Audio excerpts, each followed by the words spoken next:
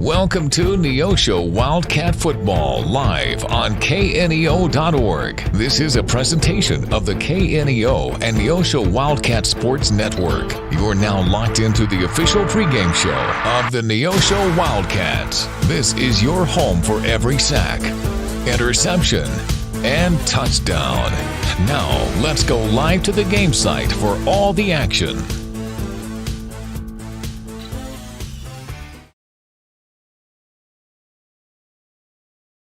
And good evening, Wildcat fans. Welcome to Bob Anderson Stadium, 75 degrees outside. What a beautiful, beautiful night for football. John Ball, Jim Jackson, and Matt Ball with you, and we're excited to bring the Neosho Wildcats home to begin with. And, Jim, they're taking on a team that we went up to their house last year and thumped them pretty good, and I'm not real sure that they've forgotten that yet. No, they haven't. There was the final score 51-13 last year, and they have the incentive tonight. They'd like to pay back the Wildcats at home at Bob Anderson Stadium tonight because that is still in the back of their minds. But Glendale has always put together a good team. They have a lot of sophomores and a lot of juniors on this squad, and they look good in practice. But you don't win games in practice. And the Cats, you know, John, last week we had the Jamboree in Mount Vernon. They settled down and they looked comfortable when they were taking on the Mount Vernon team in the second half of the Jamboree. So we'll see what happens tonight. Yeah, it's going to be an exciting ball game. This Glendale bunch is almost the opposite, if you will, where we are this year. You know, we graduated a lot of seniors last year, a lot of what we call skilled positions, and they're all skilled positions as far as I'm concerned. But we have a great line that is coming back, and we've got the guys in the backfield that have not got maybe quite as much experience. Glendale's just the opposite. They've got the guys in the backfield, but they're building a whole new front line, so it should be an exciting ball game. Talked with Coach Touty the other day. In fact, I caught up with him, so let's go ahead and do that interview, and we'll get that going, and we'll be right back after this. When you come to Jesus Christ, you have to make a choice. Billy Graham. There's a broad road, and the broad road leads to destruction, and a narrow road that leads to eternal life, but you have to choose. You have that choice because God gave you a free will. The will is a powerful device.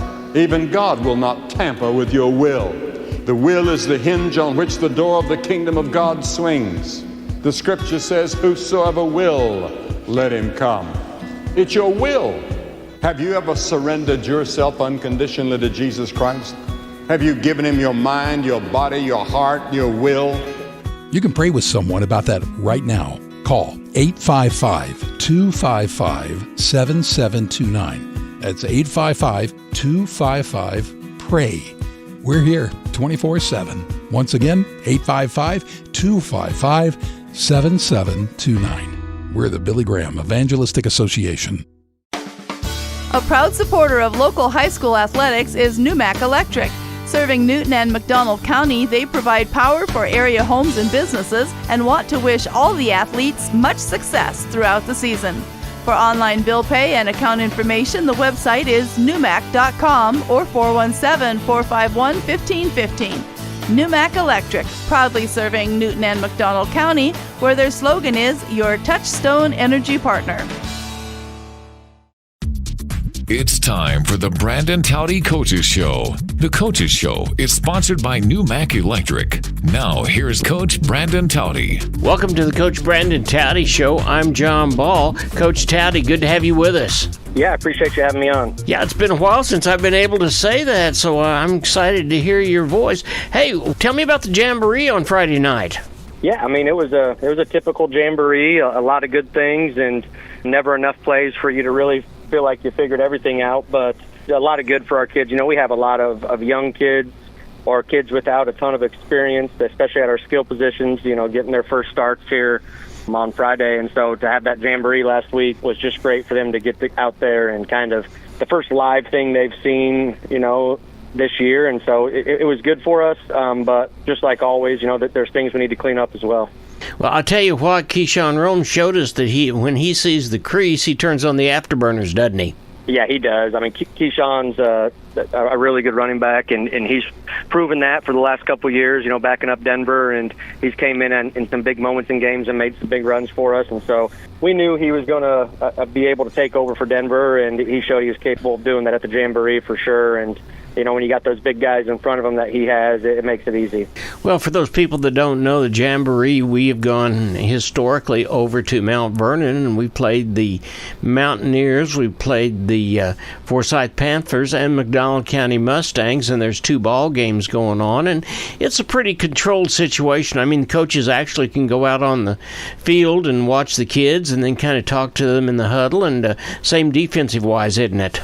It is, and we try and stimulate, as much of a game as we can. So we don't really go on the field as coaches, some of the other coaches do, and everybody's got different philosophies about how they want to approach the Jamboree. But we try and stimulate a Friday night the best we can. And so, we're calling our plays from the sideline like we usually do so the kids can get used to that. And so if nothing else, that trial run of the kids being able to get the call from the sideline and execute and kind of be out there by themselves for the first time is a good thing for the kids.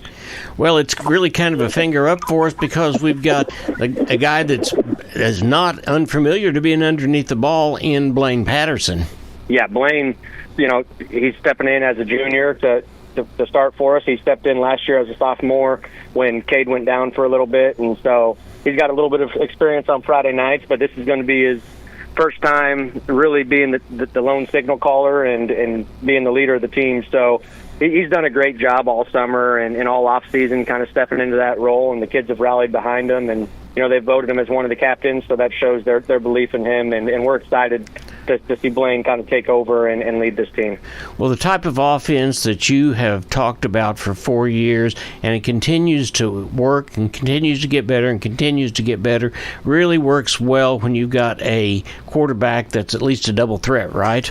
No, it really does. It always adds something to the table to be able to run your quarterback, and if he's capable of throwing. Within our offense, we put a lot on our quarterback as far as making the right reads and distributing the ball to different players. And when they have the ability to call their own number and make plays with their feet, that definitely helps.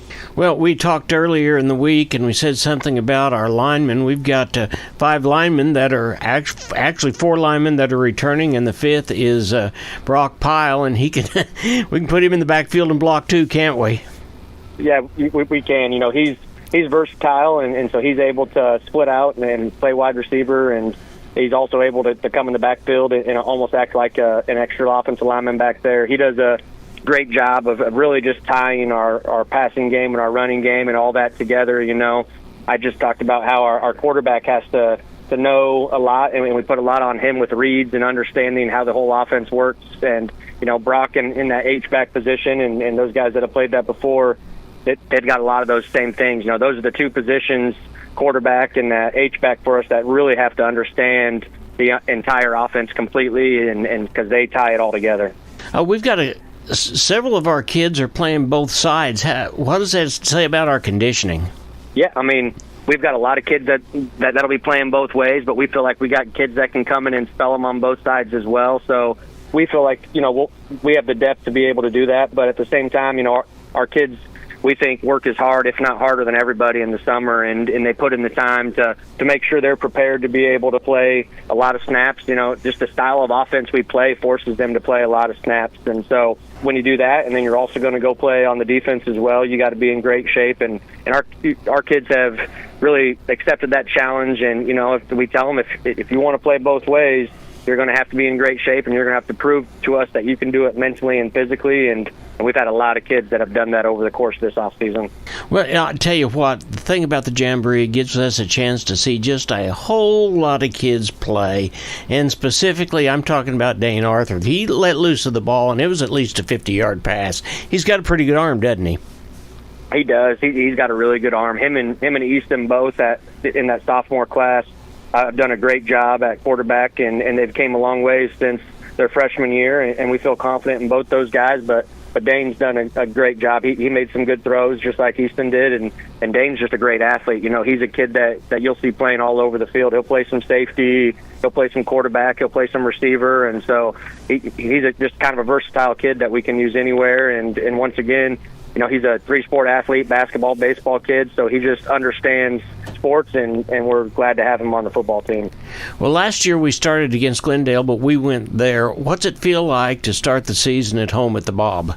Yeah, we love starting at home. Anytime you get to open up at home, the community's excited. I think that being at Bob Anderson Stadium is one of the best places to be on a Friday night, and our community rallies behind it. Our student section is always awesome, and we have a great band and cheerleaders and dance team, and just everybody there together. It's just a special time, and so our kids are excited to be able to start this season off at home, and I think the community and the student body are excited as well. All right, Coach, I know you're a busy guy. You've got a lot of things going on. We'll let you go. Wish you the best of luck, and go Cats! I appreciate it. Go Cats! You've been listening to the Brandon Touty Coaches Show. The Coaches Show is sponsored by New Mac Electric. We'll be back with more Wildcat football after this on the KNEO and Neosho Wildcat Sports Network. Every day, we are in a battle with temptation. Some days we're victorious, but when you fail, how do you respond? Do you give up? Well, Billy Graham has a word of encouragement for you. To you that have been caught in Satan's web and have yielded to his temptations, there's glorious news. The Bible teaches that you can have glorious daily victory. It is Christ and Christ alone who can give you a constant daily victorious life. Since a living Christ dwells within every one of us who has accepted him as Savior, there's never any reason for defeat. No enemy is too powerful for Christ. Every temptation may be resisted. Learn how a deeper relationship with Jesus Christ can help you be victorious over temptation. Go to findpeacewithgod.net. That's findpeacewithgod.net from the Billy Graham Evangelistic Association. Back to Bob Anderson Stadium, John Ball, Jim Jackson, Matt Ball, and Luke Taylor. And I tell you what, Jim, I think Luke is here because he found out that the school system has put in a new air conditioner for us. This is nice in the press box. We appreciate that. Come out and join us. The new scoreboard is kind of, I'm looking to the right. You have to look to the left this year. Very nice school board. The school district allocated funding for that. We're about 15, 16 minutes away from kickoff. Should be an exciting ball game. Glendale and the Wildcats from Neosho tonight here on the KNEO, yeah. The Wildcat Sports Network. I was just getting ready to say something about old men and new tricks, but that you took care of that for me. Hey, Frank Tristan is the coach for Glendale. We've known Frank for a long time. We applauded him getting the position at Glendale. He was over at Willard, and he turned that program around. He and Coach Touty are a lot alike in philosophy. They're a lot alike in offense and defense. I expect this to be a running and gunning kind of ball game. Should be exciting. We want to take just a quick break and come back, and we'll get ready for Keys for the Cats. All right. After this on the KNEO Wildcat Sports Network.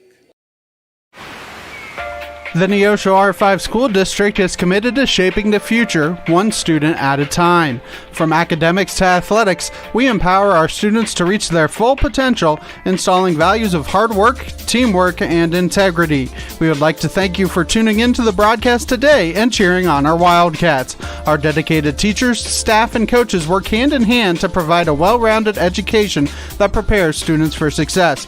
Together, we're building a brighter tomorrow for our community. The Neosho R5 School District, where excellence thrives. Want to know what your home is worth? Stop by to get a free competitive market analysis with Show Me Real Estate of Neosho. They're proud to serve the Neosho area and will stay with you every step of the way, whether you're buying or selling. A family-owned business for over 25 years, Show Me Real Estate of Neosho. 417-451-1700 or by email at gkitchen.showmerealestate@gmail.com. Home of the Happy Campers. People's Bank of Seneca, we care about your journey every step of the way. Since 1996, we've dedicated to providing excellent customer service across the four-state area, ensuring that every experience is exceptional. Visit us in Joplin, Neosho, or Seneca. Learn more at peoplesbankofseneca.com. Member FDIC. Proud sponsor of area athletics. Let's score big together.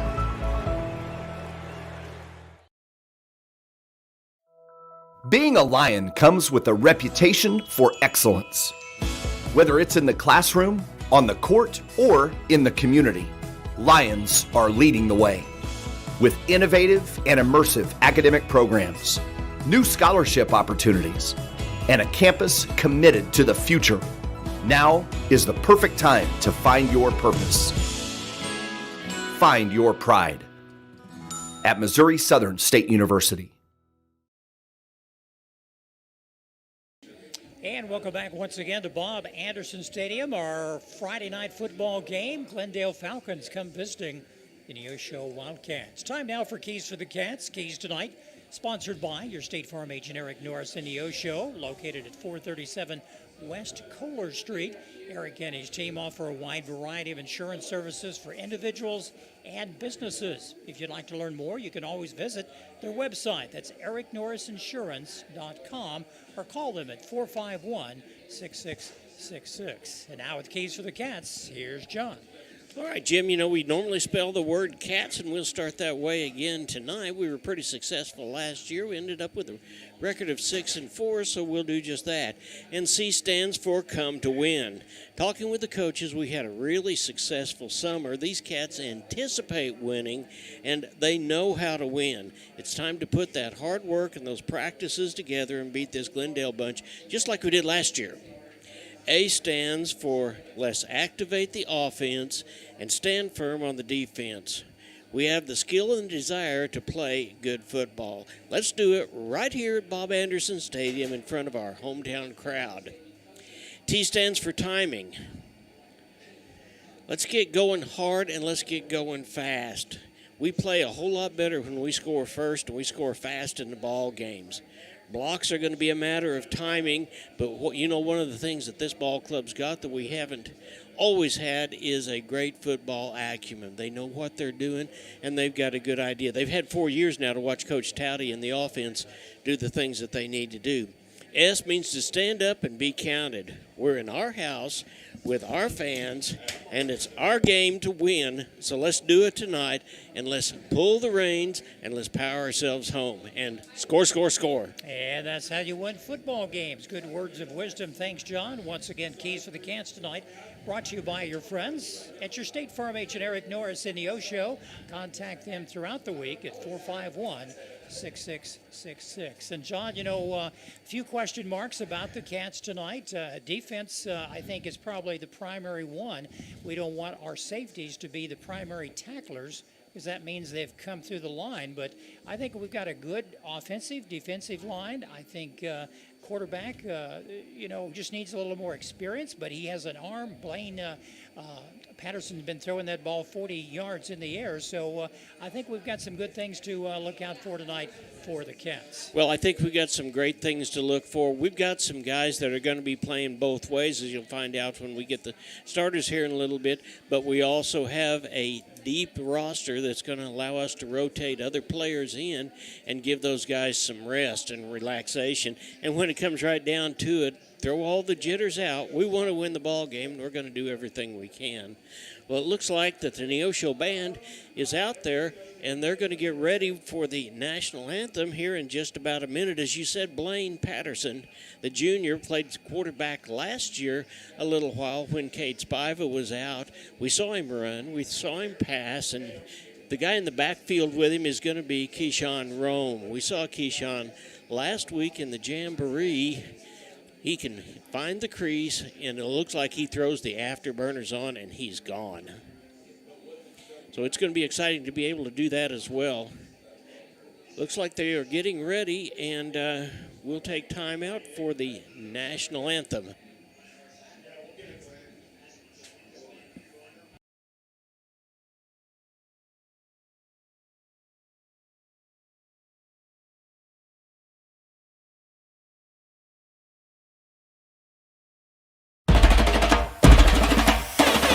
Today's sporting event is being made available for your family by Chris Wright of Dig Right Equipment Rental, located just off Highway 49 at the Carterville exit by Casey's. Open Monday through Friday and Saturdays till noon with rentals of outdoor construction equipment and even attachments for your machines. Chris Wright of Dig Right Equipment Rentals is a proud supporter of today's game. 417-317-4995.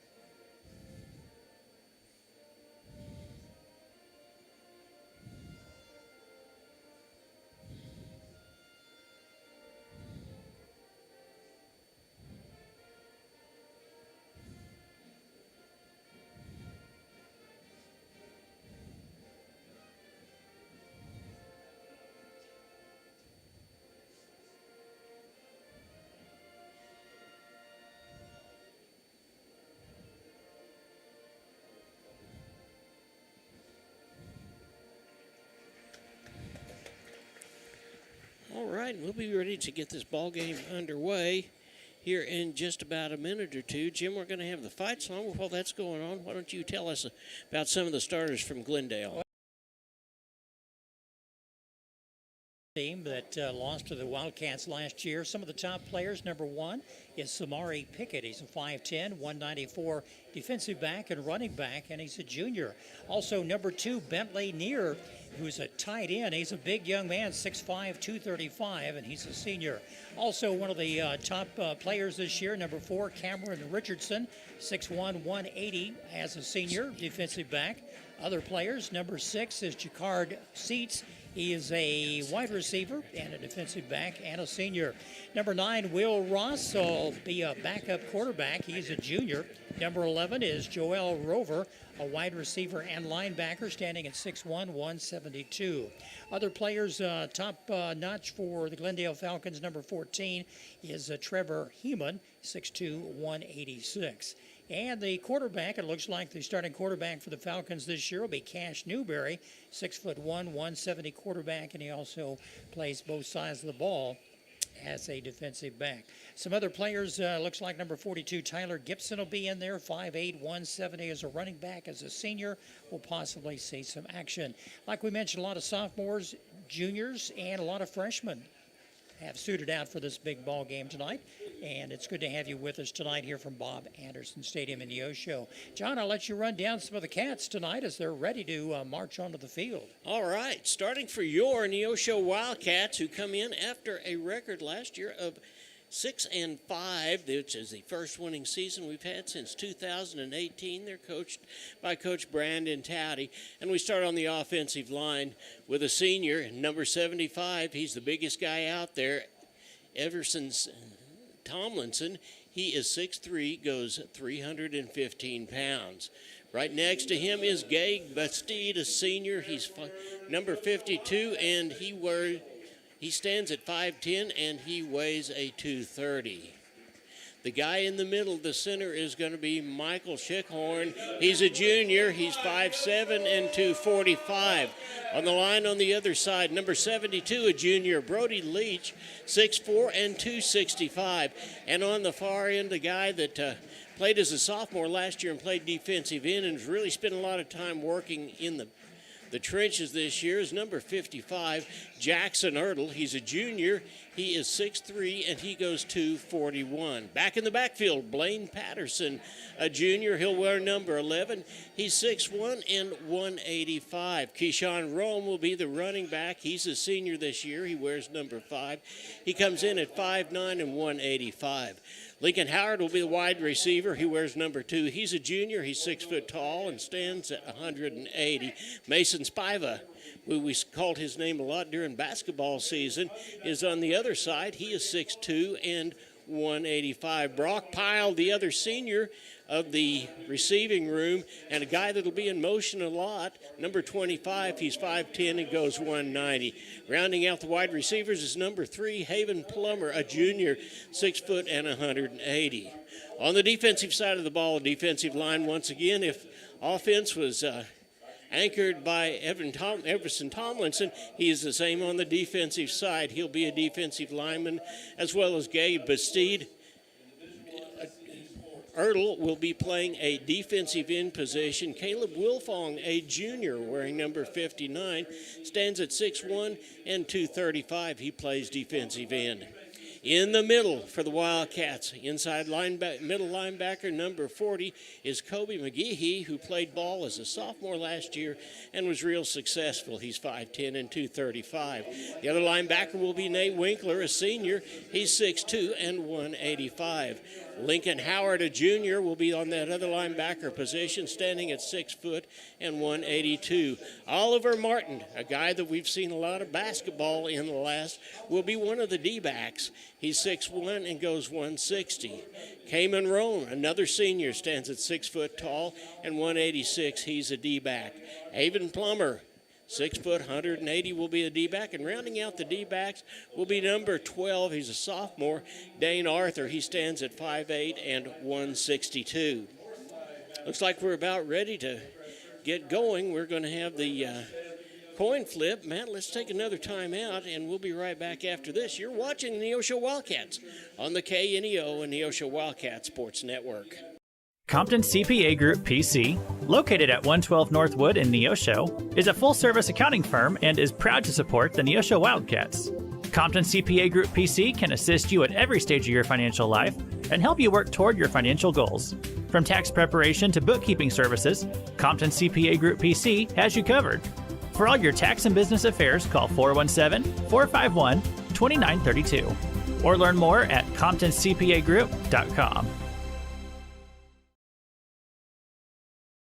Looking for a personal checking account with real rewards? Open a Community Choice checking account at First Community Bank and earn up to $200. Get $100 when you set up direct deposit and another $100 after just 15 debit card purchases. No monthly service fee, free online and mobile banking, and interest paid on your balance. Open your account today with just $50 and start enjoying the perks. Call 888-780-8391 or visit firstcommunity.net for details. First Community Bank, where community comes first. Member FDIC. See Bank for complete details. Sam Gorham and Aaron Mitchell are your specialty risk insurance agents for Neosho and the surrounding area. They've been involved in Neosho sports since their own high school days and know the importance of athletic competition and how it teaches students life lessons every day. For all your home, auto, life, farm, ranch, and crop insurance needs, call Sam Gorham today at 417-850-5116 or Aaron Mitchell at 417-483-8337. You can also learn more online at specialtyriskinsuranceagency.com. Go Wildcats!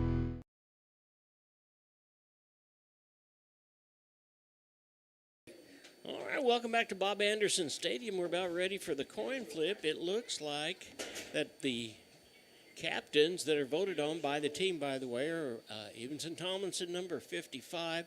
Number 25 is Brock Pyle. Number 11 is Blaine Patterson. And Jim, my eyes are bad on me. I can't tell who that number 40 is, the other one down there. Well, that's Colby McGehee. That is Colby McGehee, the junior that played so well last year as a sophomore. So there's a junior out there that was voted on by his team as a captain. So pretty good leadership out there, looks like to me. You know, it's been cloudy for most of the afternoon. About 10 minutes ago, the sun peaked out, and it's going to be a beautiful night for high school football here at Bob Anderson Stadium. Good crowd on hand. It's good to have you at home or wherever you might be across the Midwest or this country. We have a lot of folks that are alumni of Neosho that will send a message, and we'll try to respond best we can tonight as we get a lot of text messages from people saying, hey, we appreciate you at KNEO and all the staff and bringing the ball games to them. And this year, John, on YouTube, so it's a little bit right. easier to get and a little bit better quality, and hopefully we won't have the dropouts and technical problems that we've had in the past in some of the regions with the different phone companies that we've utilized. Hey, speaking of YouTube, we want to say a big thank you and welcome to all of the tenants at Medical Lodge, because there are many of them that are out there watching on YouTube tonight. Next week's going to be a busy week for the Cats. The softball program, talking with Coach B.J. Goodell, and she's excited about getting the season going. They're going to be in McDonald County tomorrow. They'll be playing McDonald County in Marshfield. Then they have to travel to Waynesville. But they'll get that ball game out of the way on the 2nd. Well, the Cats have won the toss tonight. They've deferred. They will defend the left goal, and they will kick off to the Falcons tonight. It means the Cats will have the ball first in the second half of play, but we're ready to go. And, John, the wind is not a factor tonight. We should see a good passing game probably from both sides tonight. And I know with Coach Touty and his offense the past 4 or 5 years here at Neosho, he loves to air it out. And he's had some good quarterbacks in the past with Cade Spiva and also with Quentin Hughes. They are gone. They're playing college ball. Outstanding young men and athletes. And I'm sure Blaine Patterson will follow in that same mode. We saw what he did last year as a sophomore. He's under control tonight, and he can throw that ball 40, 45 yards in the air. And he has some nice young men, good young men, that can catch that and love to catch that ball and get their hands on the ball at any time. And they can strike quickly, and we saw that last week in the Jamboree up in Mount Vernon. Yeah, we really did. A lot of these players were kind of sitting watching that large group of special seniors that we had last year. They got us to where we did, and I know they were sitting there and they've been waiting a year to say, it's my time, it's my time, it's my time. Well, guess what? My time is upon us, and we're getting ready to kick the ball off, and we'll see the defense work first. Defense is going to go out, and they will be the playmakers to get us going. And Falcons receive the ball. A couple of young men down on the 5-yard line. They'll be running right to left on your TV screen or your monitor. Here's the kick. The season is underway, taken on about the 7-yard line. Off the right side, across the 20, 25, up to the 30, has some room, and taken and knocked out of bounds on the far side of the field on the 36-yard line. Well, that was a nice kick by Tanner Shoddy that time. He had got the ball way up in the air and got it over in that far corner, but gave Glendale the same opportunity it gave us with that timing to set up their veer, and they got some yardage out of it. 1st and 10 Falcons from their own 36-yard line. They have a couple of receivers off to the right, 2 on the left. One young man back in the backfield with the quarterback. Some of their numbers are hard to see with theirs. He's going to air it out. He's got a man wide open. He's going to go. He's going to be untouched. Touchdown, Falcons. First play of the game all the way. Now, just that fast. Cash Newberry throws the ball, and I believe he got it over there to number 17. And Cash Newberry. Moffett Greenhouse at 8. I believe that's number 5 that caught that ball. 64-yard touchdown pass, untouched. And, John, that's something I was concerned about, is our secondary, to see how they would hold up. And they're going to be tested right off the bat, and they were. A nice long pass for Newberry. He made that look easy. It looks immediately like that they have come to, and they are staring notice that this is going to be a different ball game this year.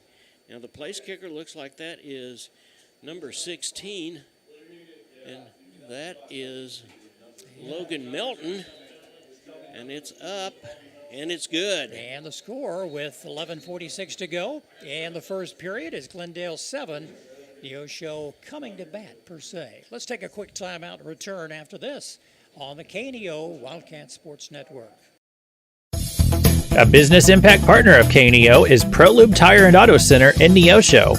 Serving the area since 2001, they're open Monday through Friday from 7 a.m. to 5:30 p.m. ProLube Tire and Auto Center offers tire and brake repair, as well as transmission service, front-end alignments, and more. Located at 1406 North Business 49 in Neosho. For more information, 417-221-6795 or online at proluberepair.com. Southwest Missouri Bank in Neosho serves the Neosho area from 2 locations. They offer business banking services including checking and savings accounts, business loans, and electronic banking. Learn more online at smbonline.com. Southwest Missouri Bank, a proud sponsor of community broadcasting on KNEO, equal housing lender, member FDIC, where their slogan is Southwest Missouri Bank, we can do that.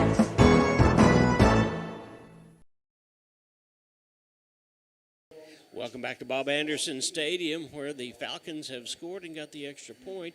There's 11 minutes and 46 seconds left in the first period of play, and if you're thinking that sounds like they had time for just one play, that is exactly right. A 64-yard pass play that put the Falcons up on top. But the good thing is just now, Jim, the Cats get the ball. You know, crowd still coming in, and, you know, if they blinked, they missed a great play by the Falcons. And Cats' turn right now. Let's see what Coach Touty has up his sleeve. I'm sure this could be quite the shootout tonight because it looks like we're going to have 2 good quarterbacks from both teams. And Logan Melton is the kickoff person, and that ball is kicked, and it is deep into the end zone, way back. I'd say he has quite the leg. Yes, he does. Cats will take over, 1st and 10. Coach Touty has some good young men in the backfield, led by number 11, Blaine Patterson, his running back, and a kind of a wideout as well. Keyshawn Roan will be in there, and Keyshawn will play the position that Denver Welch did last year, and Nate Seiler before him has a kind of a dumping off process if he gets in trouble. Cats 1st and 10 from their own 20-yard line. Patterson at quarterback, shotgun formation, Roan in the backfield, and a whistle. There's a timeout called. I'm not sure what was going on there. I guess maybe we're going to... Well, we know the wind didn't blow the ball because there's no wind tonight. It's such a beautiful night. I'm just being facetious tonight. 11:46 to go here in the first quarter. Glendale on top 7-0. In the centering the ball and getting ready to... maybe he did something, thought it moved a little bit. And a quick toss. It's no good. Intended for number 1, Mason Spiva, off to the left side. A little bit low. Mason couldn't quite pick that one up. 2nd down and 10. You know, that was the same play that we used last year with Hudson Williams, and it worked extremely well. And that play looked like that it was going to be a good play. The ball just a little bit low. Going to be a quarterback keeper off left side. Patterson has some room across the 25 to about the 26, maybe 27-yard line. It's a little short for a 1st down, but a nice little run by Blaine Patterson. 3rd down, and give him about 3. We have a new scoreboard, John. Yeah, we do. We're just having to look off to the left. 3rd and 2 is what they're spotting.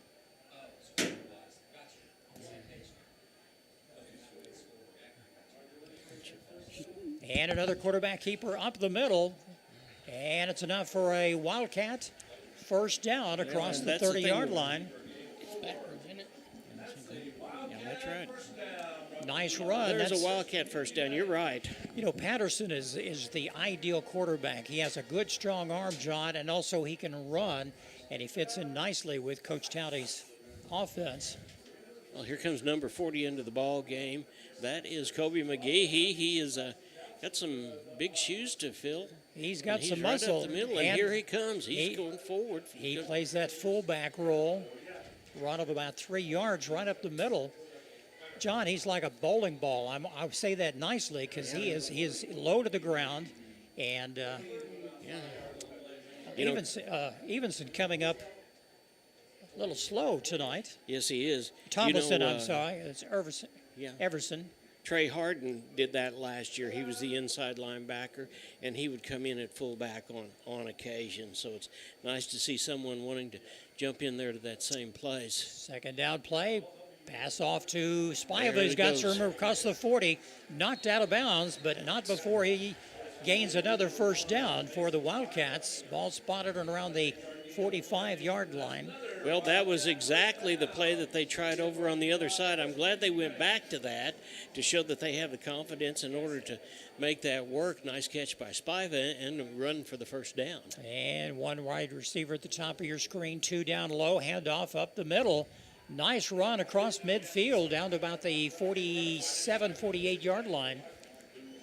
Yeah, Keyshawn Rome just saw that crease through there and took off and made it down through there. So it's going to be second and looks like about 3. Good 7-yard pickup for the Cats. They have 2 first downs on this drive. They want to get back in the ball game.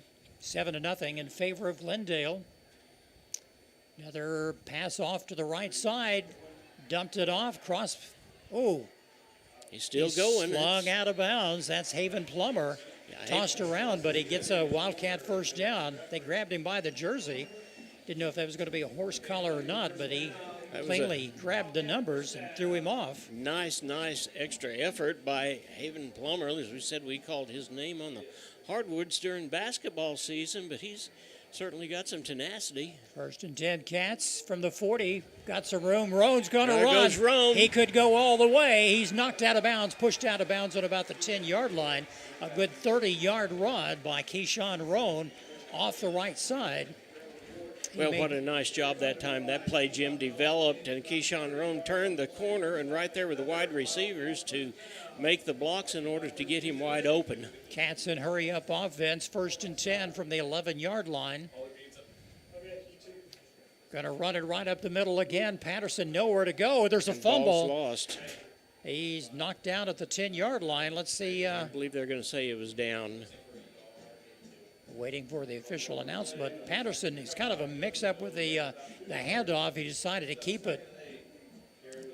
He was knocked down around the 10. Yeah, Roan tried to get that first block, but there was a big lineman in there. Can't tell what that number was. It just kind of had his way with Keyshawn and knocked him right back into Blaine. 2nd down and 9 for the Cats. From the 10, handoff off the right side. Roan down to the 5, just inside the 5-yard line. Yeah, well, I tell you, Jim, this ball game is going to be won exactly right there. The offensive line, and we've got the experience in the offensive line, and we have the ability to move the ball. 9:14 and counting. Here in the first period, Glendale on top. One play, 64-yard touchdown pass. They lead the Cats 7-0. 3rd down here for the Cats. Patterson with the quarterback keeper. And he's going to He score. Dive in? No, he's down. They're saying at about the 1-yard line. Yeah, the ball just short. And, John, this brings up, let's see if that's enough, or it is enough for a first down. Yeah, it is. It's enough for a first down. So they get 4 tries here from the 1. Cats can get back in the ball game. Clock stopped at 8:47. But Cayman Rome is in as a tight end now for the Cats. They got the muscle there, the handoff. There's the muscle, and they just keep move it in. right Touchdown. Coming at the 8:37 mark, 1-yard touchdown run. I couldn't see who scored that touchdown, Jim. Could you? No, it looked like a rugby match out there. I could not tell. But we obviously had the big boys in there and moved the ball right through. Well, the Cats are going to try the extra point. Yeah, here's Romero to make the extra point, and Ethan White will hold. And the kick is up, and it is good. We're all tied up. 8:37 to go in the first period. Glendale 7, Neosho 7. We'll return after this. Quick timeout on the KNEO Wildcat Sports Network. Southwest Missouri Bank in Neosho serves the Neosho area from 2 locations. They offer business banking services including checking and savings accounts, business loans, and electronic banking. Learn more online at smbonline.com. Southwest Missouri Bank, a proud sponsor of community broadcasting on KNEO, equal housing lender, member FDIC, where their slogan is Southwest Missouri Bank, we can do that. I am a Missouri Farm Bureau insurance agent, and I'm here to talk about life, your dreams, your work, your family, and how you can protect it all with a company that will talk to you with the honesty of a farmer and take care of you with the integrity of a neighbor. I'll make sure no detail is left uncovered so your family can breathe easy. Because just like you, I chose to build a life in Missouri too. I'm a Missouri Farm Bureau insurance agent, and I'm from Missouri for life. Welcome back to Bob Anderson Stadium, and the score now with 8 minutes and 37 seconds left in the first quarter is Neosho 7, the Falcons from Springfield 7, and here's the kickoff from Neosho. It's a short one, going to be taken on about the 18-yard line, running off the right side and knocked out of bounds just across the far side on the 35-yard line. One young man is cramping, has got a leg cramp or knee injury down around the 35-yard line for the Falcons. Yeah, he is holding his knees and not bothering to try to get up. The trainers are over there trying to see if they can assist him, but when the ball goes into play, Glendale will start shop at the 35-yard line. Jim reminded me of something a little while ago, unfortunately, or fortunately, however you want to look at it.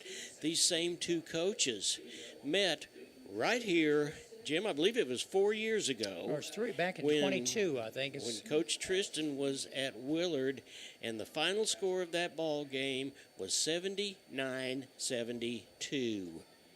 It was quite the shootout. You know, going back here to this last drive for the Cats to tie the ball game, John, they did everything right. They pushed the ball. They had some nice passes. They had a good 30-yard run by Roan around the right end to set things up on about the 12-yard line. And the offensive line, we've got some beefy young men, and you're not going to push them around. And they did everything correctly to get back in this ball game. Yeah, I tell you what, Jim, I realized that Glendale came out and they threw the 64-yard touchdown, and they got a little bit of confidence, but the kind of drive that the Cats had when they scored, that's what builds confidence, and that's what showed our offensive line that we can have our way with just about anybody. John, this looks like a serious injury on the field. They've waved the ambulance over there. The lights are on. They're going to bring it out here on the field. Get the stretcher. We wish the best for this young man. I can't tell what number he is. Some of their numbers are difficult to read. The sun is shining right on the field right now. Until the sun does set down, it's pretty difficult to tell who that was. Special team member, and he was away from the ball, so I wasn't looking in his direction because the play ended on the far side, and as the receiver was knocked out of bounds. But they're going to bring the stretcher out and take this young man over to the hospital for a quick check. Well, certainly our prayers and thoughts are with him and his family as well. It puts a damper on anybody's ball game when someone gets hurt like that. Matt, why don't we take another time out and come back? You're watching the Neosho Wildcats on the KNEO and Neosho Wildcat Sports Network. We'll be right back after this. I am a Missouri Farm Bureau insurance agent, and I'm here to talk about life, your dream. If you're a weekend warrior who likes to go, go, go, don't let pain put the brakes on your pace. When you need help with an injury that keeps you from moving, you want an orthopedic team with a proven track record. Freeman Orthopedics and Sports Medicine is nationally recognized, and were recently named CareCheck's #1 hospital in the market and top 10% hospital in the state for hip fracture repair. Freeman Orthopedics and Sports Medicine, the experience you need to keep pace with life. Looking for extra space near Neosho? At 86 Mini Storage, we offer secure open parking for RVs, campers, and vehicles. Plus, we have a selection of storage units that can hold whatever you need. Conveniently located in western Neosho with 24-hour access for our customers, and right now, your first month is free. To find out what spaces are currently available or request a unit, visit 86ministorage.com or call 417-621-1601. At Calvary Neosho, we aren't your grandmother's church, because she lives in Akron, Ohio, and that would be a terribly long commute for church. But if she did live in Neosho, we at Calvary would be delighted to have her come visit us. And since you live here, we would definitely like you to come visit us. Then, when your Nana comes to visit for Christmas, you can bring her to church and introduce us to her. We're sure she is a delightful lady. You can find us at Facebook/Calvary Neosho, or join us in person at 3650 Oak Ridge Extension. We gather for worship Sundays at 10:30 a.m. Calvary Neosho. Not your grandma's church, but we'd sure like to meet her. Locally owned, operated, and here for you. Check out the new face of the Neosho Daily News, covering Newton County, highlighting area residents, businesses, school news, sports, and more. Find us on Facebook at Neosho Daily News or call 417-451-1520. Go get 'em, Wildcats! Crowder College, your future, our focus. At Crowder College, we have 6 convenient locations in Southwest Missouri and online programs to fit your needs. Flexible scheduling provides a pathway to a career or the opportunity to transfer to a 4-year university in a variety of programs. Cheer for the Rough Riders at athletic events. Use the Missouri A+ Scholarship Program for free tuition and common fees. At Crowder College, your future is our focus. Apply today at crowder.edu. Every team knows that the two-point play can be a winning move. State Farm agent Eric Norris and his team are here to help you go for 2 by combining your home and auto insurance. It's a great call and saves you time and money. So go for the win and score big savings by combining your home and auto. It's just another way to help life go right. Call State Farm agent Eric Norris at 417-451-6666 for more information. And go Wildcats! Financial investments are very important, but so are the investments of time, patience, and encouragement our young athletes receive from their coaches, teachers, and mentors. Joe Ringstaff, your Neosho Edward Jones financial advisor, understands this. That's why Joe Ringstaff is a proud sponsor of the Neosho Wildcats on KNEO. For all your investment needs, call 417-451-7789 or stop by the office at 2502 Lusk Drive, Suite D in Neosho. Edward Jones, making sense of investing. Member SIPC. Tally Tire at 18152 East Highway 86 is a proud supporter of local high school athletics. Tally Tire is your full-service car and truck headquarters. They carry name-brand tires such as Nexen, Mastercraft, and Uniroyal, ATC camper shells and bed covers, and do oil changes and tune-ups. Call Tally Tire today for all your automotive needs at 417-451-0457 or online at tallytire.com. Well, welcome back to Bob Anderson Stadium. You can see that they are picking the young man up. They went out and got a hardboard and came back in, broke it apart, and picked him up, and we've now got him on a stretcher. We don't know exactly who it is. The best I can tell, Jim, is he was out here in the middle of the field. The play was all the way over on the Glendale sideline, and looked like that he was grabbing maybe his upper thigh. It looked like upper thigh or the right knee area, and couldn't tell if somebody ran into him or he was blocked because, like you mentioned, John, he was away from the play because the receiver was knocked out of bounds on the 35 on the far side of the field, so away from the initial end of the play. But he is on the stretcher, and I know they'll take him to the Neosho Hospital, have him checked out. And, yeah. So they will, and I would think there's a Neosho crowd showing their appreciation for the young man, and looks like he's holding his hand up just a little bit. Still are not real sure. I'm sure Coach Touty and Coach Christian both feel like, what do we do with our kids now in order to keep them rallied after something as terrible as that? And certainly for Glendale, one of their teammates is going off the field. As we said, our thoughts and prayers are with them, and Wildcats are getting ready. They're coming out on defense after about a 5-6 minute wait, it looks like. 8:32 to go here in the first period. Score tied at 7 apiece, and the Cats have only had one play on defense. They got burned on a 64-yard touchdown pass with 11:46 to go in this quarter in the opening drive. Newberry back at quarterback, number 17 for the Falcons. 3 men here on the left side, 1 on the far right. They're looking to throw. He's going to try it again all the way. He's got a man open. He does. Completed down to the 25 and knocked out of bounds. Another long play, and he was being covered on the far side of the field. He was caught that time by number 4. That's Oliver Martin. And it was certainly the same type of play.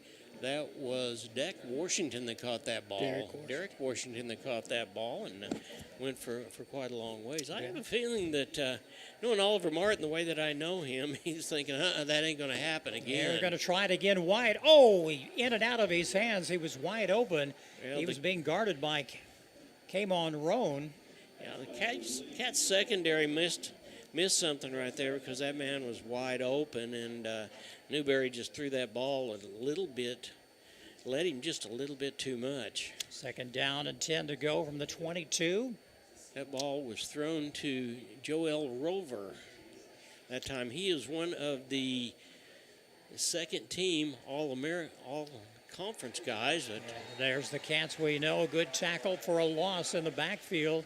Try to run the ball. He's thrown for a loss of about 8 yards on the play. It looked like it's got to be third down and long yardage. They need to get down to about the 12-yard line for 1st and 10. 8 minutes to go here in the opening period tonight. Still the score remains at 7 apiece. Jackson Ertl in there that time too, and there is another one, and it's out of bounds. No flags. Nice job that time by number 6 for Neosho, and that is Caleb Gosperson.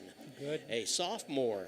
Good coverage by the Cats. It'll bring up 4th down and long yardage. The ball is spotted on about the 27-yard line. They need, it's going to be 4th down and about 15 to go.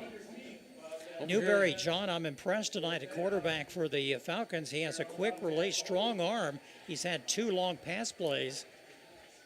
Yeah, he really has. Had a 35-yard pass play to set this drive up. They're going to try a field goal from about the 34-yard line. That'll be 44 yards if he can make it. Well, knowing these two coaches, that may or may not happen. I realize that's what they're set up to do, but both of these coaches are very adept at trick plays as well. So. And the kick is up, and looks like it's going to be good. No good. It's off to the right. He had the distance, had the leg, but no good. Score remains the same. 7:49 to go in this opening period between Neosho and Glendale. We'll return after this on the KNEO Wildcats Sports Network. Today's Wildcat game is brought to you by Edgewood Bowling Center of Neosho, Missouri. Located at 2811 Gardner Edgewood Drive, they now have new synthetic lanes for adult and children bowling leagues and a smoke-free environment. They also have a certified pro shop and hosting for private parties. They offer Cosmic Glow Bowling on Fridays and Saturdays after 8 p.m. To learn more about Edgewood Bowling Center and their leagues for adults and children, the phone number is 417-451-4505. The Sports Locker, located at 1206 Neosho Boulevard, Neosho, is a proud supporter and supplier of Neosho Wildcat Athletics. Open 10 a.m. Well, welcome back to Bob Anderson Stadium. Neosho Wildcats set up on about the 19-yard line. Now the official is going to wave that off for just a minute, and apparently we're going to have a conversation about maybe where the ball should actually be spotted, and everything's okay, so here we go. We're ready to go. 1st and 10 Cats from their own 20-yard line. 7:49 to go in this opening period. It'll hand it off to the left side, off left tackle. Gain of about 4 on the play. Keyshawn Rome saw that and took off, didn't he? He has some speed, but he just kept churning. He made something out of nothing. Good 4-yard pickup. 2nd down and 6 for the Cats. Patterson at quarterback. A quick throw off to the left side to Plummer. He's going to be going nowhere. Loss of a couple of yards on the play. Haven Plummer, the receiver. Yeah, it looked like that play was a little bit late developing. We had trips out over on this side and getting the ball to Plummer. Then the other two wide receivers were supposed to make a block, but Glendale said nothing doing, and they stopped him right there in his tracks. 3rd and 4 for the Cats from their own 25-yard line. Oh, over the head of the quarterback. Patterson's going to have to throw it away, and he does. Let's see if he was out of the pocket. No intentional grounding, but that ball, John, just sailed over his head. You had to be 10 foot tall. Yeah. Just a bad snap from center to quarterback. It'll bring up 4th down for the Cats. They'll be forced to punt with 6:45 to go in this opening period.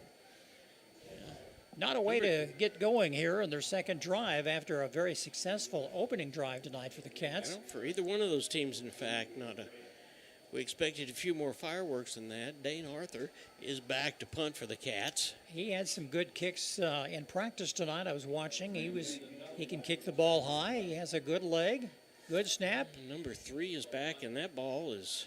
Yeah, across the 40, 45. It's taken on the 40-yard line. He's going to be brought down on the 43-yard line. Deep inside Glendale territory. That was number 19, and that was Ruben Trivio. And he tried to make something out of nothing. That ball looked like it was deflected just a little bit, and he picked up and tried to make something out of it. Fortunately, the Cats were right there able to stop it. Let's see what the Cats can do and put a stop to this passing attack from Newberry and the Glendale Falcons. They've had some good luck tonight. They've had 2 long pass plays for a lot of yardage here in this first period. It's been a long first period. One young man from Glendale seriously hurt with about 8 minutes to go in this period. Game was delayed for about 10 minutes. Newberry back, a quick throw, slant play. He's taken across the 45 of Neosho. It'll be enough for a Falcon first down. That was Jack and Sheets. A little slant play across, and it's going to, as you said, enough for a first down. Newberry's ability to be able to throw that ball fast makes a world of difference, doesn't it, It Jim? certainly does. They have to be on their toes. He's going to go back to the air again. Oh, he caught the ball, almost intercepted. He's got some room down across the 20. John, that's number 11. That's Rover. That's with right, the ball. that is J.L. Rover. That ball was almost intercepted. I don't know how he came away because there was like 4 Cats all around him. Well, it's certainly another first down, and they're down on the 20-yard line knocking on the door. 6:09 to go in this opening period. We're still tied, 7 apiece, Neosho and Glendale. Newberry back to throw again. He's got a man open inside the, did he catch it? No, there's a flag. And there's going to be pass interference in the end zone. If that's the call, they'll bring it out to about the 1-yard line. Well, that's on number 12 for the Cats.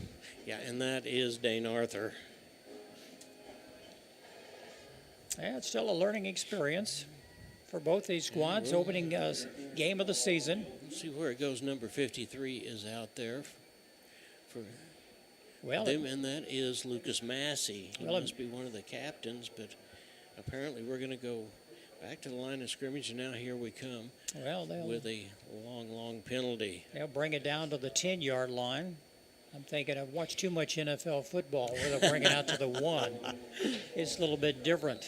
They'll mark off a 10-yard Speaking of NFL, penalty. our Chiefs are in Brazil tonight, and they'll be playing. No, that's next week. Is it next week? I thought it was tonight. Nope, No. September 5th. As they'll play. Apparently there was a false start that time, and that's going to move the ball back. Legal procedure against the Falcons. So that'll move it back to the 15-yard line. Well, that's good news for the Cats. 6:01 to go in this opening period. Still knotted up at 7 apiece. See what the Cats can do. Sun finally going down. They'll hand it off. Oh, quarterback keeper to Newberry. Oh, boy, he was slung down. He got popped, didn't he? He went nowhere. Thought he was going to see. Big. Everson Tomlinson says, "You're not coming this way, my friend." You know, Everson's an all-state wrestler, and not many people get away from him. He has hands the size of a bear, and I'm saying that lovingly because he's a good young man. A nice throw off to the left side. Spins around, knocked out of bounds at around the 10-yard line. A throw in there to Cameron Bellamy, and he stepped out of bounds. That'll make it 3rd down. Ball spotted around the 10.5-yard line. And it is 10.5 goal to go. 3rd and goal for the Falcons. Cats can hold them here. We've done our job again. Another quick throw. He's got a man open in the end zone. Knocked away. Good hustle. There's another flag, and that. Let's see if it's who's going to be called on. Looks like that one will be on Martin. They got their legs tangled up in the middle of it. Got there a little too soon. Referee talking to some of the Wildcats. It's nice that they can explain what they're doing. Doing wrong, I should say. Kind of coach them a little bit. It is against the Cats. This will move the ball up to, looks like about the 5-yard line. So, but where it'll be 3rd down again because there's no loss of down on the play. Newberry likes to go for the end zone because he knows that's where his bread and butter is. And he's going to take it himself. And he's going to be knocked down. He certainly is. Short of the goal line. hit about the 3-yard line and pushed back. Once again, Bustede and Tomlinson in there to kind of close that door. 4th down. Well, the Cats, it's hard to run against them. We've seen that tonight, unless they go back to the passing attack. Actually, the ball spotted on the 4. He was knocked back and pushed back. Yeah, number 59, Caleb Wilfong, the other defensive end, was in there on the play that time, too. Oh, no good. No, Pass the Cats will behind get the the intended ball. receiver. Good coverage by the Cats, and there's a turnover. Cats will take over on downs from deep inside their own territory at their own 4-yard line. Well, there's 4 minutes and 32 seconds left in the first quarter, and we started out and we thought that this was going to be a high-flying ball game. Both teams scored on their first opportunity from scrimmage, but then we've had some mistakes. We've had some pass interference calls. We had a missed extra point, and now the ball is turned over on downs, and the Cats have got it on about the 4-yard line, and here they go, and Rome is up the middle. He gets up to about the 10-yard line. Nice little pickup of about 5.5, there's a 6 flag yards. all the way back here. I'm not real sure exactly what that's going to be, but their defense was not on the field and ready to go. Making some last-minute There's a adjustments flag on the Falcons. There's a flag over there on the far side as well. Ball spotted on the 9. Yeah. And they're still talking things over. Well, it looks like illegal procedure on Glendale because they were trying to get in and get set defensively, so we'll move the ball on down. And that's a big one. That's a 15-yarder. Going to bring it up yes, to the it is. 19-yard line. So nice job by the Cats to be paying attention to what was going on and get the ball snapped while they were kind of trying to get out there defensively. Patterson in the backfield at quarterback. Roan is lone running back. Number 25, Brock Pyle into the ball game. Yeah, he's in that slot position, and he's calling signals over there as well.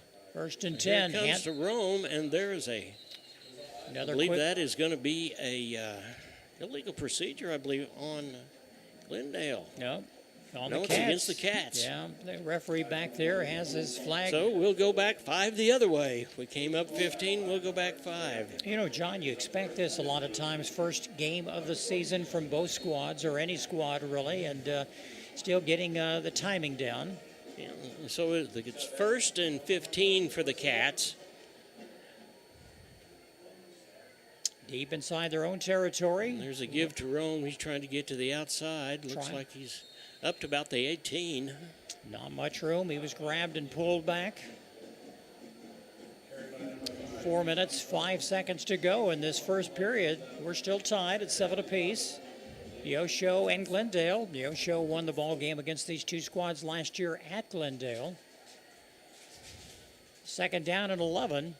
Here's Patterson back. He's got a man open, and that's Plummer across the 30. Yeah, and that's going to be real close. In fact, that's going to be a 1st down. Good pass play from Patterson to Plummer. Plummer knocked out of bounds on about the 32, 33-yard line. Well, Plummer ran that little hook play where it looked like he was going hard as fast as he could go and then stopped on a dime and turned around, and Patterson made the play.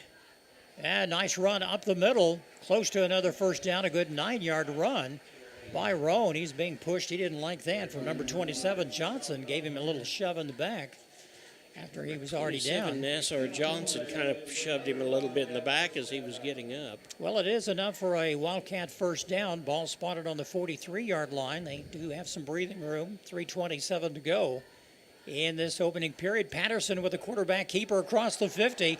He's going to plow down close to another 1st down.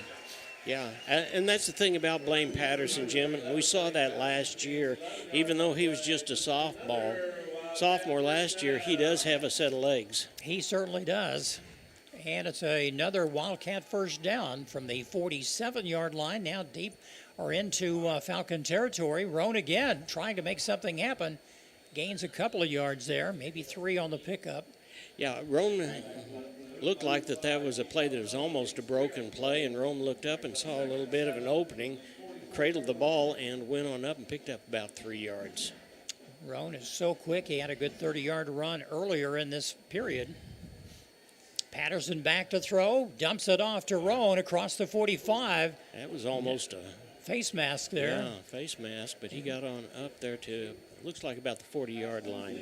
He was grabbed up around the head. I was looking for a flag, but no call. Yeah, We're down to two. About the 40. It's going to be on the 42, third down. 2.5 minutes to go in this opening period. Ball on the 42-yard line. Another quick, throw. It's going to be going out of bounds, intended for Mason Spiva here on the near side. Yeah, that was a high pass. So it's fourth down. The Cats are going to go ahead and go for it.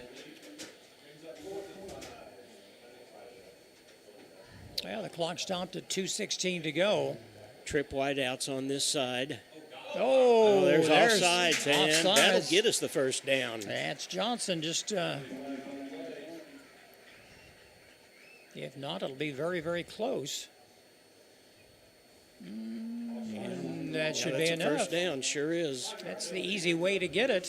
First down, 1st and 10 from the Cats. Ball on the 37-yard line. And the Cats are doing a good job of using their heads all from the back here at almost at the goal line when we snapped the ball while they were trying to get their defense in place. And now that hard snap that Glendale bit on. And they run it right up the middle across the 35. Down to about the 34-yard line. Nothing fancy, just brute force. Yeah, Roan looks like he's picking up 4 to 5 yards every time he touches the ball, and that is exactly what we want. Neosho's in a conference this year with Willard, Webb City, Republic, Parkview, Carthage, and Branson. So come the end of the year, Jim, at least we won't be going to Kansas City, and nobody from Kansas City will be heading down this way. No, they've just released those districts. Patterson looking to throw. He's got some room to run. He's going to... He's tripped up, and he dives to about the 29-yard line, close to a first down, just a little shy it looks like, but he gained about 5 on the play. He was looking for somebody downfield to throw to, but they were all covered.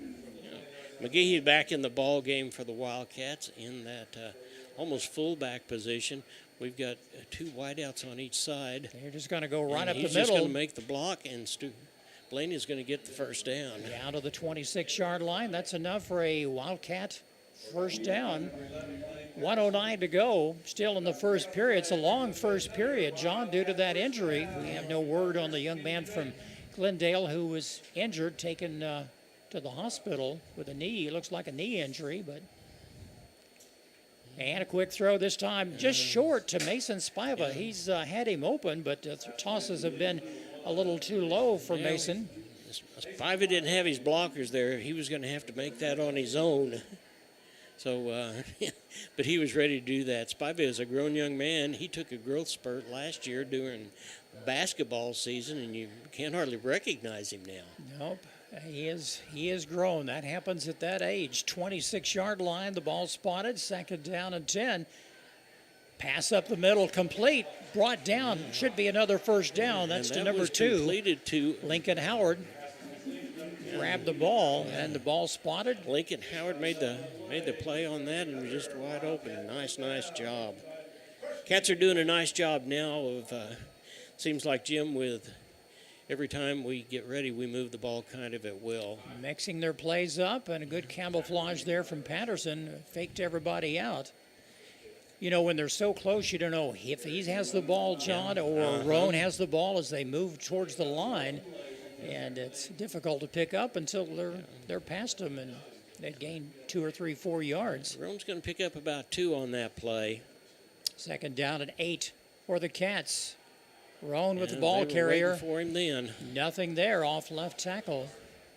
Nothing doing. Good effort by the Falcons. Defensive line starting to hold. And that's going to be the last play of the first period. We're all tied up after 1 complete. After the first quarter, Glendale 7, Neosho 7. Let's take a quick timeout and return after this on the KNEO Wildcat Sports Network. Tally Tire at 18152 East Highway. KNEO would like to thank the Big Nickel for sponsoring this portion of broadcasting on 91.7 FM. The Big Nickel is an advertising shopper for thousands of different items, from automobiles and livestock to help wanted and real estate. It covers a 70-mile radius in the four-state area and is available in area businesses each week. Located at 1931 East 20th Street, Suite 103 in Joplin, Missouri. Their telephone number is 417-624-4100. McKay Quality Roofing is a proud supporter of KNEO Radio and the Neosho Wildcat Sports Network. They're located in their offices at 811 South Neosho Boulevard. They specialize in roof removal and replacement of residential and commercial properties. In order to serve you better, they have offices in Neosho, Cassville, and Grove, Oklahoma. Call McKay Quality Roofing at 417-455-3326 for a free quote, or go online at McKayQualityRoofing.com for more information. Go Cats! A business impact partner of KNEO is ProLube Tire and Auto Center in Neosho. Serving the area since 2001, they're open Monday through Friday from 7 a.m. to 5:30 p.m. ProLube Tire and Auto Center offers tire and brake repair, as well as transmission service, front-end alignments, and more. Located at 1406 North Business 49 in Neosho. For more information, 417-221. Welcome back to Bob Anderson Stadium. The score is tied at 7 after 1 quarter of play, but the Cats are knocking on the door, and there is a pass play that went right through the hands of number 3, Hayden Plummer. And Falcons are lucky on that one. Yeah, because that was a good... Cats are maybe going to kick a field goal of their own. Well, the ball's on the 15, so they bring it back about 7 or 8 yards. They could be 23, 33-yard field goal. Why not? Give it a good shot. Yeah, Ramirez and White holding. He's a quarterback in himself. He's a sophomore quarterback along with Dane Arthur. This will be a 32-yarder if it is successful. And here comes the snap. It's down. The kick is up. Did it make it? Yes, it did. It's good. 32-yard field goal for the Wildcats. It puts them back on top. 10-7. That's a rarity. And that's a good way to start this second period. Cats up by 3. That could come in handy, John, late in the ball game. Yeah, it really could, and that was a nice kick. That was a well-orchestrated play that time, and it really gives you some confidence as a football team if you know that you've got a place kicker out there that is going to be able to put points on the board. That's so close, John. We didn't get a shot of the announcers and the PA people here in the press box. It was that body English, just waiting, trying to get that ball over the goalpost, and it did. And it's a good kick for the Cats. 10-7, Wildcats here in the second period. They had a good drive, but it just kind of stalled, but at least you came away with some points on the board. You bet. 11:54 left to play in the first half, and the Cats are up by 3, and they will get ready to kick the ball. Looks like Tanner Shoddy is going to kick the ball off. Max Ehrenbacher is back to receive the ball. Last time it was a little bit of a pooch kick, Jim, and we'll see if that happens again or whether we kick it away. That's one thing. The Cats have had some good kickers the past several years, and still a learning process. And Coach Touty, that's a better kick. Yeah, that was a little bit better It's kick. Going to go out of bounds on the 21-yard line. Yeah, and there's a late flag, and they'll... I'm not sure where that... Okay, maybe that was an official's flag. Looked like it came from over here somewhere. So, but there's a flag down, and that'll be I believe 5-yard penalty. See where they'll spot the ball. Normally it's around the 40-yard line on a kick that goes out of bounds without going into the end zone.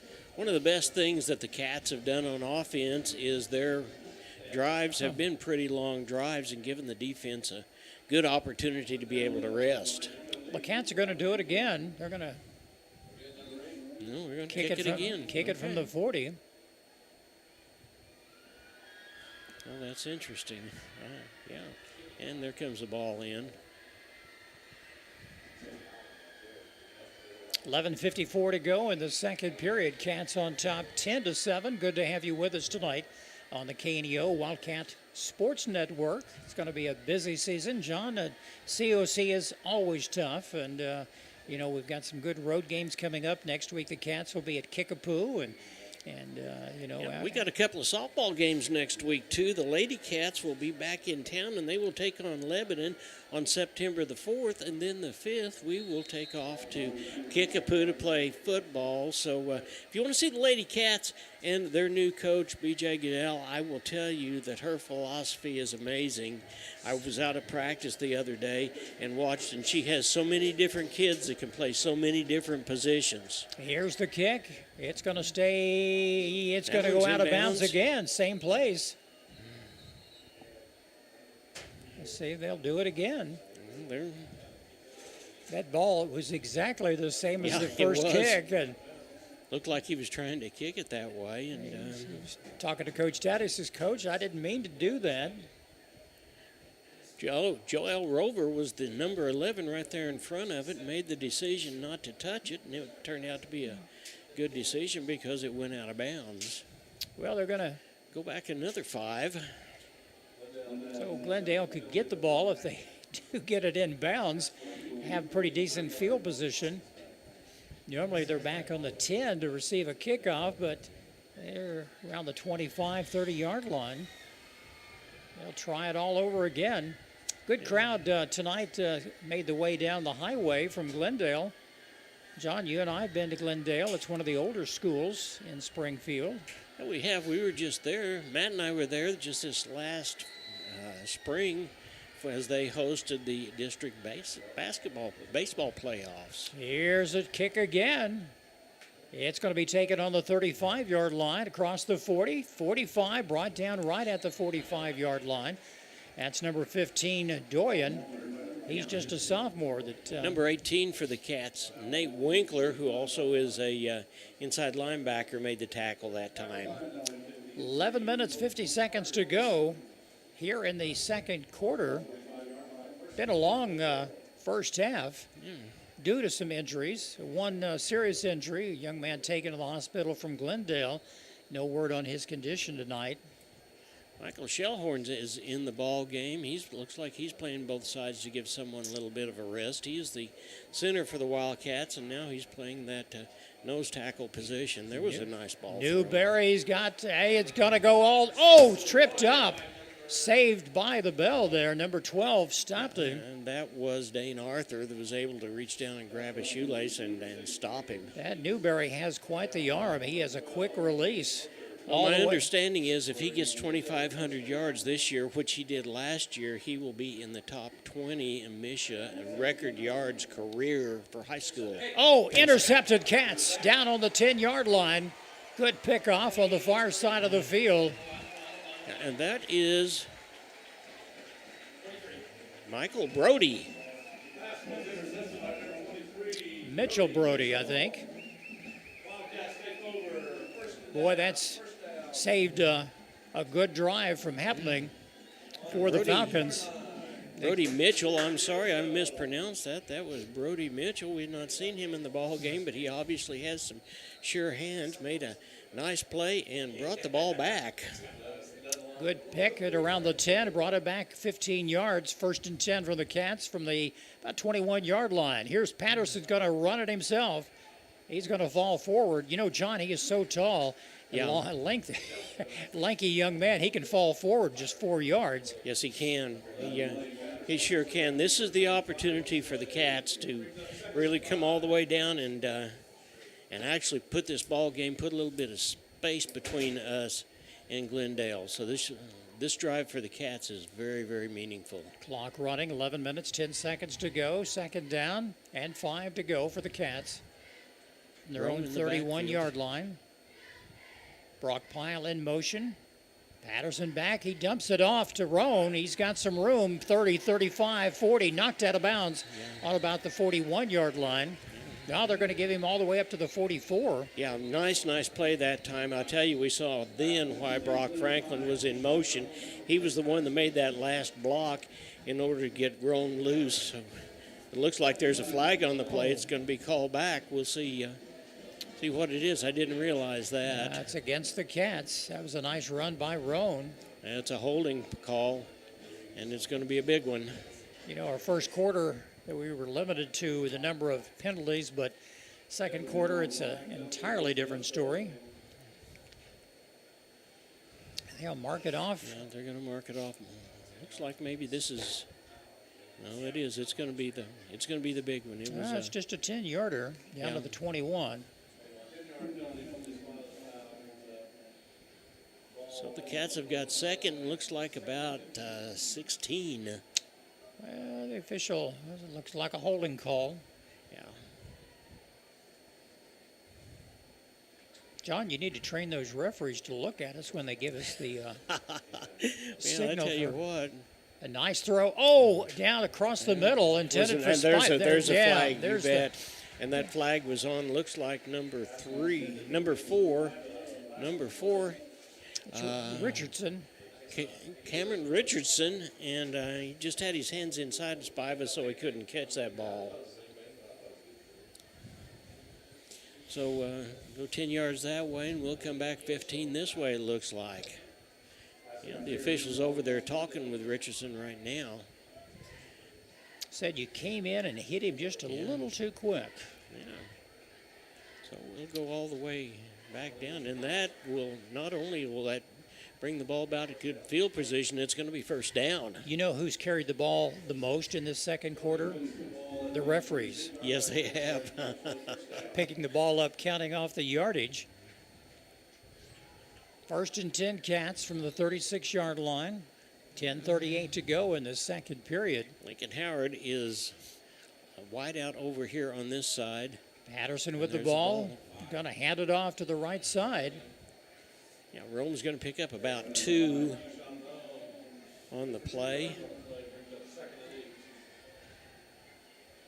This has certainly been something the Cats are real comfortable with. They started doing it last year with Denver Welch.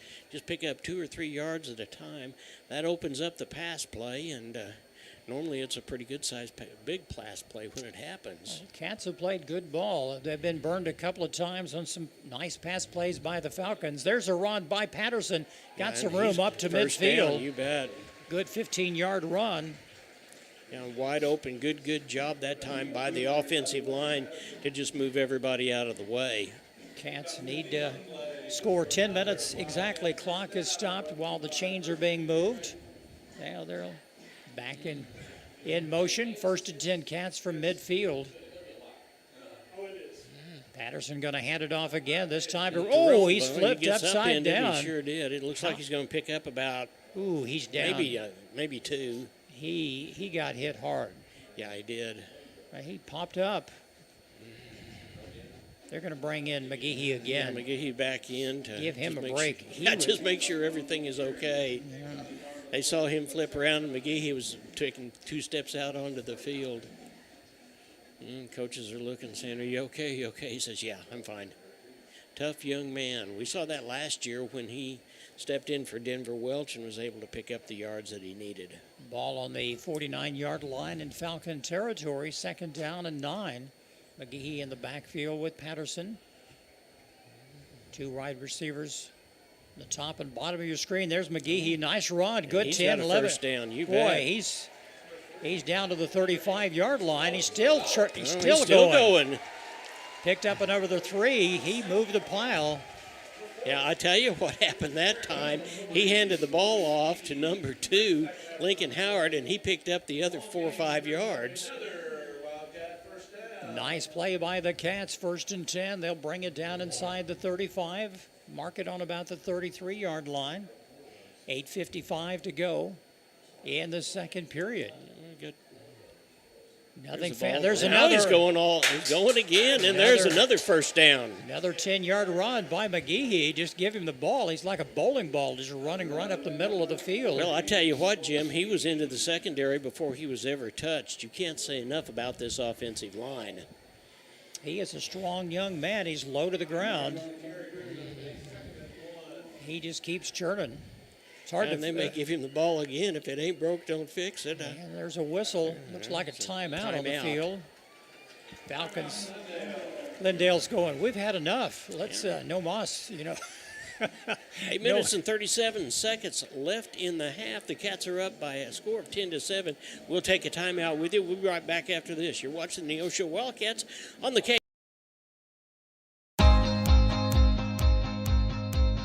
Hi, I'm Sam O'Neill with Affordable Propane of Neosho. From setting tanks to refilling them, we offer a full spectrum of service to meet your every need. We serve Neosho and surrounding areas, and we are committed to giving you better service at better prices. Give us a call today, 417-437-8927. Thank you.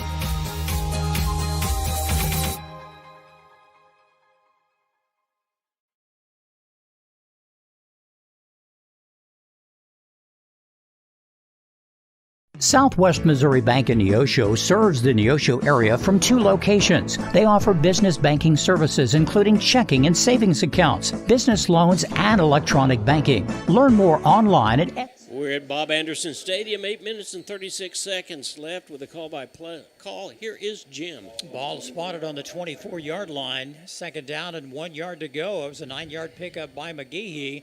Let's do it again.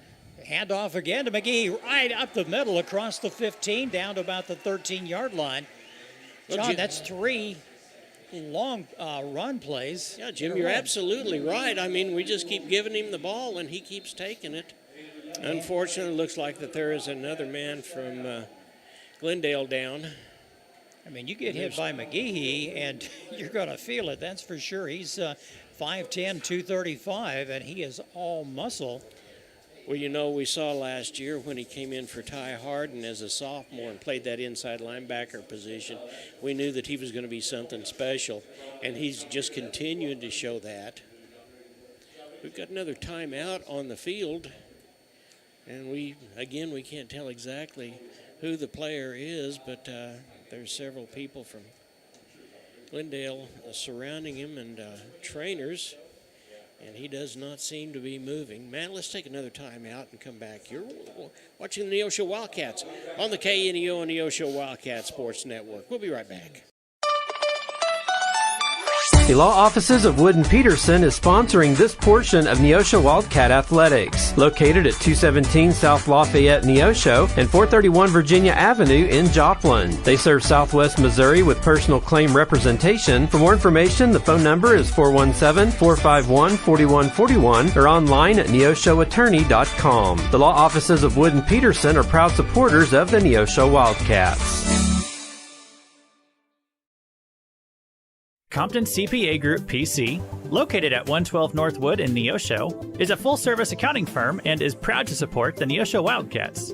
Compton CPA Group PC can assist you at every stage of your financial life and help you work toward your financial goals. From tax preparation to bookkeeping services, Compton CPA Group PC has you covered. For all your tax and business affairs, call 417-451-2932 or learn more at ComptonCPAGroup.com. This is Pastor Barry Reel from the First Free Will Baptist Church of Neosho. There are 8 minutes and 31 seconds left in the half. The Cats are knocking on the door. Mr. McGehee has just continued to run the ball and run it hard. The young man that was injured was a defensive back. It was Cameron Richardson. He was hobbling off the field. We certainly hope the very best for him also. See what the Cats can do. 1st and 10. Always wrapped up this time. Well, they finally figured him out a little bit, didn't they? Thrown for a loss. Back to about the 16-yard line. Loss of 2 on the play. Be second down and 12 to go. They need to get down to about the 4-yard line for a Cat first down. He was tackled in there that time by Jackson McVeigh. This is always tough territory inside the red zone. Here comes Patterson. Going to get around the corner. He's got some room down to the 5. He's all the way down. Let's see where they mark the ball. He's knocked out of bounds. Looks like they're probably marking about the 5-yard line. He can stretch. He's such a tall young man with his long arms. Yeah, and they're going to spot it, and it looks like it's going to be a first down. No, it's going to be 3rd and inches. Yeah, and we may very well see what we saw the last time the Cats scored. We've got the muscle, and we just put a scrum together and move them right into the end zone. McGehee, the lone back. It's third down. Patterson going to hand off. He does. McGehee down to the 1. Yeah, and he's He got the dives first forward. down. It's a first down for the Cats. First and goal. Yeah, and here comes the tank formation. Boy, those guys, you talk about some big young men. The skinny one's 235, John. Well, I tell you what, they give the ball to McGehee and he scores. He certainly will have deserved it. He's certainly been the workhorse And there's for the Cats. And there is another hard count that is going to draw Glendale offsides. Well, that'll bring it closer to the goal line. It's about as close as you can get right now. Yeah. It's going to be just inches away. Clock stopped at 7:29. Cats on top 10-7. Let's try it again. Hand off to McGehee. Touchdown. Touchdown, you bet.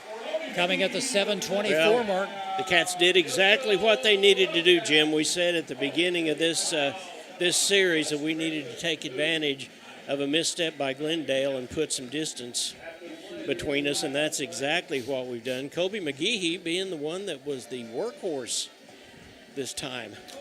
Ron came out another with flag, and that one's in the end zone, and we'll see who that one's on. Now we may have had a player that was kicked out of the ball game because the coaches don't look too happy from Glendale. They were trying to wave their young men off the field. Number 24, Tyler Webb, looks like he was maybe escorted off the field.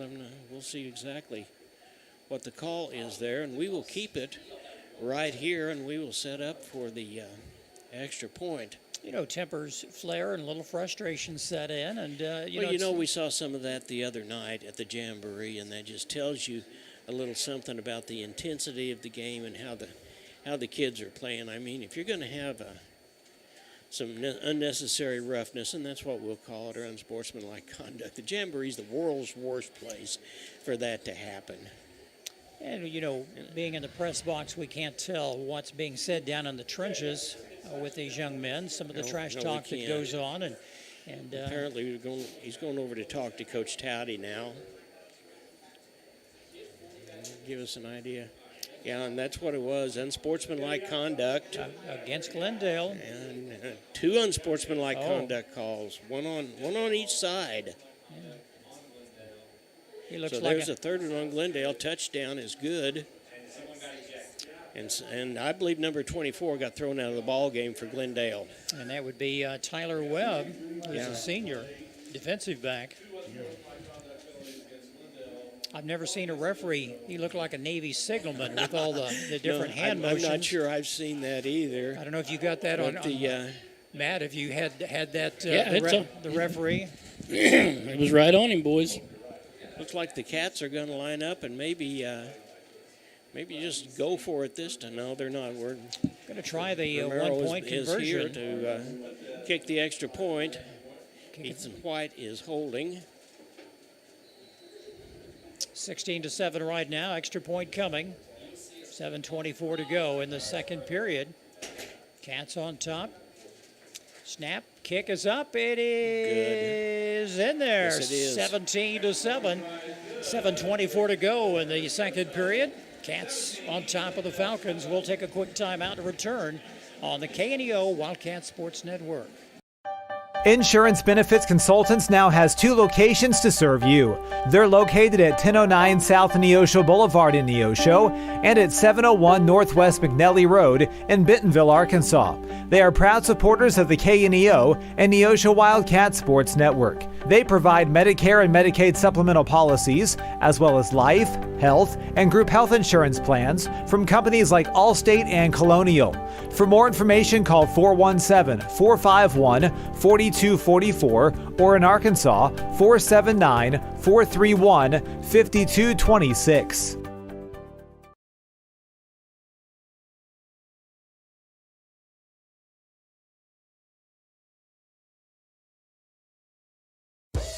Tally Tire at 1815 at the Hillcrest Church of Christ. Welcome back to Bob Anderson Stadium. 7 minutes and 24 seconds left, and the Cats are up by 10 now. by a score of 17-7. And, well, now the ball is being moved all the way up, and I guess we're going to take the unsportsmanlike conduct off at the kick. So, as far back as we had to kick the ball the last time on offsides, we move it all the way up to the 45-yard line this time. John, some quick scores. Carthage on top of Waynesville, 43-0 at halftime, and Webb City on top of Lebanon, 7-0 at halftime, and Nixa on top of Republic, 21-6 at half. And our score, 17-7. Neosho on top of Glendale. Shotty kicks that ball, and that's going to be a kick all the way back, and it's going to be a look down here. Touchback, you bet. Look like somebody's going to get in trouble with that. Two guys on top of a Neosho player. You know, I did not see a flag, but the referee's talking with coaches and said, "We've had enough of this." Coach Shotty kicked that ball that time, and then it went into the end zone for a touchback. So Glendale will start at the 20-yard line. That was a good kick. It would not surprise me, Jim, to get this half over with and come back and see the officials do what we've seen them do in the past, kind of flex their muscles to make sure everybody understands that we're not going to have that kind of a ball game. And they have the right to do that. I've seen that in some ball games and even in basketball games where the team just packed up and forfeited, walked down. Not to say that it's going to happen tonight, but the referees do have the right. They have everything in their power to keep this game under control. They don't want to see anyone get hurt. Quick meeting out there between Tomlinson and Newberry, and the official. There's a good play by the Cats for a loss. The pass completed, taken down for a 2-yard loss. You know, that was a nice job that time. Number 18, Nate Winkler, was not going to be denied. He saw that the receiver, number 5, was juking just a little bit, and he steadied his ground and took him back for a loss. Cats need to make a stand right here. Put an exclamation point on this. And a late flag. Going to stop the play. Newberry was looking to throw downfield. Yeah, that's illegal procedure. Illegal procedure, and that'll run them back 5 more yards.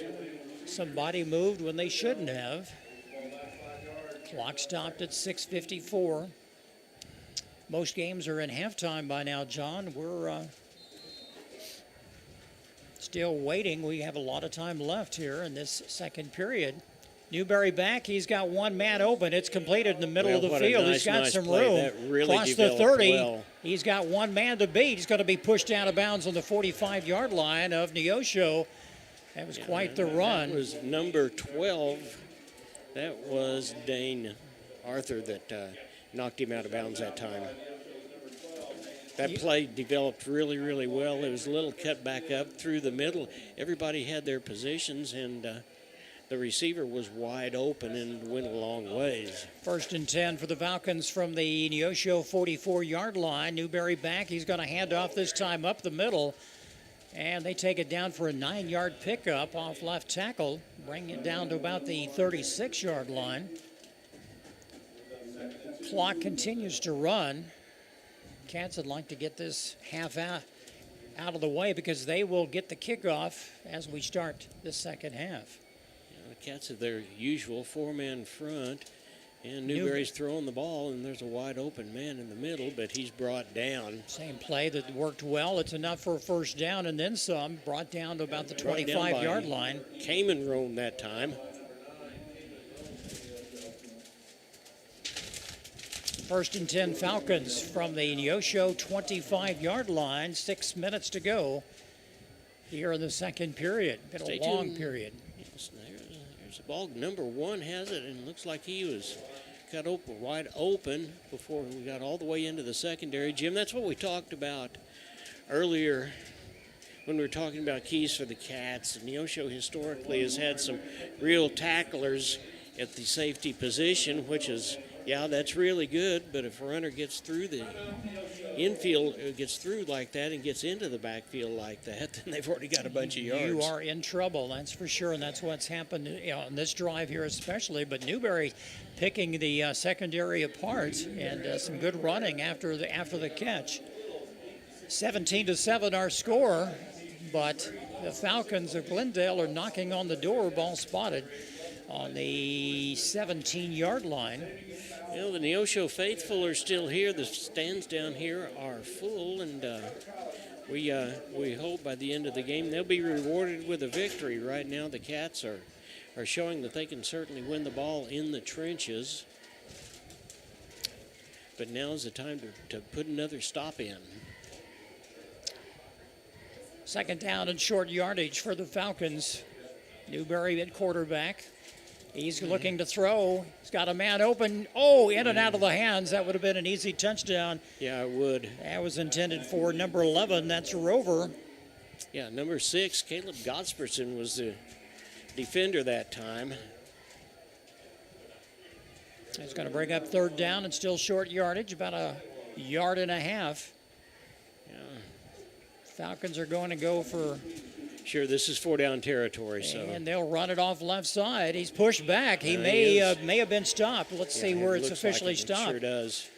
Where his forward motion was stopped. I want to remind everybody to stay tuned in about 5.5 minutes for the halftime show that's being brought to you by Freeman Orthopedics and Sports Medicine. We've got certainly our usual, and our Wildcat Minute is going to be Superintendent of Schools Jim Davis, and he's going to talk a little bit about his experience so far after 1 year here at Neosho and some of the things that are going on. Fourth down, timeout. Cat's going to talk things over. Well, so far the Cats have been able to get the ball back over on downs the last couple of times from Glendale. We'll see if that happens again. Looks like it is 4th and, what, about 2, Jim? It's about that. And, the Cats had that stop on the 4-yard line, held the on turnover on downs earlier in this period. They had a good long drive. Tomlinson's got his helmet off there for a minute, and he's getting ready to come back out. I'm sure he's one of those guys that will be glad when it's halftime so he can take a breather. A lot of jitters and nervous tension as the first game of the season always is. Well, now Newberry is holding, so this very well, once again, someone hollered, watch a fake, and that's exactly right. That's what could happen. Oh, offsides, and there's the first down. And they jumped the gun. Yeah, that'll be first 10. Took a play out of Neosho's playbook and had a hard count. Would have been a 32-yard field goal attempt, but all for naught. Cats jumped the gun and called offsides, and new life. Because Falcons said, well, I'd rather have 7 points than 3 any day. The ball will be spotted on the 11-yard line. So more hard work cut out for the Cats. 5:07 to go in this second period. That front four has worked really, really hard during this series of plays. Newberry has 3 receivers left side. He's looking left. He's got a man open deep in the end zone. It is in there for a touchdown. No, Falcons. Not necessarily. They haven't not called it yet. Well, the one ref for down here, he called touchdown. There it is. There's touchdown. Yeah, that ball was caught way back in the end zone. I thought there was a chance that the defender had knocked him out of bounds, but that was not.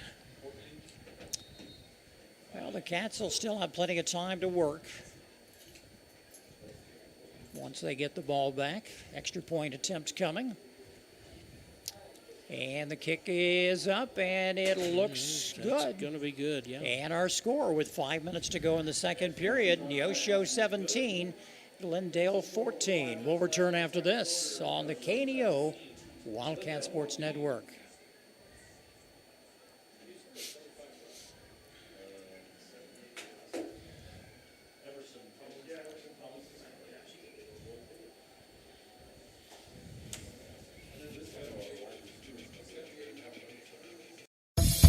A business impact partner of KNEO is ProLube Tire and Auto Center in Neosho. Serving the area since 2001, they're open Monday through Friday from 7 a.m. to 5:30 p.m. ProLube Tire and Auto Center offers tire and brake repair, as well as transmission service, front-end alignments, and more. Located at 1406 North Business 49 in Neosho. For more information, 417-221-6795 or online at proluberepair.com. Welcome back to Bob Anderson Stadium. 5 minutes left in the half, and the Cats are now up by 3. And, Jim, we're really seeing the wisdom of the Cats getting the ball when we come back out in the second half, aren't we? That we are. Mistakes on both sides of the ball here in the second quarter, and I think the referees have touched the ball more than the quarterbacks have, moving that ball back and forth after some of these mistakes. And offside penalty cost the Cats 4 points right there. Cayman Rome and Oliver Martin are back to receive the ball. Nice kick, high kick, down to about the 1 yard line. And Roma's got it. And tripped up. Nice tackle down to the 13 yard line, and that's where the Cats will take over. 1st and 10 with 4:56 to go in the second period. Payne made the tackle that time, and it was a lone open field tackle. It was a nice tackle, no doubt about it.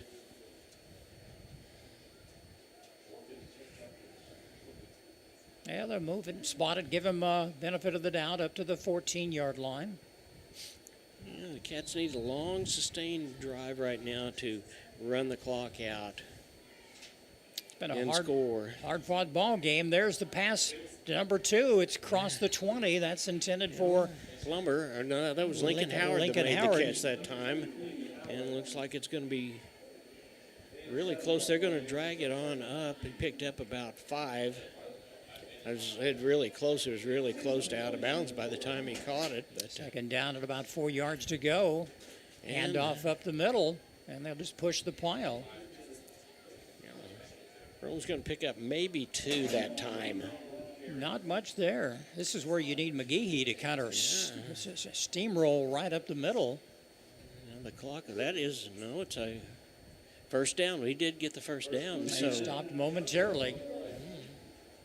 Keeps this drive alive for the Cats, 4:25 and counting. You've got 3 trips on the other, wideouts on the other side. Patterson looking throw, rolls right. Oh, in and out of his hands, intended for number 3 with the ball. That's Haven Plummer. Well, I think that ball was to Plummer, but ultimately it was to Mason Spiva, who was back behind him, and he just couldn't see that. So they were mixed up a little bit on the routes that time. Well, they bring it back. Ball spotted on the 24 yard line, almost the 25. They'll try it again. And Patterson going to run it this time. Calls his own number up almost to the 30 yard line before he's taken down.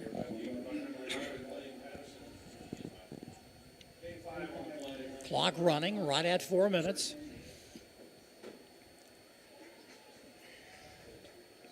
Rome's still in the backfield. Cats would like to score again. They want to take some time off the clock. There we go. Mason Spiva has got the ball, and he gets the first down. Yep, they're going to move the chains. Clock will stop momentarily.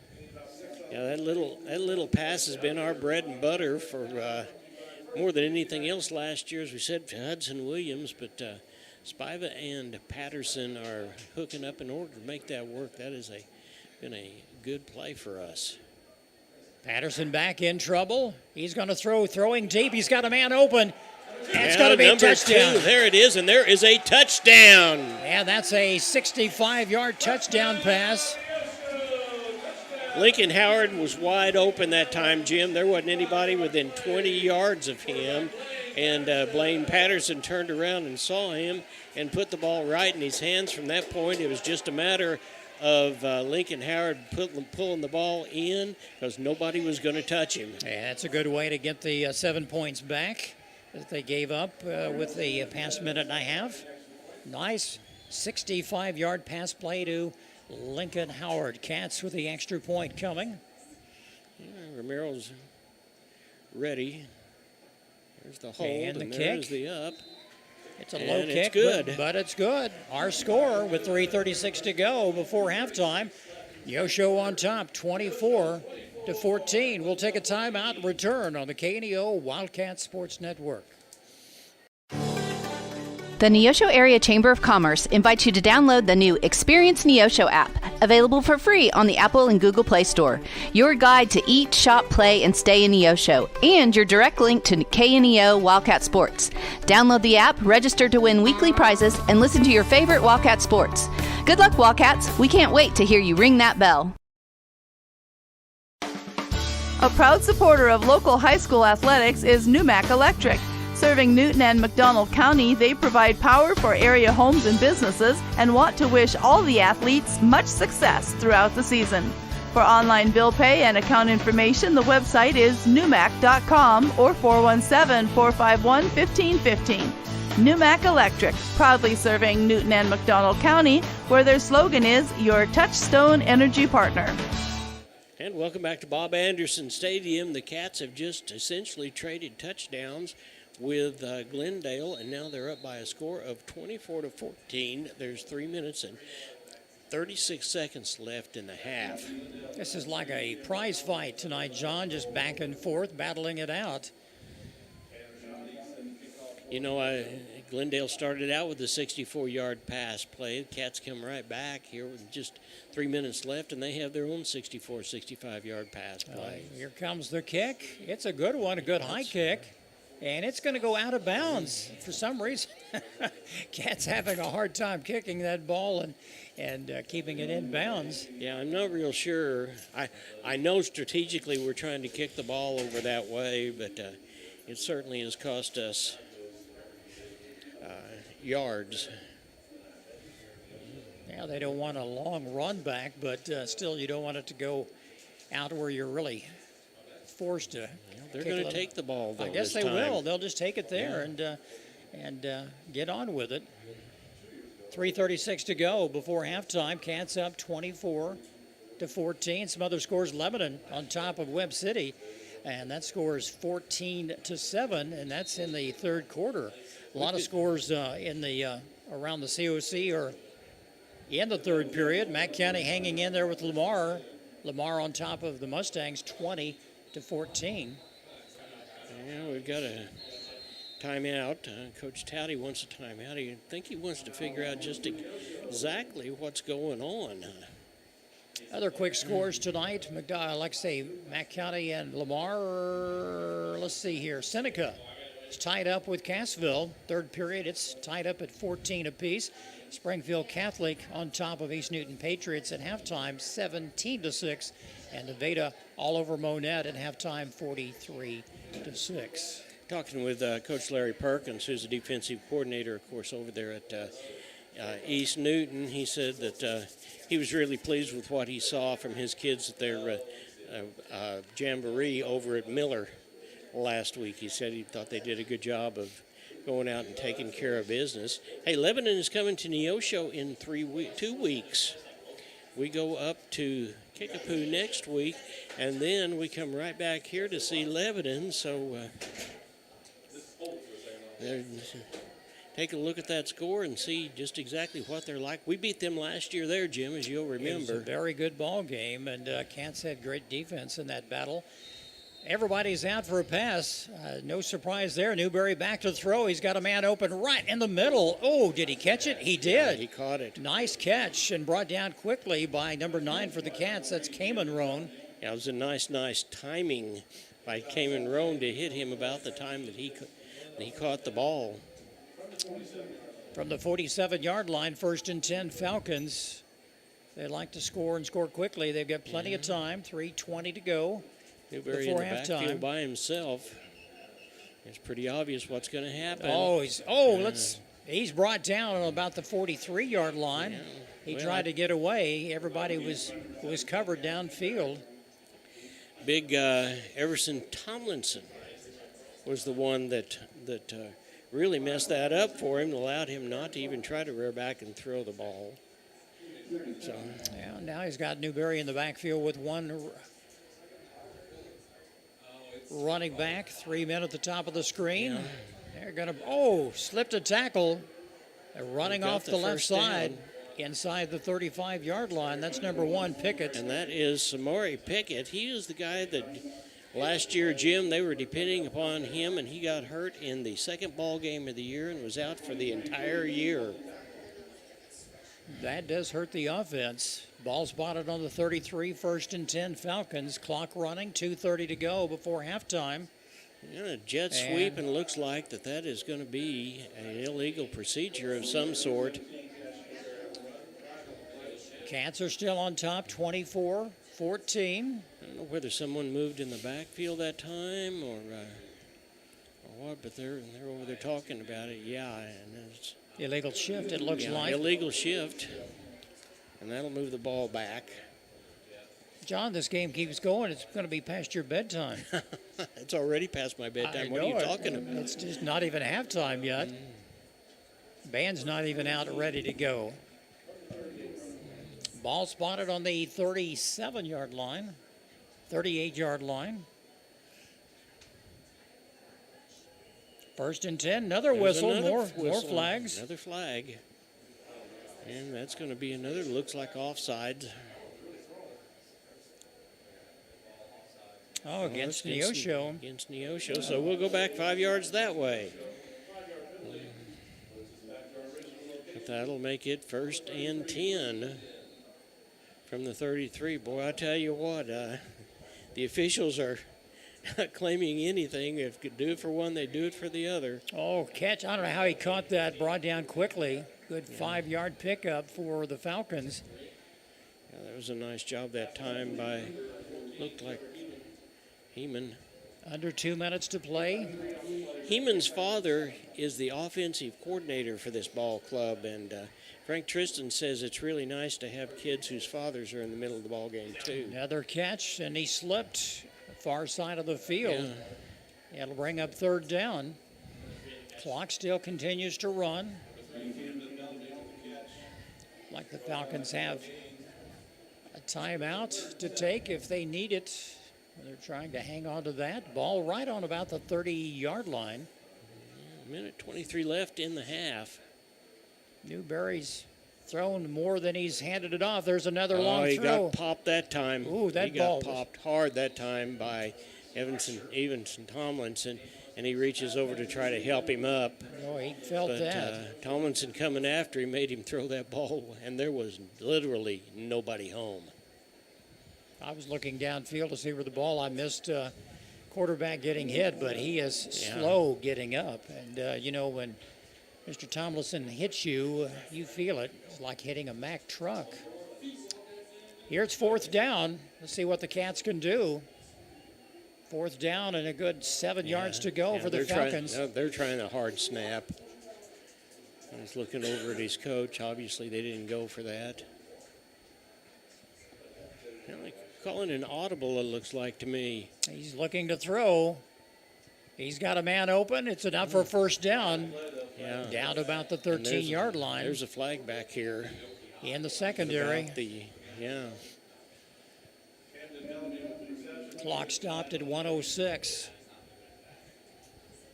I'm not sure what that flag was for. Obviously, they saw something. They'll discuss it, having a conference there at the 20-yard line. That took about 18 seconds off. That's a hold against the Cats. Neosho. I'm going to anticipate they'll decline and they will take the ball. Well, they have enough for a 1st down. Yeah, they do. Yeah, they declined it. Sure did. 1st and 10 Falcons. 1:06 left in the second quarter.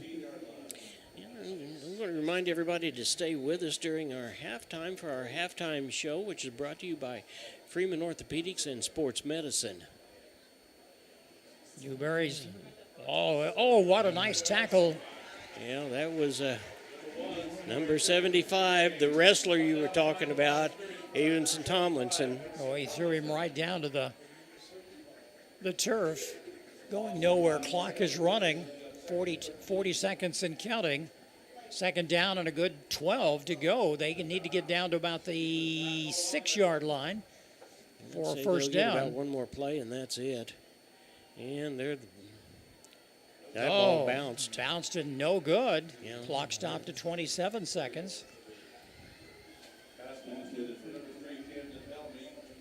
Good crowd tonight. We invite you to come out. John, this year the Cats have 5 home games. It's in favor of their schedule. Yeah, they do. Webb Sure City's do. coming to town. Carthage will be here. Joplin will be here. We will be going to Waynesville, though. That's about a 3-hour drive. Newberry back to throw. He's got a man open. It's no good. Oh, it's intercepted. It is. Good play by the Cats. A nice play that time by, and that looks like number 12, and that was Dane Arthur. That ball went down, went back up in the air. Yeah, one now ref. the officials are saying it was down. Down. He was knocked to the ground. It hit the ground and popped back up. Sure looked nice. Good heads-up play by the Cats. 18 seconds to go. Yeah, and this is 4th down. Well, they get another opportunity. Yeah, you wonder if they're going to try to maybe kick a field goal now, try to get something out of it. And maybe that's exactly what they're doing. Yep, they're going to try to kick it from the 25. It'd be a 35-yard attempt. Number 14, Trevor Herman, is going to try to out of the hold of Newberry.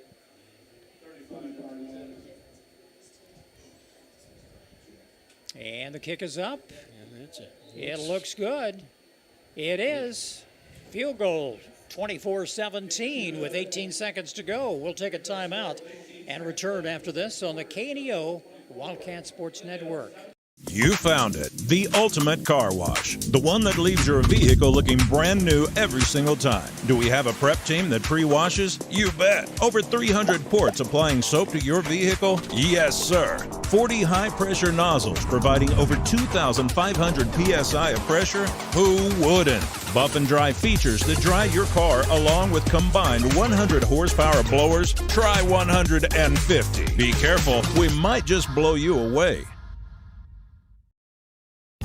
Family Market, located at 201 North Neosho Boulevard, is your friendly hometown grocery store with delicious deli and the best selection of fresh meats and beautiful produce. Welcome back to Bob Anderson Stadium. There is 18 seconds left in the half, and Glendale has just kicked a field goal. They're not going to score, so they took 3, which seems to make some psychological sense, Jim. Well, the kick is... It's a pooch kick, and it's out of bounds. So. I've never seen the ball kicked out of bounds so much as we have tonight. Well, the Cats need another 70, 80-yard touchdown pass and call it good for the first half. You know, John, normally games are about over at this time. This has just been a slow-moving game, and it hasn't been because it's the extreme heat and they're taking water breaks. No, just a lot of penalties. I've never illegal procedure called against the Falcons due to the ball being kicked out of bounds. Yeah, it's just absolutely a beautiful night for football.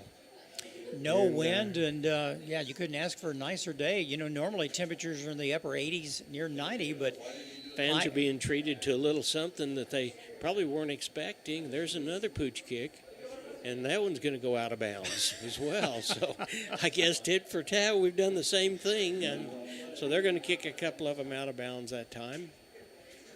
And over there that time watching the ball was Cade Sykes. You know, these referees, John, go ahead. These referees are about your and I age. Maybe they're younger. They better be in good shape because they're running up and down the field more than the players are tonight. Boy, isn't that the truth? Now, Sykes started to go ahead and pick that ball up, and at the last minute thought, I don't think I'll do that. And sure enough, it was rolled out of bounds. Yeah, smart heads-up play. They'll kick it from the 30-yard line. Let's see what happens here. If that will stay in, he's going to let it just bounce around. He does pick it up on about the 16. Got some room. Rolling. Yeah. He's going to fall forward across the 25 to about the 26.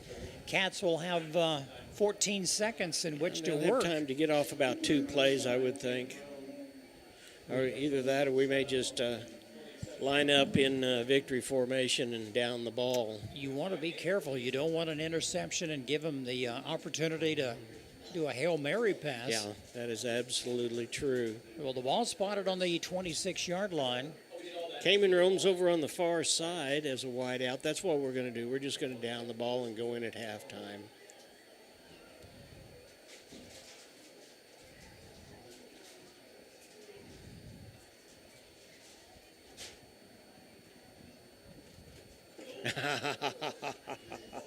Yeah, there's out of bounds.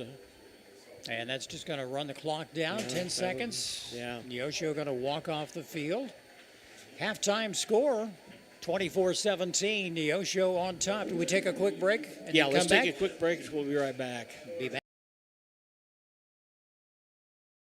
You found it, the ultimate car wash, the one that leaves your vehicle looking brand.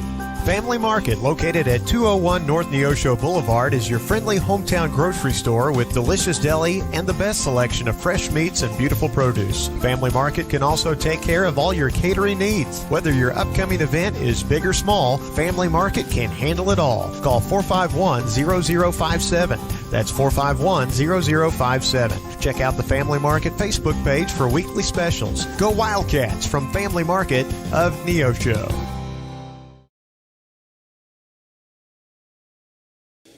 Well, it's halftime here at Bob Anderson Stadium, and the score is Neosho Wildcats 24, the Falcons from Glendale 17. Jim, tell us how we got to where we are. It's been a wild and woolly first half, and Glendale came out smoking right off the bat, first play of the ball game from scrimmage.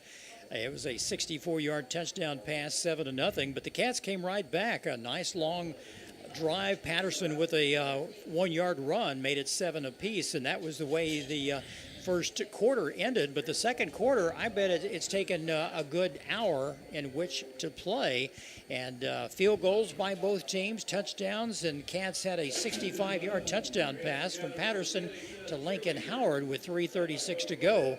But Glendale came back with a field goal with 18 seconds left in the half, and that's where we stand right now, 24-17. A lot of penalties and one serious injury earlier in the ball game, and that's what's taken a long time for this game to get to the point where it is. So halftime, Neosho on top, and should be an exciting second half as well. 24-17, and that's the way it looks from Neosho. Yeah, right now we are ready for the halftime show. That halftime show is being brought to you by Freeman Orthopedics and Sports Medicine. So we'll roll that halftime show, and then we'll be back to talk a little bit more. Many people have a wrong idea of what a Christian is. Billy Graham.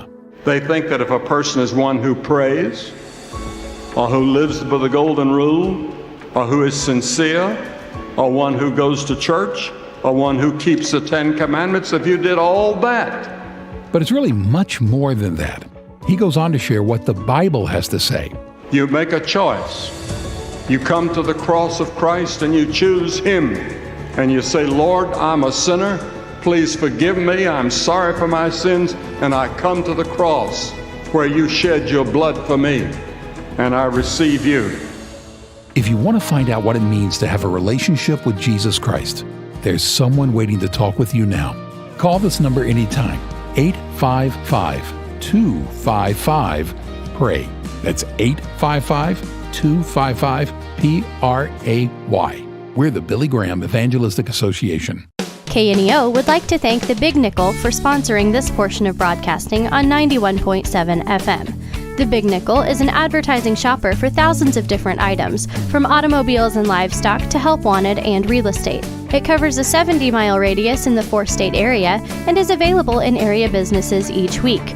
Located at 2918 East 20th Street in Joplin, Missouri. Their telephone number is 417-624-4100.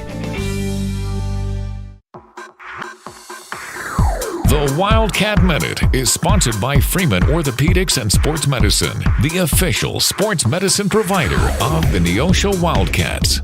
Welcome to the Wildcat Minute. I'm John Ball, and for our very first Wildcat Minute of the year, we have Superintendent of Schools, Mr. Jim Davis. Mr. Davis, thank you so much for spending a little time with us today. Yeah, absolutely, John. I appreciate you having me. Hey, it is football season, and this is what we've got going today at halftime of the Glendale ball game. Cats did pretty well on the football field last year, didn't they? Yeah, it was a really good year. Really proud of the staff, of what they accomplished and the work that they did with the kids. And our goal is to build upon that and continue just to bring success and a great experience for our students. Well, you know, our football team won last year for the first time since 2018. I'm going to regurgitate some of your own words to you. When you and I talked first of the year, you said the football team and the football game kind of sets the tone for the rest of the school year, right? Oh, yeah, absolutely. I mean, the environment on Friday night, not only just football, but the marching band, the cheer, the ROTC, the dance team, and football is just something that brings out the whole community. And so a football season that starts off on the right note can really just help bring a lot of momentum to the school year. And that's what we're looking for this year as well. Well, thanks to the generosity of our patrons, we've had some really, really nice things happen with our sporting program altogether, and it starts with the turf, then it goes to the infield facility, and then it goes on. But right now, we've got this great big thing called the Jumbotron that is on the south end of the football field. Talk about that for just a minute. Yeah, absolutely. We're very thankful that we were able to replace the old scoreboard with a media board, and this board is just much more than a scoreboard.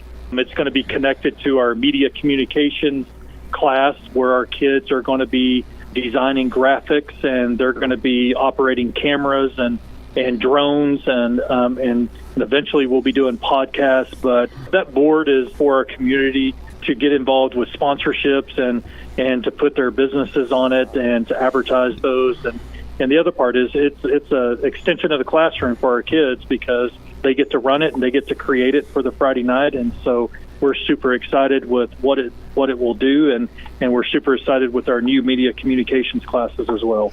Well, that just gives Neosho another step up on what's going on in the COC. I mean, if you look at the Web Cities and the Nixes and the Republics and places like that, they've all got their own media communication classes, because, like it or not, social media is here to stay, isn't it?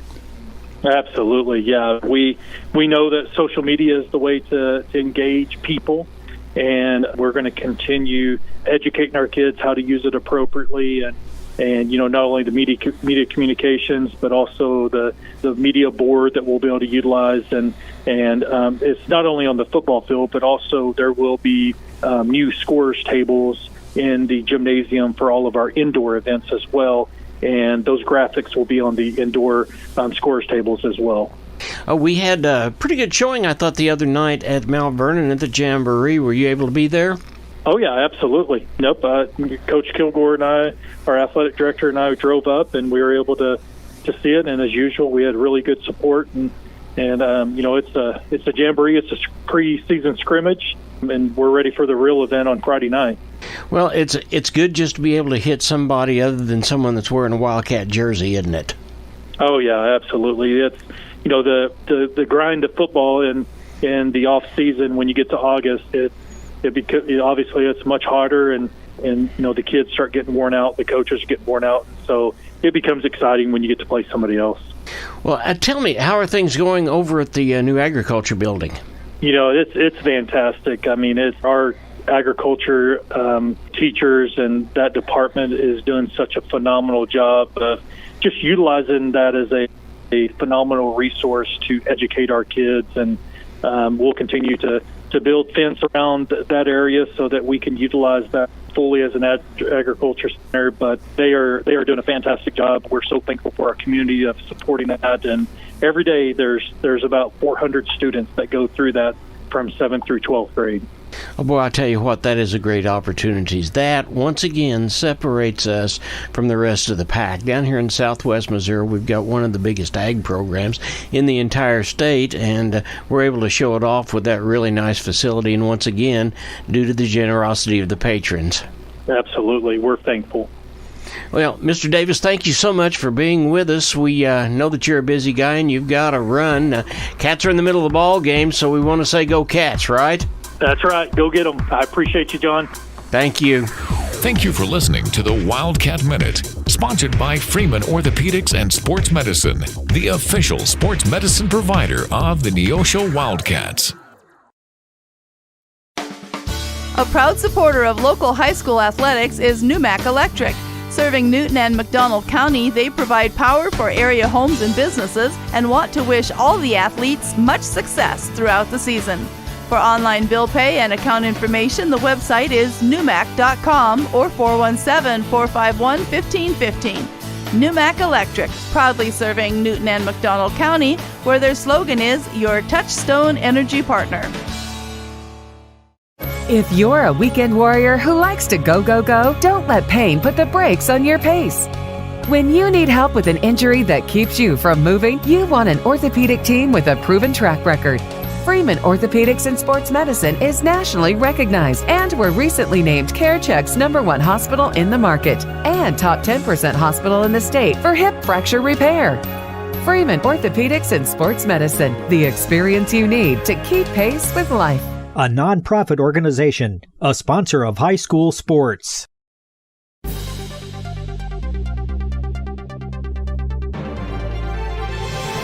It's time for the Freeman Sports Health Minute. The Freeman Sports Team is proud to serve as the official sports medicine provider for over 20 area high schools and colleges. Welcome to another Health Minute here on KNEO. Adam Winkler here with you, joined by Doug Ashton. He is a trainer with Freeman Orthopedics and Sports Medicine. And Doug, today's topic is, what are some of the common causes of lower back pain in athletes? One of the first things that you kind of look at with low back pain, a lot of kids don't realize that when they play or are active is they don't take enough time to stretch. They get out and are very, very active, but they get tight. And what happens is they grow. A lot of times they go through a growth spurt. And when they grow, they don't stretch enough. And, the bones grow faster than the muscles do, and then they get tight. And so they just think, I don't need to stretch, and they don't realize that stretching is so vital. And when they don't stretch, it's usually the back side of their thighs, which are the hamstrings. Those hamstrings get super tight, and when they do that, they utilize. When those hamstrings are tight, they use more of the back than they do the hamstrings, and when they're not stretched, the back takes more of the brunt. So the back gets that ability or that movement, the back gets all of that draw. So the back it's basically the bad guy gets all of the hard work rather than the legs for some reason. And so instead of the hamstrings getting all the pull, the back gets all the pull. So that's why you see lower back pain with a lot of those injuries seeming than it is the hamstrings. But the legs get a lot of work too. So usually those kids respond pretty well, but it's just a matter of showing them what to do or how to do that, and they come out of that pretty well and pretty quickly as long as they're shown what to do. But that's usually the case. There is other situations where other types of injuries can occur, but it's a matter of identifying and evaluating them correctly and showing them what to do. And if it seems like it's something that's not going to correct in a quick amount of time, or it's going to be something that's going to linger, or it's something that's going to go on for a longer period of time, it may need further evaluation. It may need follow-up with the physician. It may need x-rays, something of that nature. Then we definitely want to get follow-up care for them. For the Freeman Sports Health Minute, I'm Adam Winkler. This portion of the game is sponsored by First Community Bank, with 2 Neosho locations, 111 East Main Street and 3005 Gardner Edgewood Drive. For personal or business banking services or for loan information, their phone number is 451-3222 or 451-2025 or online at firstcommunity.net. First Community Bank, where their slogan is, where community comes first. Member FDIC, equal housing lender. I'm Bryce Johnson with this Unpacking It Sports and Faith Minute. As sports fans, it is easy to envy successful teams. After all, everybody wants their favorite team to win, but we can get so jealous when we see other teams win. Unfortunately, these same feelings of envy often exist outside of sports too. Jealousy can quickly set in when we find out about the successes that other people experience in their lives. It's easy to compare ourselves to others, what they have or what they're doing. We can even get caught up in envy over how others serve the Lord. We must ultimately realize, however, the need to focus on our own personal obedience and heart toward Jesus. Envy can be very dangerous when taking root, but the Bible says a tranquil heart gives life to the flesh, but envy makes the bones rot. Today, let's shift our jealous eyes away from everyone else and focus on the many blessings God graciously pours down on us. I'm Bryce Johnson, and you can unpack that. For more, go to unpackingit.com.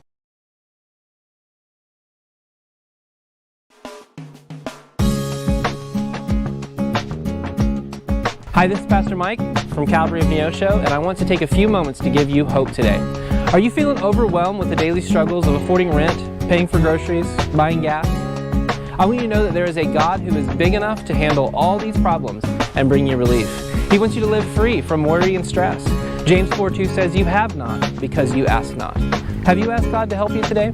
For KNEO Radio, I'm Mike Leake. Hi, I'm Pastor Mike of Calvary of Neosho, and I want to take a minute to share grace with you today. And what is grace? Grace is when someone gives you something that you don't deserve. I haven't done anything to deserve God's forgiveness, but He gives it by His grace. I haven't done anything to deserve God's love, but He gives it by His grace. I haven't done anything to deserve a bright future, but God has made a way for me to have one by His grace. Titus 2 says the grace of God has appeared that offers salvation to all people. Have you accepted that gift of grace? For KNEO Radio, I'm Mike Leake. Hi, I'm Pastor Jeremy Bridges with the Canopy Church, and I want to take 30 seconds today to encourage you to pray. Because our prayers have the power to move heaven. James 5 says the prayer of a righteous person is powerful and effective. When we pray, God listens. When we pray, situations can change. When we pray, miracles can happen. And heaven moves on our behalf, simply because we pray. Take some time today and pray. For KNEO Radio, I'm Jeremy Bridges. Many people have a wrong idea of what a Christian is. Billy Graham. They think that if a person is one who prays, or who lives by the golden rule, or who is sincere, or one who goes to church, or one who keeps the 10 Commandments, if you did all that. But it's really much more than that. He goes on to share what the Bible has to say. You make a choice.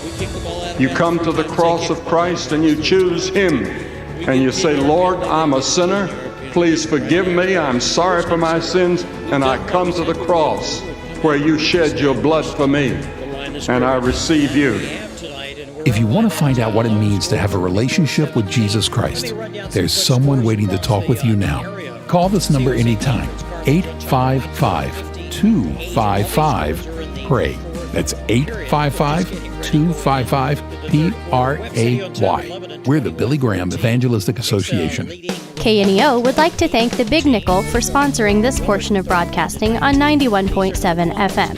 The Big Nickel is an advertising shopper for thousands of different items, from automobiles and livestock to help wanted and real estate. It covers a 70-mile radius in the 4-state area and is available in area businesses each week. Located at 2918 East 20th Street in Joplin, Missouri. Their telephone number is 417-624-4100. The Wildcat Minute is sponsored by Freeman Orthopedics and Sports Medicine, the official sports medicine provider of the Neosho Wildcats. Welcome to the Wildcat Minute. I'm John Ball, and for our very first Wildcat Minute of the year, we have Superintendent of Schools, Mr. Jim Davis. Mr. Davis, thank you so much for spending a little time with us today. Yeah, absolutely, John. I appreciate you having me. Hey, it is football season, and this is what we've got going today at halftime of the Glendale ball game. Cats did pretty well on the football field last year, didn't they? Yeah, it was a really good year. Really proud of the staff of what they accomplished and the work that they did with the kids. Our goal is to build upon that and continue just to bring success and a great experience for our students. Well, you know, our football team won last year for the first time since 2018. I'm going to regurgitate some of your own words to you. When you and I talked first of the year, you said the football team and the football game kind of sets the tone for the rest of the school year, right?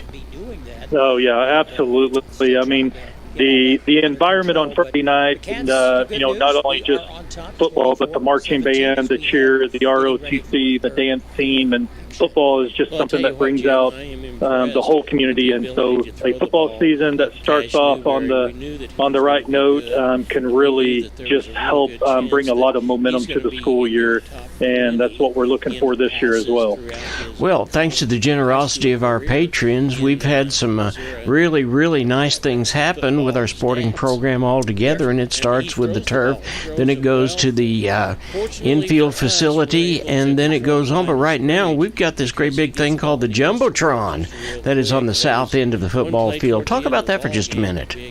Yeah, absolutely. We're very thankful that we were able to replace the old scoreboard with a media board, and this board is just much more than a scoreboard. It's going to be connected to our media communication class, where our kids are going to be designing graphics, and they're going to be operating cameras and drones, and eventually we'll be doing podcasts. But that board is for our community to get involved with sponsorships and to put their businesses on it and to advertise those. And the other part is it's an extension of the classroom for our kids, because they get to run it and they get to create it for the Friday night. And so we're super excited with what it will do, and we're super excited with our new media communications classes as well.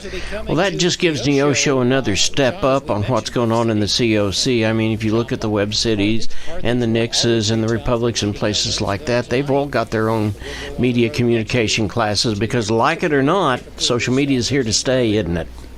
Absolutely, yeah. We know that social media is the way to engage people, and we're going to continue educating our kids how to use it appropriately, and not only the media communications, but also the media board that we'll be able to utilize, and it's not only on the football field, but also there will be new scorers tables in the gymnasium for all of our indoor events as well, and those graphics will be on the indoor scorers tables as well.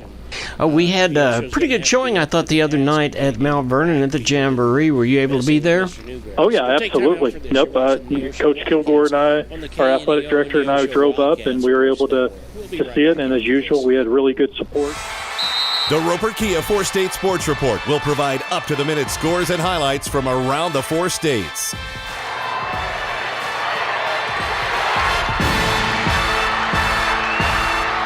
With ultimate local coverage from all your favorite teams. The Roper Kia 4-State Sports Report, weeknights at 6 and 10 p.m.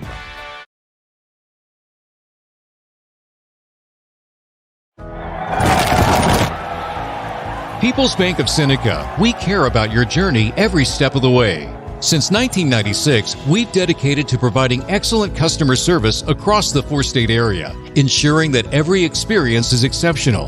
Visit us in Joplin, Neosho, or Seneca. Learn more at peoplesbankofseneca.com. Member FDIC. Proud sponsor of area athletics. Let's score big together.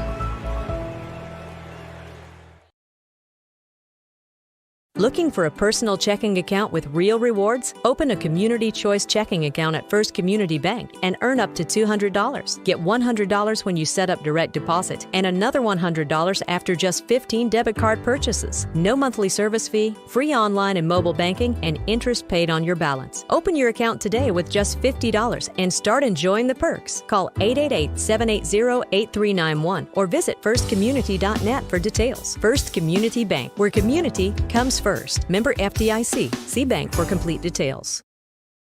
If you're a weekend warrior who likes to go, don't let pain put the brakes on your pace. When you need help with an injury that keeps you from moving, you want an orthopedic team with a proven track record. Freeman Orthopedics and Sports Medicine is nationally recognized and were recently named CareCheck's #1 hospital in the market and top 10% hospital in the state for hip fracture repair. Freeman Orthopedics and Sports Medicine, the experience you need to keep pace with life.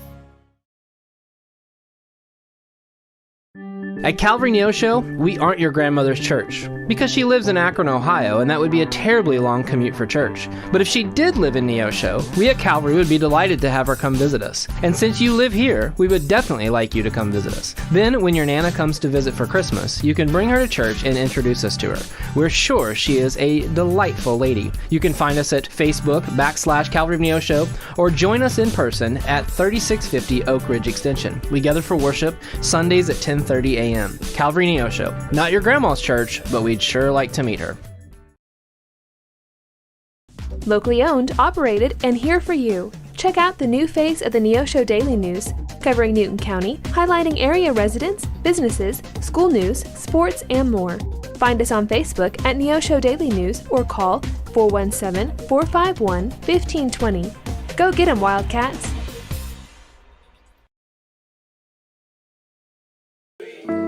Many people have a wrong idea of what a Christian is. Billy Graham.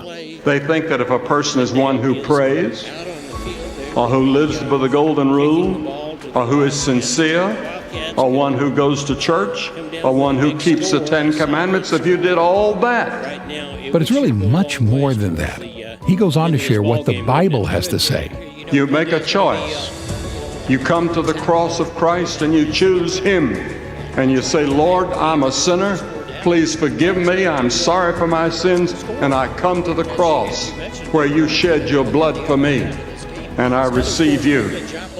If you want to find out what it means to have a relationship with Jesus Christ, there's someone waiting to talk with you now. Call this number anytime. 855-255-PRAY. That's 855-255-PRAY.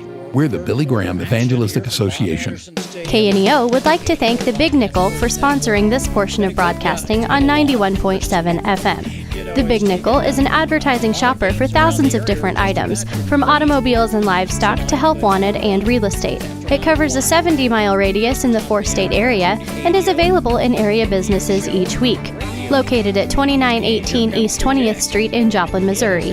Their telephone number is 417-624-4100. He's going to bring it on out. And there's a flag. He's got some The Wildcat Minute is sponsored by Freeman Orthopedics and Sports Medicine. By Plummer. But there's a flag. Let's see what... I'm going to bet I saw a flag over this way. I'm going to say it's probably a holding call on the Wildcats. And they're going to sort it out. The umpire talking with the referee. That's probably what it was. It was a holding call on the Wildcats. But it'll still be first down. It'll go back to the point of the infraction.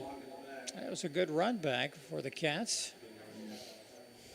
And let's see, there's 10-yard penalty from the spot of the foul. That'll bring it down to about the 14-yard line. 1st and 10 Cats, 11:52 to go.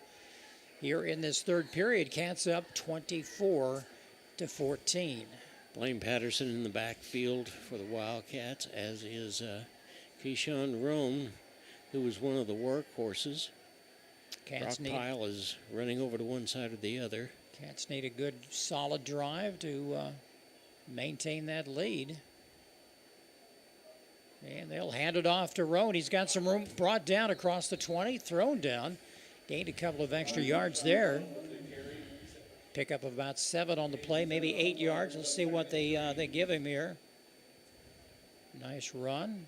2nd down and short yardage for the Cats.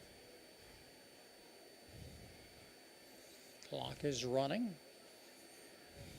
And he's going to throw this time down to off the left side. Yeah, and that's going to stay in bounds that time. That was to number 2, and that was Lincoln Howard. Lincoln had that 65-yard touchdown pass late in the third or second period. So the Cats pick up a quick first down. Ball spotted on the 29-yard line inside Neosho territory. Going to hand it off. He's going to call his number. Patterson with a nice little run across the 35. He's brought down.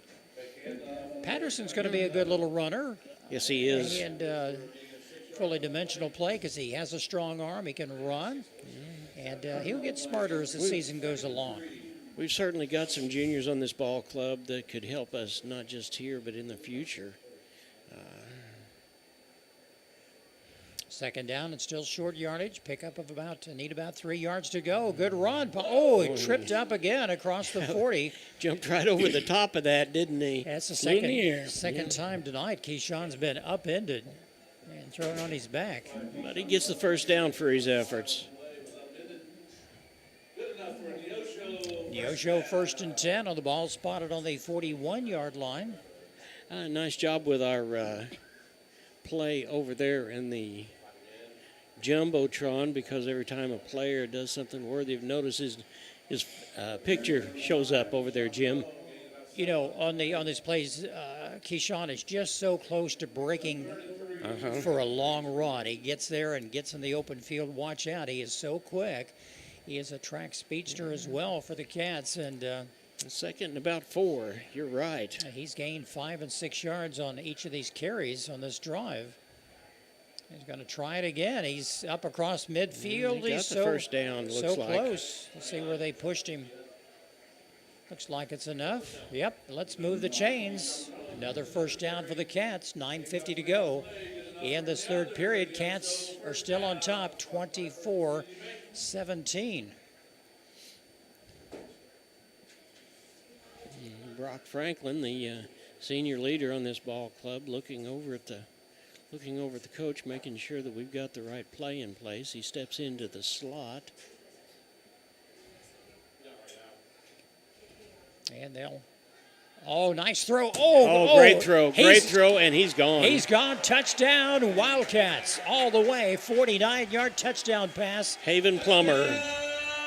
Great job of throwing the ball that time by Patterson. Led him just exactly right, and it was all, he turned on the afterburners, and it was all over but the crying. He had one man to beat, and he did that, and he took off. And Cats have some speed. It's now 30-17, extra point attempt coming. And that's what we needed, John, to start Yes, we did. This third quarter. They're setting up, getting ready. Kick from the 10. It'll be a 20-yard attempt. Kick is up. Yeah, it's good. And it is good. Our score, 31-17 Neosho. And we'll take a quick timeout and return here on the KNEO Wildcat Sports Network. A business impact partner of KNEO is ProLube Tire and Auto Center in Neosho. Serving the area since 2001, they're open Monday through Friday from 7 a.m. to 5:30 p.m. ProLube Tire and Auto Center offers tire and brake repair, as well as transmission service, front-end alignments, and more. Located at 1406 North Business 49 in Neosho. For more information, 417-221-6795 or online at proluberepair.com.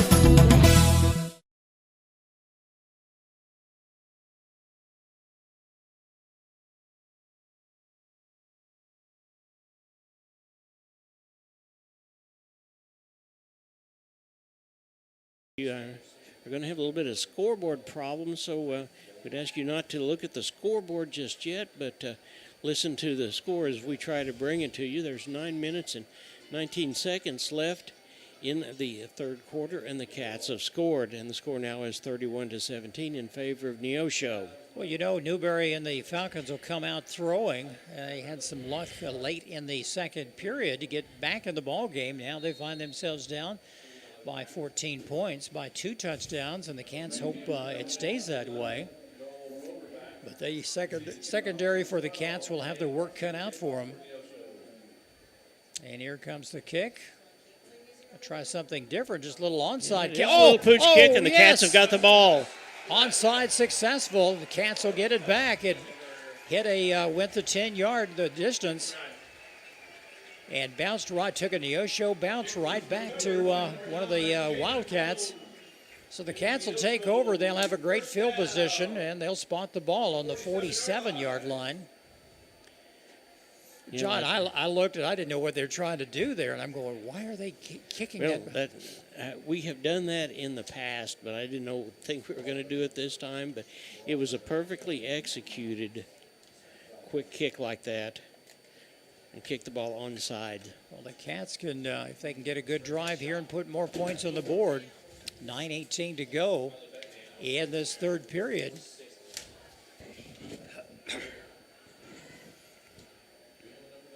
And the Cats reload at about the 46-yard line. Yeah, they're bringing a new ball. They get set. They're going to, Patterson, oh no. I'm not sure what happened then, but Patterson had the ball, but. They blew they blew it dead. I want to see McGee back in there and run over everybody. He did a good job in the first half. I'm not sure what happened that time, but that was a really, really nice fake, and Patterson was going around the corner, and he was off to the races. First and 10 Cats from their own 47-yard line. A lot of time left in this ball game. We're just underway in the third period. It's been a long ball game. A lot of games are now finishing up across the COC. Mason Spiva in the slot on this side for the Cats.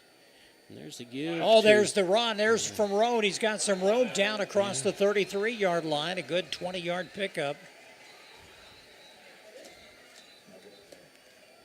John, he has come so close tonight to breaking one. Continues. He shows that speed, and once he makes some of that himself by throwing on those afterburners and going, but that's going to be called back, it looks like. All for naught.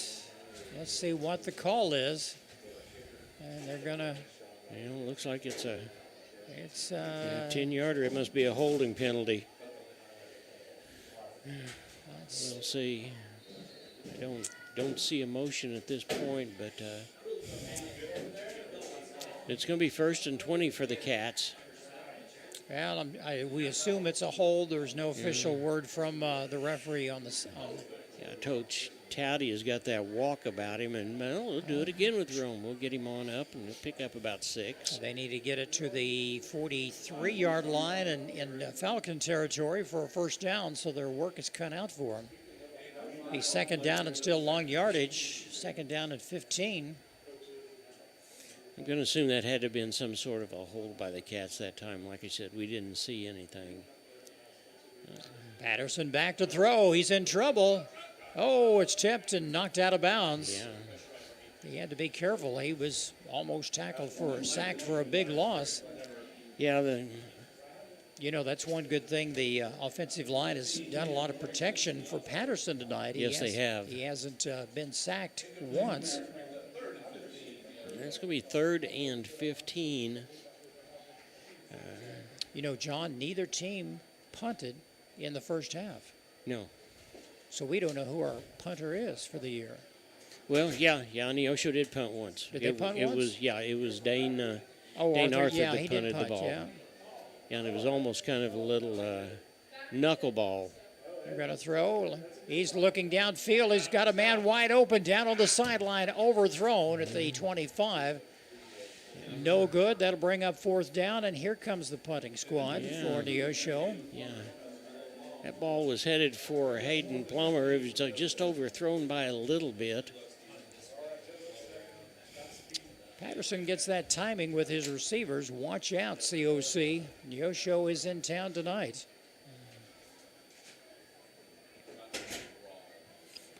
There's 8 minutes and 33 seconds left in the third quarter. Cats are up by a score of 33-17. Arthur back on his 30-yard line. It's a decent kick. Got to take a bounce. It's going to take a big bounce. And down to the 15-yard line. Got some room down on the sidelines. They brought down on about the 32, 33-yard line. Good run back of about 15 yards. Yeah, that was a nice run back. He was able to elude those first 2 tacklers and stayed right on the inside. 8:21 to go in the third period. Cats on top, 31-17. Let me look and see. I'm getting an update on some scores around the area.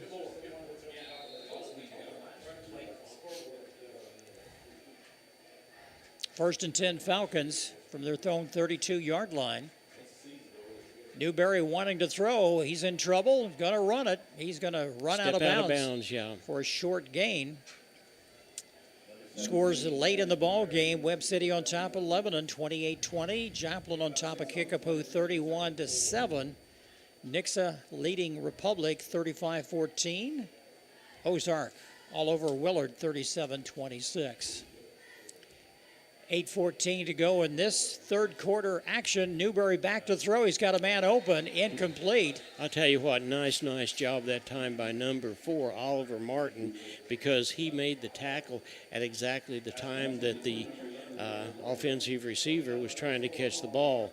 The offensive receiver was number 11, Ben Stratton, and he hit him, and that caused him to fumble the ball.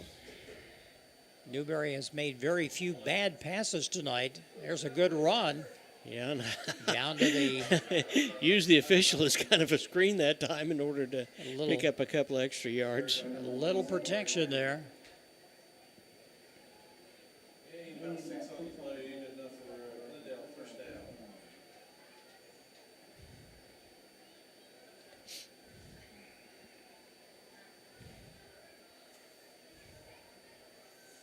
Falcons back to throw again. Newberry wanting to throw, a man open at the 50.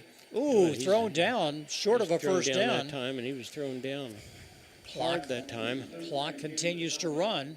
Which is exactly what the Cats need to have happen. That was Rome that made the tackle that time. Well, the Neosho secondary is getting tested tonight. This is a very tough Glendale. You would expect a Frank Tristan team to do just exactly this, to come out and pull all the stops out. Well, everybody in the secondary was in on that tackle. Right now, it's enough for another first down for the Falcons.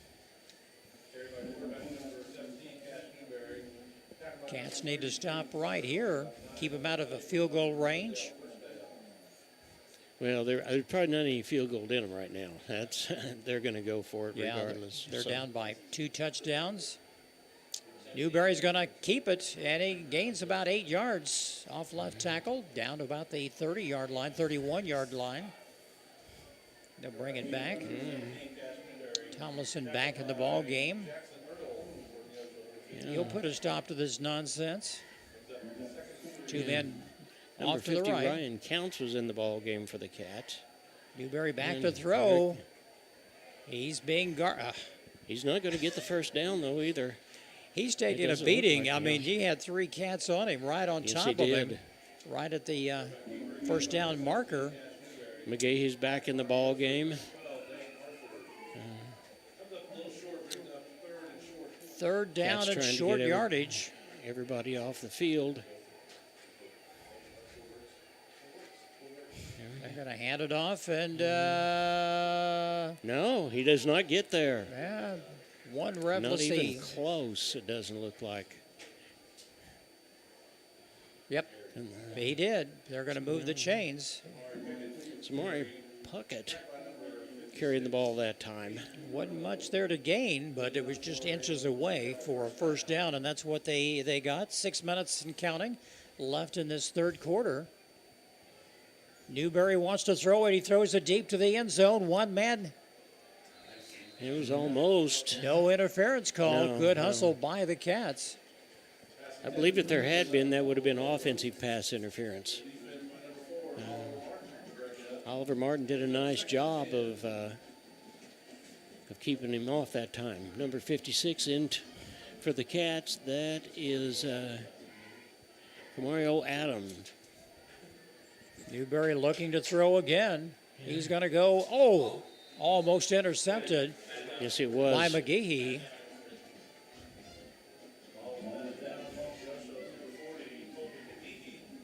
Good hustle by McGehee. He can play both sides of the ball. Third down, this is where you need to put a stop to it right here, John. This is important. Yeah, that's exactly right.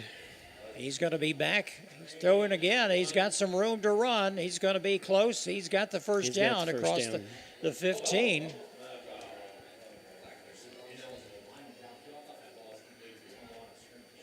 So the drive continues for Glendale. Ball spotted on the 14-yard line. Clock runs after they get the change set. 5:30 to go in the third period. They're running time off the clock, no doubt about it. Touchdown.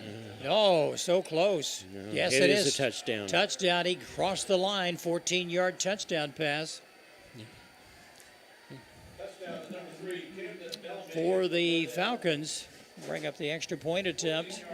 Yeah, that was a 14-yard touchdown pass that time. That makes the score with 5 minutes and 20 seconds in the third quarter left. 31 for the Neosho Wildcats, 23 for the Glendale Falcons. That was a good drive by Glendale. Marched right down the field. After a good drive stalled for the Cats. Extra point coming. And the kick is up. Oh, it's we blocked it. Blocked. No good. And the Wildcats pick it up. Nice job that time. And that makes the Looked score. like that was McGahee that got in there. Good hustle by the Cats. 31-23 is our score. We'll take a quick timeout and return on the KNEO Wildcat Sports Network. I'm a Missouri Farm Bureau insurance agent. I'm for working hard for what you get and then protecting what you've got. Your home, your vehicles, your life.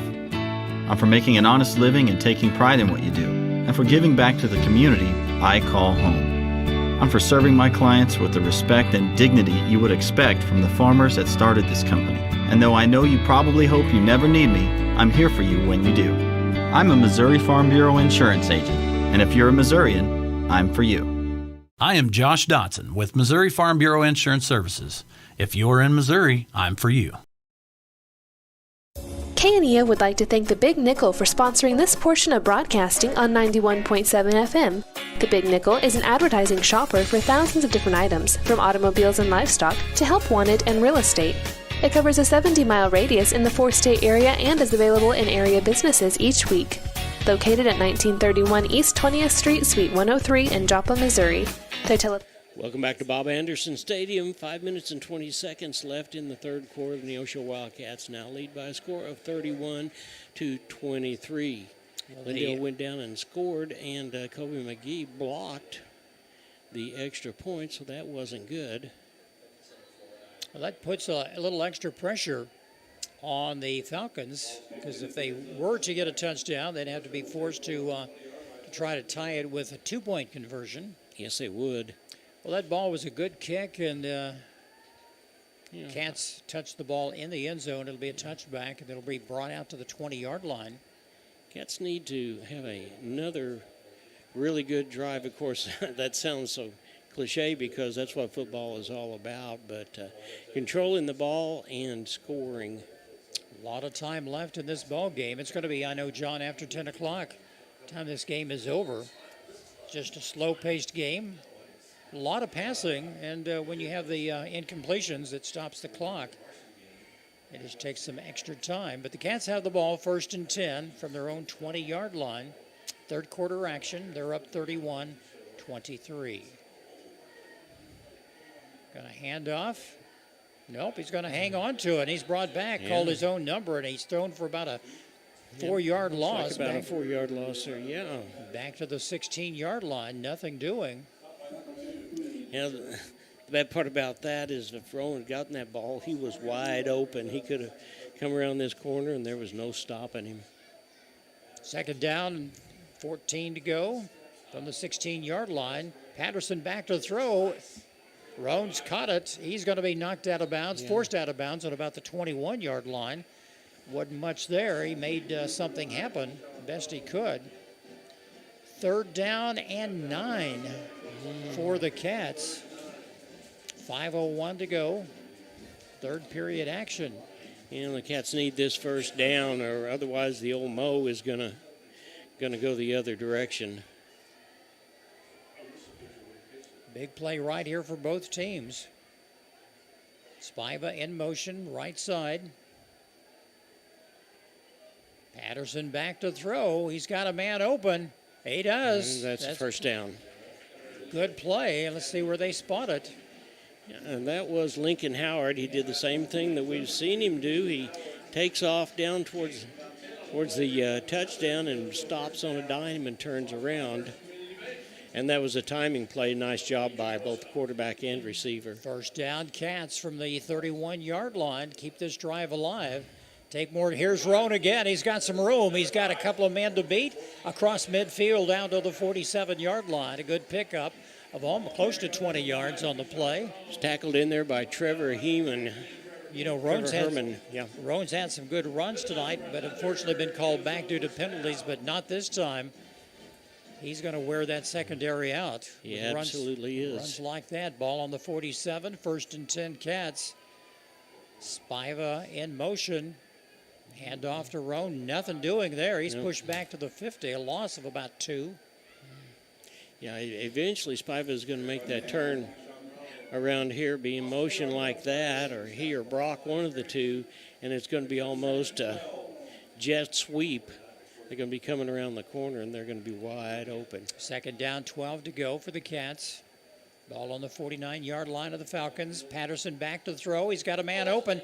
Incomplete. Well, it was a nice job by number 8 that time. Spiva couldn't come up with it. He was Derek Washington to put a stop on the ball. Knocked down at the 41-yard line. They're going to sort things out. Looks like we'll see. It's going to be against. Looks like a personal foul they're calling against the Falcons. That's personal foul, roughing the passer that time, and that'll be a 15-yarder. And that brings it inside the 35, down to the 34, 1st and 10 Cats, and that keeps that drive alive with 4:07 left in this third quarter. John, I'm loving the new scoreboard here that the I am district too. put up. It's a nice asset to Bob Anderson Stadium. It really is. That other scoreboard had been there since you and I were there, I think, almost. My wife said the stadium looked naked tonight, without the old scoreboard we've had for 30 years, but it was a good one, served its purpose. It was. Keyshawn Roan right up the middle again, and he's going to pick up about 6. I don't know what his yardage total is tonight. I know it has to be over 100 yards. He's had a good evening. Patterson's had a good night on the ground and a good passing attack as well. Cats need another score. How about Kobe McGee running the ball? Oh, Patterson back. He's in trouble. Oh, what a nice nice play to Spiva, and he's going to get knocked out at the 1-yard line. Oh, just when you thought Patterson was going to be knocked out, he tossed it out. Mason Spiva wide open down the sideline, down to the 2-yard line. Here comes the Cats. And they're going to score before they have a chance to get through, and Roan goes through for the touchdown. Touchdown, Wildcats.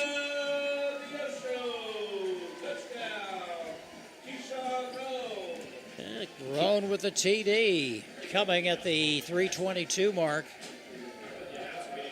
What a wild game this has been, John. It has. It's been an exciting ball game. We've seen some things happen that we don't normally see happen. But it's been a good ball game. It's been a great ball game for this bunch of young Cats, to be honest with you. And the kick is up. Yeah, it's good. And perfect again. 38-23 is our score. Neosho on top of Glendale. Let's take a timeout and return after this on your KNEO Wildcat Sports Network. The Roper Kia 4-State Sports Report will provide up-to-the-minute scores and highlights from around the 4 states.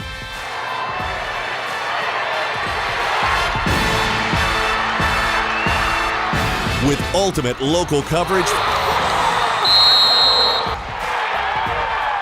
from all your favorite teams.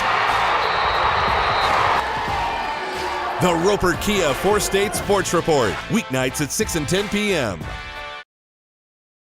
Locally owned, operated, and here for you. Check out the new face of the Neosho Daily News, covering Newton County, highlighting area residents, businesses, school news, sports, and more. Find us on Facebook at Neosho Daily News or call 417-451-1520. Go get 'em, Wildcats! This is Pastor Barry Reel from the First Free Will Baptist Church of Neosho. Though our culture seems to be rejecting the idea of truth, we remain committed to obeying God's Word by speaking the truth in love. We would love to share God's truth and love with you. And welcome back to Bob Anderson Stadium. The Cats have scored again. The score now is 38-23 with 3 minutes and 22 seconds left in the third quarter. Jim, looks like the fourth quarter could be a barn burner. It might be midnight time we're out of here, the way things are going, but the crowd is yet to go home. They're loving this. Cats, like you say, on top by 15 points right now. Dane Arthur back to kick the ball for the Cats. Here comes his kick. It's a pretty good kick, end over end. Taken on the 15-yard line. He's got some room up the middle. Oh, he's tripped up. And the ball's lost. They're going to get him right down to the 20-yard line. Yeah, I thought the ball got out of his hands and maybe someone else grabbed it, but that was Number 3, that was Cameron Bellamy. Well, the Cats would like to take time off the clock. You know, that extra point, missed extra point by Glendale is going to come back to haunt them. You know, they're down by 2 touchdowns. They need a little bit of help and a 2-point conversion to get back in the game. And Cats have a different thought about this. Ball actually spotted on the 22-yard line. 1st and 10 Glendale. Newberry, you know, is going to throw the ball. Yeah, he's got wideouts on both sides spread out. And here he goes. He's getting ready to throw the ball, but he is being chased. And he keeps trying to throw the ball, and it's caught. Caught. What a nice catch. Yeah. Had 4 defenders right around on the far side of the field, and he's going to be knocked out on the 29-yard line. It's a 29-yard pass play. Things like that, you know, are killers. Yeah. That was Trevor Herman. We called his name quite a little bit tonight. He caught that ball. Fortunately for Newberry, he was able to scramble enough in order to get him open. It's hard to see on the far side of the field, but that was a beautiful catch and run. And they'll run it this time up the middle, right up the gut, right up down to the 40-yard line. That'll move the chains. It's an 11-yard pickup, and the ref says, let's move, boys, and keep this game a-going. They'll move it. They'll spot it right at the 40. And clock is running. There's 2:49 left in the third period of play.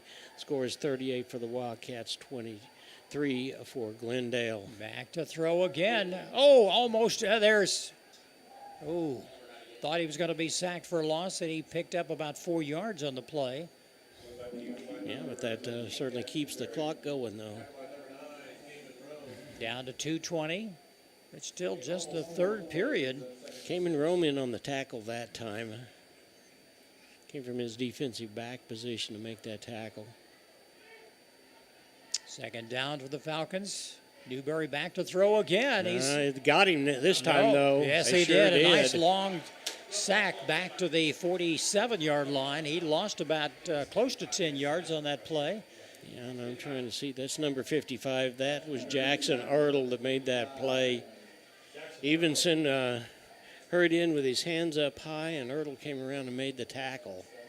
If the Cats can not shoot themselves in the foot and have a penalty, they're doing well on this possession, pushing the Falcons back. Third down and long. He's going deep. He's going for the whole. Oh, and it's intercepted. Intercepted. Cats come away with it down to the 10-yard line, and that'll stop a drive. Was Oliver Martin who made the play. That's a good defensive effort for the Cats. That's all Newberry could do. He's trying to get the Falcons back in the game as quick as they can, but the Cats say no way. And they'll take over right at the 10-yard line, deep in their own territory.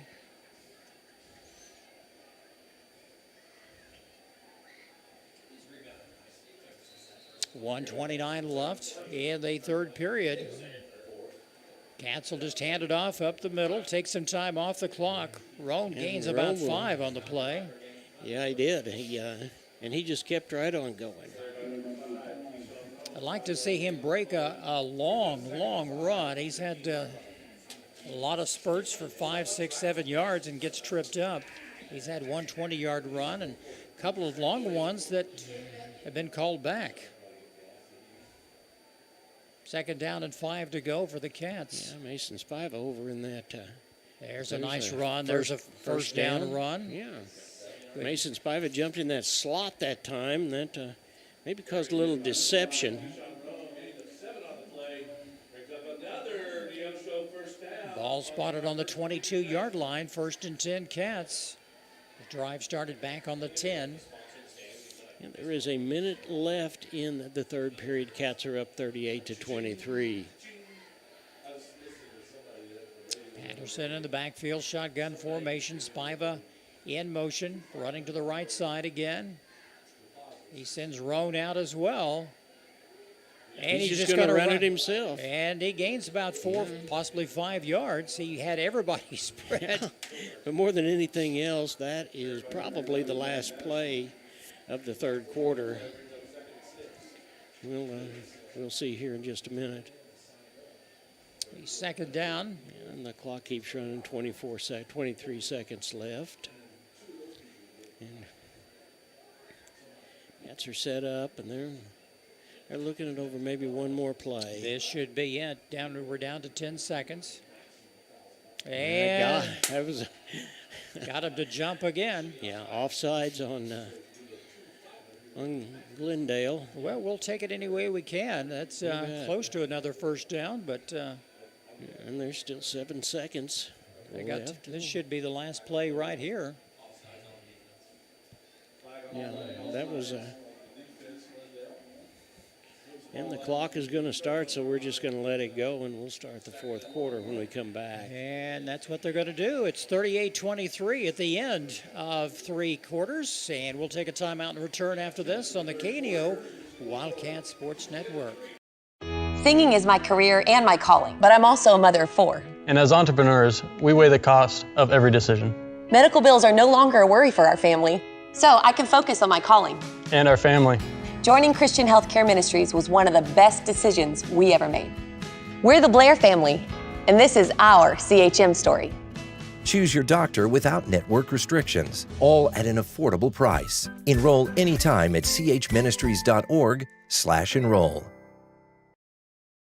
The Sports Locker, located at 1206 Neosho Boulevard, Neosho, is a proud supporter and supplier of Neosho Wildcat Athletics. Open 10 a.m. to 6 p.m. Monday through Friday and 10 a.m. to 3 p.m. on Saturday. They carry all the biggest brands, including Under Armour, Nike, and Adidas sports apparel and equipment. Be sure to check out their Facebook page at Sports Locker Team Sales and Specials, or their number is 417-451-9300. Proud supporters of the Neosho Wildcats.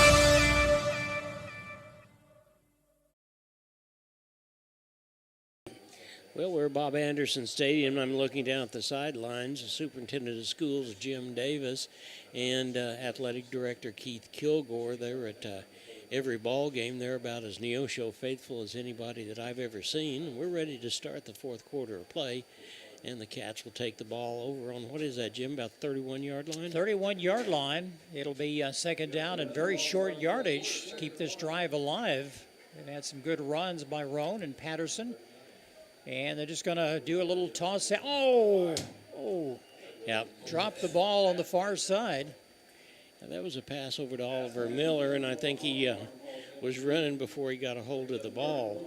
If you listen to the halftime show, you heard Superintendent Davis, who, by the way, was a football coach himself, say that the football team kind of sets the tone for the whole school. Now, like it or not, that's a fact. And if Neosho continues to have winning football, then a lot of things happen right in school. And a nice run. Here comes Roan. He's tossed down about the 37-yard line, but not before he gets another Wildcat first down. We're just starting the fourth and final period. Cats up by 15 points right now. A lot of games have concluded for the evening. Nixa defeating Republic 49-21. Joplin defeats Kickapoo 31-7. Carthage defeated Waynesville 50-8. Webb City over Lebanon 28-20. We'll be going to Kickapoo next week. I want to invite you to be with us. Pregame show will start about 6:15. And we'll have the kickoff at 7, but we will be in Kickapoo, Springfield. Another handoff right up the middle. Cats, why not, John? You gain 5 or 6 yards and you take the clock down a little bit. You bet. Slower count. It's kind of thrown Glendale off sides. Glendale down by 15. And the Cats are in the driver's seat right now. Yeah. We would invite you also, if you've got a taste for softball, the Lady Wildcats will be going to McDonald County and playing McDonald County and Marshfield tomorrow. They will travel that 2.5 hours to Waynesville, and then they'll be back home with Lebanon later on. And there he is again, Jim. Nice run by Roan up the middle to midfield, right at the 50-yard marker. Let's move the chains again. That'll keep this drive alive. Yeah, it's hard to believe softball is back in action, and look forward to with a new coach this year. And, they lost a few key players, but I think the Cats will be in good shape. this year on the softball field. Well, I was at practice the other day, and I saw not only one, but I saw 3 different pitchers, and I also saw 3 different catchers. Well, Patterson couldn't make anything happen. He's thrown for a loss. He tried to run to the right side. He's thrown back. But at this point, it is running time off the clock. We're down below 10 minutes now in the ball game. Cats get another few first downs. They could really run that clock down. Maul, he lost 2 yards on that play. 2nd and 12, back on the 49-yard line of Neosho. And the Cats are getting good experience in milking that clock the best they can. They'll hand it. No, he's going to throw it this time. He's got a man open. Oh, that was to Brock Franklin over on the sidelines. He was between a couple of defenders and jumped up, but it was not to be. No, it's Brock Pyle. Yeah. I said Brock Franklin. Yeah. I'm sorry, Brock Pyle. Yeah. Yes, I said Franklin. I'm sorry. That's all right. Brock Franklin was a good receiver for us. And now coaching basketball. Yes, he is. 3rd down. Let's see what happens. Clock stopped at 9:25. And they're going to look over.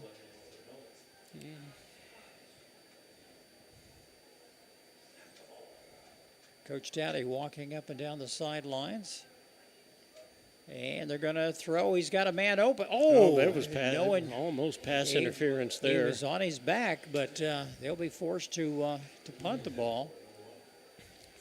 Defender that time was number 10, Max Frickenberry. Well, the Cats were moving the ball. I thought they might just continue, John, to milk that clock and run the ball. That could have taken another minute off the clock, but they decided to throw it. But 9:21 to go in the ball game.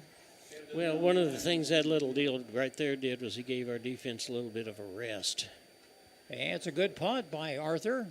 Going to take, and they're going to fall on it down around the 30-yard line. It took a Glendale bounce coming back the other way. Yeah, that was a nice high punt, and there were several Neosho defenders down there by the time, and they were able to jump on it, even though it did take a bad bounce. See if we got any other scores in here tonight. Webb City, we did mention, defeated Lebanon 28-20. And trying to find Nevada defeated Monette 50-20.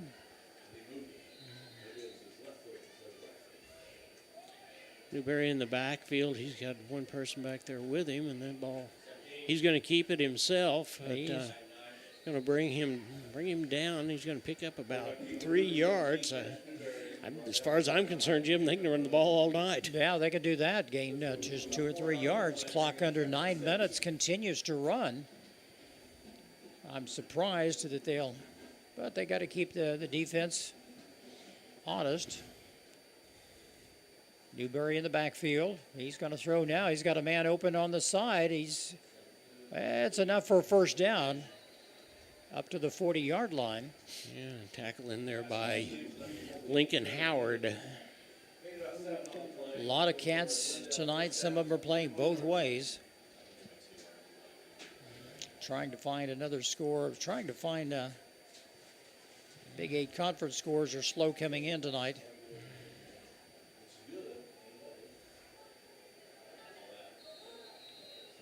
Don't forget you can check all the scores like we do on kneo.org. Just go to the scoreboard app, a little section, very easy to work.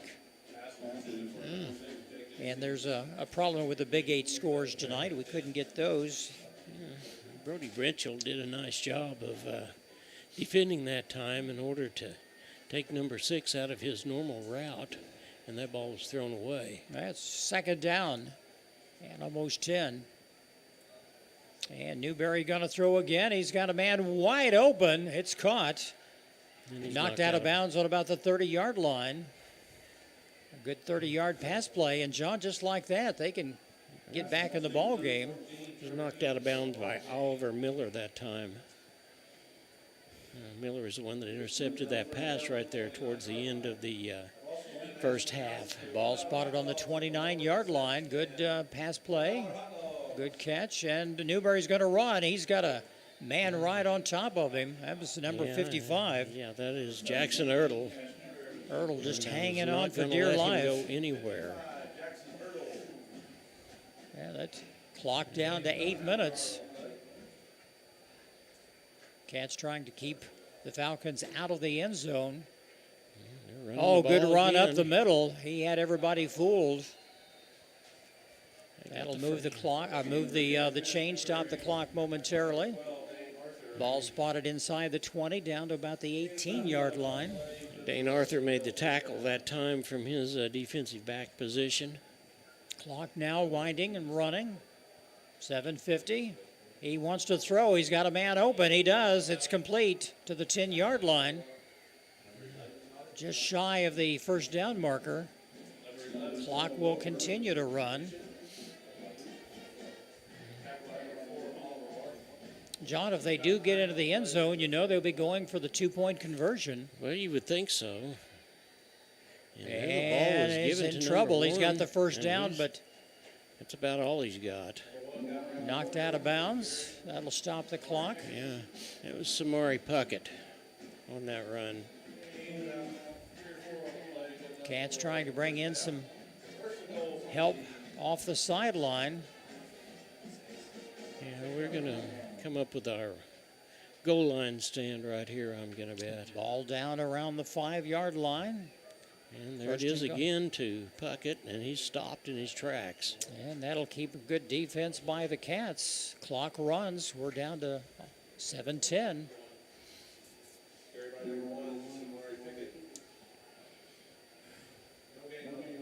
No gain on the play, they say. We're right at 7 minutes.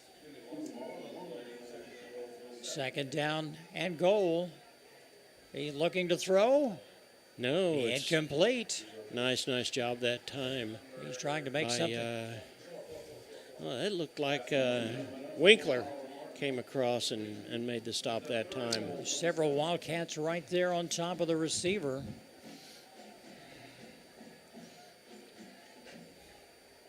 Ball on the 5-6 yard line. He's going to go back and try it again. He's got a man open. Touchdown. Falcons. And then number 6, that was Jakin Seats. And that brings it 38-29. Extra point attempts coming. Will they decide to go for 2? They had the last one blocked. I'd say that is what they're getting ready to do. You know, they're having trouble figuring out what their manning charts are going to look like to do that. And they bring in some help. They've got some big ones. Number 11 is a big young man for the Falcons. They're going to go for 2. Yeah. He's got it wide open. Yeah, wide Extra open, point is good. And it's now 38-31. 1 point, 1 score difference. All it is. This game's not far from over. We'll take a timeout and return after this on the KNEO Wildcat Sports Network. Insurance Benefits Consultants now has 2 locations to serve you. They're located at 1009 South Neosho Boulevard in Neosho and at 701 Northwest McNelly Road in Bentonville, Arkansas. They are proud supporters of the KNEO and Neosho Wildcat Sports Network. They provide Medicare and Medicaid supplemental policies, as well as life, health, and group health insurance plans from companies like Allstate and Colonial. For more information, call 417-451-4244 or in Arkansas, 479-431-5226. Singing is my career and my calling, but I'm also a mother of 4. And as entrepreneurs, we weigh the cost of every decision. Medical bills are no longer a worry for our family, so I can focus on my calling. And our family. Joining Christian Healthcare Ministries was one of the best decisions we ever made. We're the Blair family, and this is our CHM story. Choose your doctor without network restrictions, all at an affordable. And welcome back to Bob Anderson Stadium. There is 6 minutes and 43 seconds left. The Cats are up by a score of 38-31. And they try the kick, and the Cats have got the ball themselves, and they lose it, and it looks like that they've got it back. What a tough break. I thought the Cats had it, but they're jumping up and down on the far side of the field in Glendale bench. And that threw the Cats a little surprise. Well, whoever it was tried to catch the ball. Instead of dying on it right there, he tried to run it back. Well, it will be Glendale ball. They're marking it right at the 49-yard line. A lot of time left in this game. 6:40 to go. Cats up by one score, 38-31. And I would look for them to try to air the ball out right here. Oh, Newberry's got a good run across the 40-35. A good 15-yard run, 16-yard run. On a quarterback keeper. That'll stop the clock momentarily. They'll get set and rewind.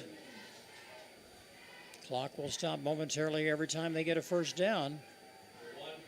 Running left. Oh, good stop by the Cats at about the 31-yard line. And the clock will continue to run. Too much time.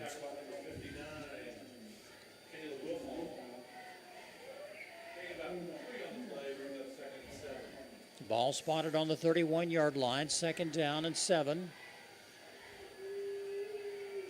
Newberry back to throw again. He's got a man open. It's incomplete. Oh, and there's coming in with a late flag. Yep, and that is going to be on, looks like number 2, and that is Lincoln Howard, if in fact that's what it is.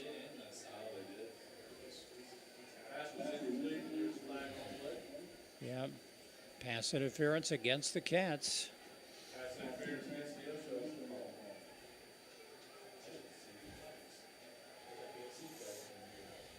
Clock stopped at 5:59. Well, there's no doubt about it. This will test our middle.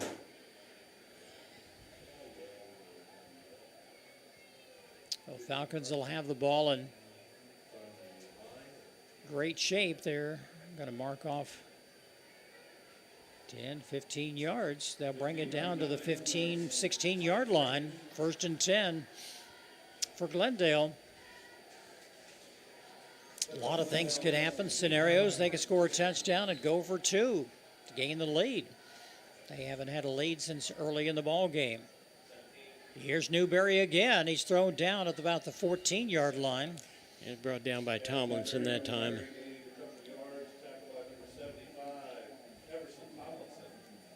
Been a good ball game from both sides. Glendale's had their backs against the wall. Cats have had a 15-point lead going into this 4th quarter. Now they've got wideouts. They're spread out all the way across. Newberry's got a man open, wide open, down at the 5. He brought down quickly at the 6. Good hustle by the Cats to get back in there. Plummer playing defense. Clock is stopped. That's a first down. First down, 1st and goal for the Falcons. They'll spot the ball right about the 6-yard line.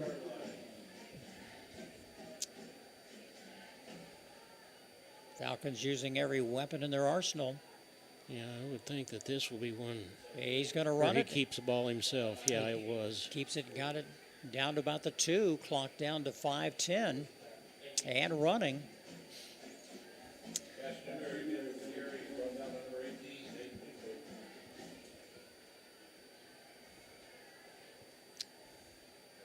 And a wide sweep. There's a touchdown. That could tie it up. That's coming at the 4:55 mark. And it's not going to surprise me to see them go for 2. I mean, number 14, Trevor Heeman, was wide open a while ago. Well, there's a lot of time left for the Cats to have a good drive. Yeah, it looks like they're going to go for 1 to tie it up, John. It's almost the 10 o'clock hour. Mm-hmm. Ball game is 3 hours long. Here comes the extra point attempt. Kick is up. It is good. It is good. We're tied up, knotted up at 4:55 to go in the ball game, 38-all. We'll return after this on the KNEO Wildcat Sports Network. At the Hillcrest Church of Christ, we're striving to be His own people, eager to do what is good. Join us for worship at 10 and 6 Sundays and for class Sunday morning at 9 and Wednesday evening at 7. You're sure to find a warm welcome and friendly people seeking to please God according to His Word. Wildcats, join us every Tuesday morning before school for Devo and Donuts at 7 a.m. Learn more about the Hillcrest Church of Christ at neoshochurchofchrist.org. This is Pastor Barry Reel from the First Free Will Baptist Church of Neosho. Though our culture seems to be rejecting the idea of truth, we remain committed to obeying God's Word by speaking the truth in love. We would love to share God's truth and love with you. Welcome back to Bob Anderson Stadium. We're knotted up at 38, 4 minutes and 55 seconds left. And the Falcons, having kicked the extra point successfully, will get ready to kick again, and Heeman will kick the ball off. And it's a shorter kick, taken by the up man at the 30. He's got some room across the 35. Cancel start in good field position. They've got 4 minutes, 52 seconds in which to work some magic to regain that lead. You know, I think this is the time that we see just what kind of clock management we actually have. We know we can score against these guys. We know we can control the line of scrimmage. Just a matter of how quickly we want to score. Well, the Falcons have outscored us 15-0 here in the fourth period. Cants with the ball, 1st and 10 from their own 35-yard line. And a good run by Roan across the 40. He picked up about 6 yards on that play. That'll keep the drive going. Clock will continue to run. Both teams with all their timeouts. 6-yard pickup by Roan. We need a big play here in this drive. No one has gone home. Brock Pyle in motion. Hand off to Roan again. He's first got the down. first down. Up across midfield down to about the 48-yard line of Glendale. Nice little run by Roan. He's kept this alive. John, that's been our bread and butter tonight. Good running attack, even though we've had some good pass plays. But, boy, just run that ball down their throat. Yeah, it really has, and I'm not sure we won't continue to do the same thing. They're giving the ball back to Roan. He'll pick up a couple that time. Not much there. He fell forward, but it'll keep the clock going. Under 4 minutes to go. Gain of about a yard on the play. That's where his knees came down. Looking at the sideline, see what Coach Touty wants to do. 2nd down and 9. Pyle in motion. He's got a man open. Oh, intercepted. Intercepted by Glendale on the 33-yard line. He slipped in there in front of the wide receiver. Yeah. Tough break for the Number 2, Cats. Lincoln Howard wanted a flag. Apparently, he thought that he had hit him somehow. Well, the Cats, the only bright thing there, the young man that intercepted went down, and not like NFL, you can get back up, and ball's on the about 34-yard line. They've got a long way to go, but boy, what a tough break for the Cats. 3:35 to go in the game. Plenty of time. A lot of time left for the Falcons. Yeah, we're just going to have to redouble who we are right now, and we're going to show who we are. Oh, what a nice run. Oh, up to midfield. Good hit in the backfield. Running back for Falcons took a big hit by Mr. Tomlinson. Yeah, but that's a first down. Newberry went ahead and ran the ball for the first down. One of the Cats coming out. Moving people back and forth. Well, the Falcons have the Cats on their heels right now. Dayton Kivett is in the ball game for the Cats. Another run by Newberry up to midfield. Good 5-yard pickup. Both teams very similar in their scheme of attack on offense. 3 minutes and 4 seconds left in the ball game. Tie score 38-38. Ball on the 49-yard line. Second down. Newberry again's got some room, wide open across the 40. Brought down, tripped up. Saved there on a tackle. Tripped up by Cayman Rome that time.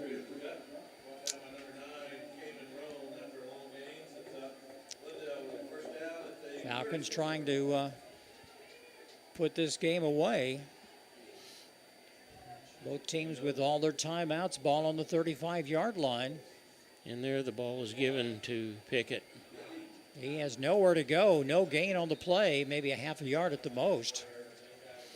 Bring up second down. Had a couple of Cats hitting from back behind him. Cats need something special to happen right here. Defense is going to have to make it happen. Clock down to 2:20. Second down. And 10. Newberry again. By himself, he gains about 8 yards right up the middle. And Jackson Ertl brings him down from his defensive end position.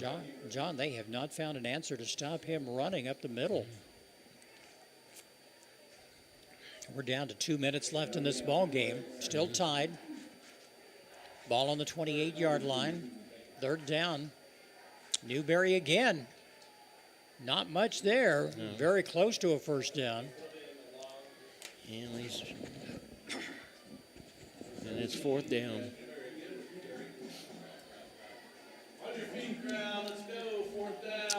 Cats need to put a stance right here. It's too far for a field goal.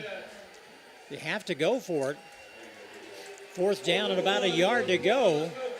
Now this is the ball game right here. And Newberry tries to get a hard count to get the Cats to jump off. Nothing doing. Just be patient. And he does not get it, it doesn't look like. It's going to be really close depending upon where they're going to put it. One official has it on the just inside 31-yard line. Let's see where No, they're not going to get it. It's not even going to be, it's not even close. They may be they're going to call a timeout and they're going to measure it. That's what they need to do. Certainly. There's a minute 12 left in the ball game. But that's really about a yard short according to where he marked it. Where you look, yeah, I thought he'd got almost to the 25-yard line. It looks short from this distance. They're bringing out the chains, and we'll soon see what. If it's a stop, it'll be a turnover. Neosho will take over. Yeah, and Neosho has got a minute and 12 seconds. In which that is, see, that's not even close. Neosho ball. No, that wasn't even close. Good stop by the Cats. Nice job by the defense that time to make that stop. And I tell you, it's not for lack of on the part of Mr. Newberry. He did his very best. Well, John, the Cats have all three of their timeouts. What do you do? I mean, they've gone to the air. They've had the one interception. Well, I think we've got the three timeouts. First of all, we've got to get some room behind us. We've got to pick up a couple of runs. This is where we need Keyshawn Rome, or we even need Boston to call his own number, pick up a first down. 1st and 10, Cats from their own 27-yard line. Roan in motion. Got to go to Plummer. Not much room across the 30, about the 32, pickup of about 5. Clock still runs. John, I don't think you and I have had a overtime ball game in the past 5 years. I don't think we probably have either. Clock continues to run. We've got a long throw to Plummer, intended. There's a flag, you bet, number 11.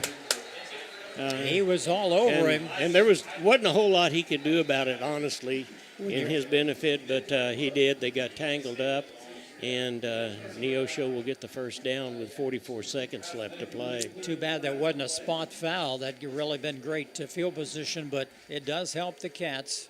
keeps the drive alive. You've got 4 more shots at the 44 seconds left. You'd think Coach Touty would work in and use his timeouts. Well, at this point, the onus is not on us. I mean, the onus is if we get down and score, fine. If not, we go into overtime. So it's actually on the defense to make a play. 1st and 10 Cats from their own 46-yard line. And they give it to Rome. He's up to the 49, pickup of about 3 on the play. Not much there. We'll take timeout now. 38 seconds left in the ball game. We're tied up. It's been back and forth. What a battle this has been tonight here at Bob Anderson Stadium. Cats had a 15-point lead going into the 4th quarter, and Glendale's come back with some nice plays, long plays, interceptions. McDonald County, it's a final. They have beat the Lamar Tigers 39-35. Oh, what an upset that's been. And now the final, Springfield Catholic 31 and East Newton Patriots 27. Luke is telling me we had an overtime game with Branson a couple of years ago, John, when we were down in Branson. I remember that now. We'd had a lead and we let that slip away. Yeah. Luke, thank you very much for calling that to our attention. Yeah, we'll have some scores from the Ozark Conference here in a little bit, but right now Ozark Mountain Conference, but we'll just hang on to it right now. 2nd down and about a long 8. Patterson back to throw. He's overthrown. Oh, there's another one. Is there a should have been? Well, don't see anything. Number 18. That was for Lincoln Howard, number 2. Well, the Cats have 2 more plays, but they need a 1st down to be in territory to make that long throw. Patterson's got a good arm. 33 seconds left in the ball game. Ball on the 49-yard line. Patterson back to throw again. He's got a man open. Did he catch it? No, he didn't catch it. Oh, so close to Plummer. Looks like Plummer. Yeah, that was Plummer. Got to bring down 4th down. 29 seconds to go. John, if you don't make a 1st down, you're still giving a good field position here for Glendale to go for it, but they're going to punt. It looks like that may be the case, but I would remind you also that Dane Arthur is also a junior varsity quarterback. He has a good arm. We saw that last week in the Jamboree. He's decided to punt. It's a good one. It's going to take a bounce, and they'll take it on about the 14-yard line. There's a block in the back, and there was a good hit. And that was a good hustle by the Cats. Yeah, and Rome is now. Cayman Rome made the tackle that time. Well, you have 19 seconds. You can give up some yardage, but you don't want to give them a touchdown. No. By any means. Cats have 2 timeouts left. The Falcons have 3. Yeah. And there is a timeout on the field. And it looks like that it is Frank Tristan's going to take timeout and talk to his players over on the Glendale side.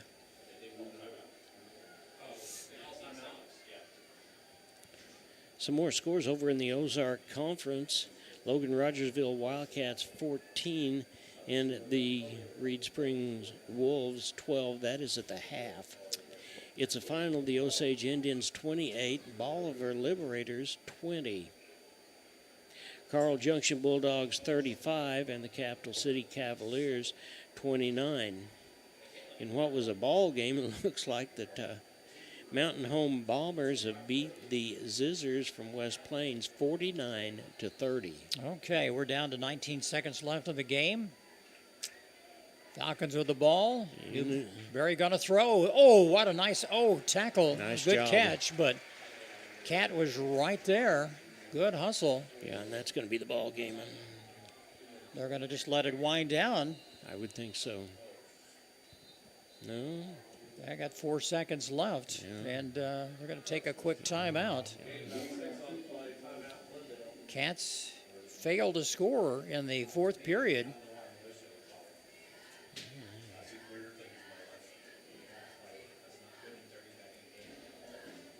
Clever Blue Jays beat the Miller Cardinals by a score of 20-7. Father Tolan Trailblazers 20, the Forsyth Panthers 0. We saw Forsyth in the Jamboree last weekend. Mountain Grove Panthers 28, Fairgrove Eagles 29 in a barn burner.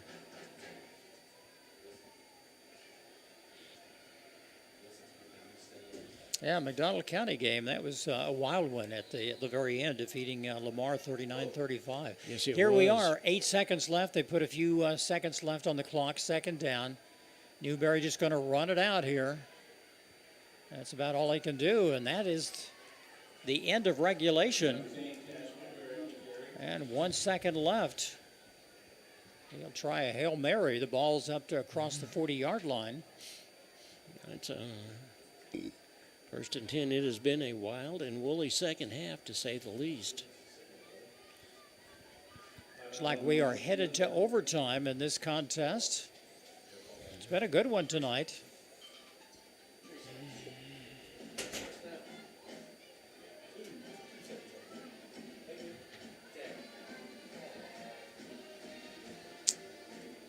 Big crowd still here. John, they don't go to bed at 9 o'clock like you and I do. No, they don't. No, they don't.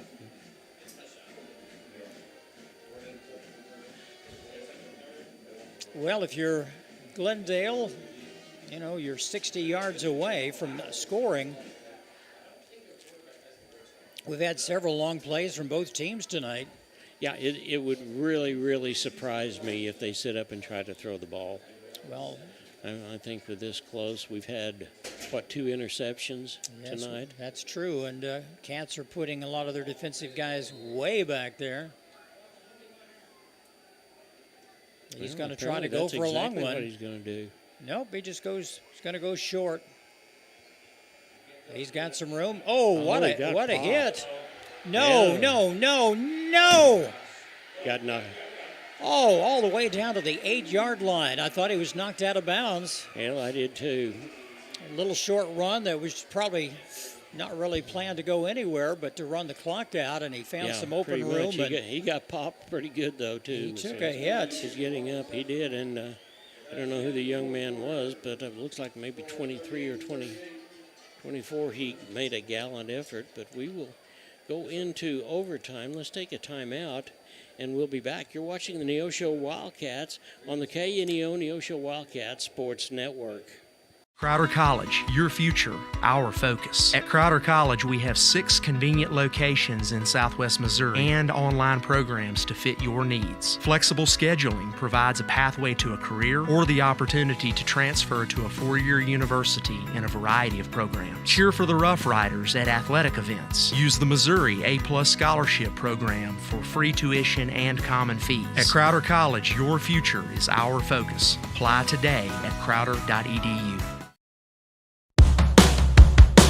Looking for extra space near Neosho? At 86 Mini Storage, we offer secure open parking for RVs, campers, and vehicles. Plus, we have a selection of storage units that can hold whatever you need. Conveniently located in Western Neosho with 24-hour access for our customers, and right now, your first month is free. To find out what spaces are currently available or request a unit, visit 86ministorage.com or call 417-621-1601.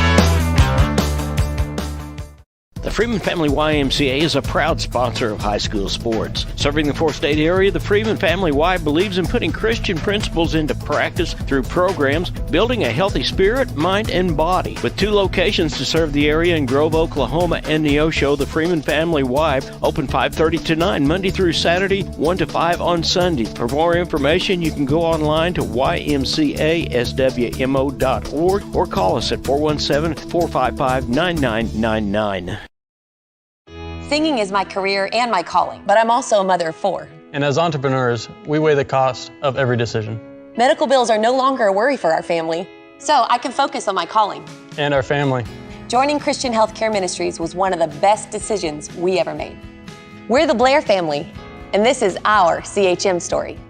Choose your doctor without network restrictions, all at an affordable price. Enroll anytime at chministries.org/enroll. My name's Pastor James for the Neosho Church Nazarene. Just have a privilege here to share with you a word of encouragement today. You know, in the world in which we live, people are always making plans. We're trying to navigate through life, and sometimes life can be kind of complicated and rather layered as we're trying to figure out direction and trajectory and all of these things. But the Bible tells us to commit all of our plans to the Lord, to trust in the Lord with all our heart, to lean not on our own understanding, to acknowledge Him in all our ways, and He will make our path straight. I'm a firm believer that the Lord has incredible plans for our lives, and so many times we deviate from those because we get to chasing after all of these other things that are out there in the world. The Bible tells us that before we were even born, that the Lord had things that He wanted our lives to accomplish. And so I would just encourage all of you today, and I don't think it's by accident that you've stumbled across this video, and I would just encourage you to seek the Lord, to lean in and to find out what He has for your life, because I promise you that will be the best life that you could live. May the Lord bless you. Hope you have a wonderful day. Welcome back to Bob Anderson Stadium. Jim Jackson, John Ball, and Matt Ball with you. We are getting ready to start the overtime period. We've got about 40 seconds left in between the regular play and the overtime period. The Neosho Wildcat captains are over there on their side. The score is 38-38. Kudos to the Glendale Falcons because they held the Cats scoreless in the fourth quarter. And they were down by 15 down points. By it was 15, yes, sir. Yeah, it was 38-23 as we started the fourth quarter. But you know, a couple of breaks went Glendale's way. They had a onside kick that they were able to eventually score a touchdown from 49 yards out on a nice drive, and they intercepted a Wildcat pass with about 3 minutes to go in the game to put a stop to Neosho's one big drive. But the Cats came back with some defensive efforts too, so it's you know, it's a lot of swings back and forth.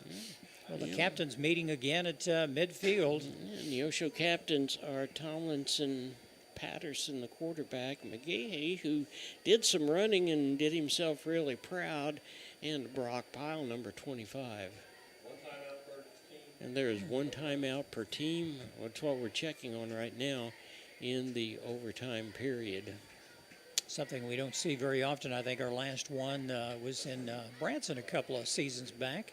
Yeah, I think that's right. It was the last one that we have had. Of course, we didn't play Branson last year because they went over to the Ozark Mountain Conference, but they are in our district this year.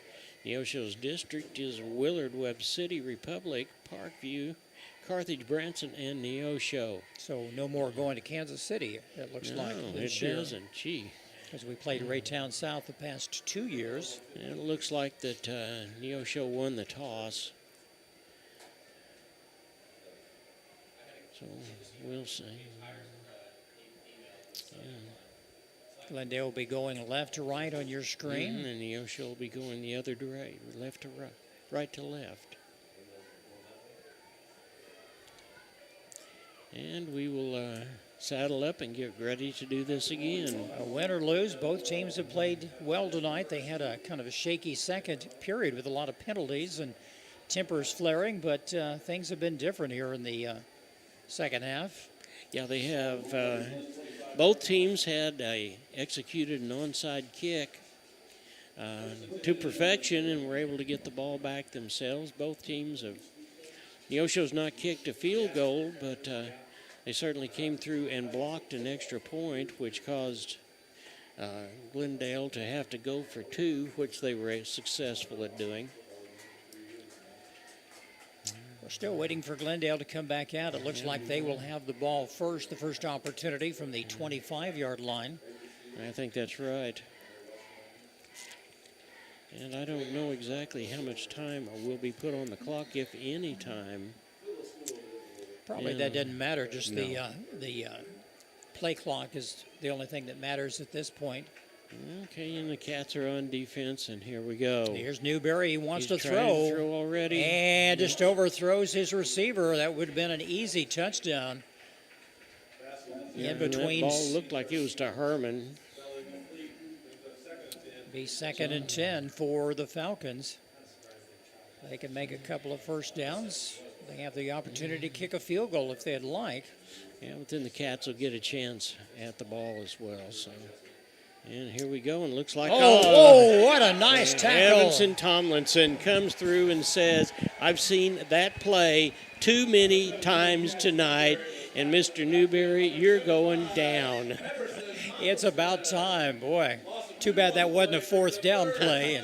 Yeah. But that was quite the stop. Newberry thought he would fool everybody again. Here's 3rd down play. And I tell you what, Newberry can obviously take a poke, can't he? Oh.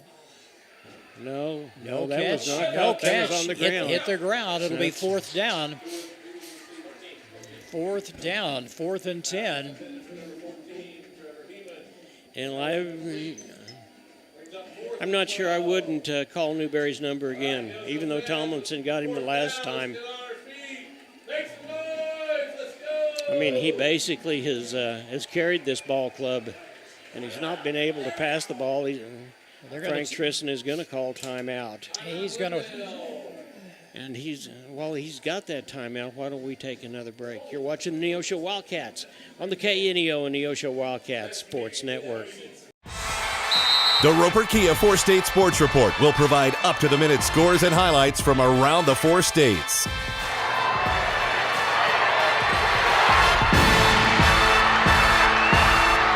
With ultimate local coverage from all your favorite teams. The Roper Kia 4-State Sports Report, weeknights at 6 and 10 p.m. And welcome back. We've got the timeout out of the way. And right now, the Falcons have got, it's 4th down. The Cats can get the ball over on downs. Newberry's back to pass. Oh, he's in trouble. trouble. Looks like he's in trouble. He's going to try to throw the ball. But oh, he's got a man open. Oh, what a nice play by the Cats to save a catch. Plummer comes in at the last minute and knocks that ball away. Haven Plummer knocked that ball out of the way, so the Cats will take over on downs. Well, the Cats need to score. It's whoever scores, both teams get the opportunity. Well, I'm not real sure, Jim. If it wasn't me, I wouldn't bring Kobe McGee back in and let him either run the ball or block to open up the holes. The Cats have got the ball, a 1st and 10. If they score, the ball game is over with. See what the Cats can do, what Coach Touty's going to call. Time doesn't matter. You just need to keep doing a 1st down and run it right down the middle. And that's what they're planning to do. Patterson moves, calls his own number, and he gets up to, picks up about 7, it looks like, Jim. Good run up the middle. Yeah, they'll just keep doing that. You know, the defensive line for Glendale has to be tired at this point, just like ours is, but it's whoever wants the game the most. 2nd down at about 4 to go. Rockpile right there, and Roan gets up there close, but I believe he's going to be knocked back. He's going to be short about a yard. They've got 2 times to just run that ball right up the and middle. There is McGehee. Yeah, that's what we need right there. He's had good luck in the first half. He's played good defensively tonight. He has it. He ran the ball and ran it really well in the first half. So here we go, and he's going to block, and Patterson's going to get the 1st down. And that'll keep the drive alive, move the chains. He just needed about a yard to go. Well, no, they're not. Maybe he was knocked down. It's going to be 4th down and inches, John. Well, it is, and here comes the big guys in. I thought he had the... Boy, it sure looked like it to me. From up here, but the ref was right there on the spot. This is where the Cats have got to dig down deep and scrum. Tomlinson is in the backfield. And there's the 1st down. And then some. That time, Patterson was under center. Tomlinson was in the backfield, led the way blocking, and picked up the 1st down. And they moved it quite a ways. We're down to the 12-yard line. They can get down to the 2 for another first down. And just keep doing what they're doing. They have yet to pass on this overtime drive. They'll do it again. No, but down to the 5-yard line. Oh. Yes, sir. And there's Roan with a hop, skip, and a jump over a couple of defenders who were on the ground. And they'll spot it right at the 5-yard line. It's going to be second down and about 3 to go. If you're just joining us and wondering what in the world is going on, we are in overtime. We're tied at 38. Glendale had the ball first and turned the ball over on downs. The Cats need about 1.5 yards, and there is a flag. I'm not sure what the flag is for. Or is it a timeout? Well, apparently, maybe there's somebody. Can't tell what is going on there. It's against Glendale. Flag from the lineman over here. Let's see what they call it. Illegal substitution. Oh, okay, so. And that's a first down, first and goal. It's down to about the 2-yard line, inside the 2. And here we come, and we're going to scrum this thing on through. But as I said, Glendale had the ball, turned it over on downs. The Cats now have got an opportunity to win this ball game and ring the bell. Is Tomlinson in the backfield? He is. No, and that is McGahee, and it's a touchdown. That's the ball game.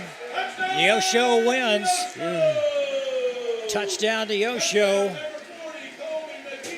McGahee makes the touchdown.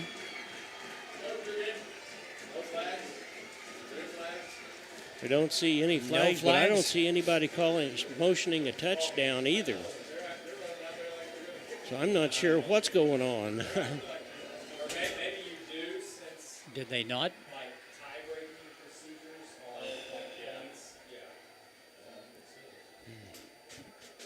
So apparently Neosho scores, and the score now is 44 to 38.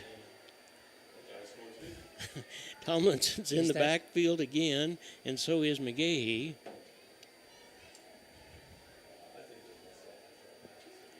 And it looks like even though we've scored, even though we won the flip, then the other team gets one more opportunity. I don't understand. I guess I don't either. And McGahee gets stopped. Well, it's 44-38. Mm-hmm. That's our final score. That's it. So they had to do the extra point, so that's the final. Okay. Neosho wins a thriller in overtime. What a great ball game. Let's take a time out and catch our breath, and we'll come back hopefully with some more scores. And we'll wait for Coach Touty to come up here. Crowder College, your future, our focus. At Crowder College, we have 6 convenient locations in Southwest Missouri and online programs to fit your needs. Flexible scheduling provides a pathway to a career or the opportunity to transfer to a 4-year university in a variety of programs. Cheer for the Rough Riders at athletic events. Use the Missouri A+ Scholarship Program for free tuition and common fees. At Crowder College, your future is our focus. Apply today at crowder.edu.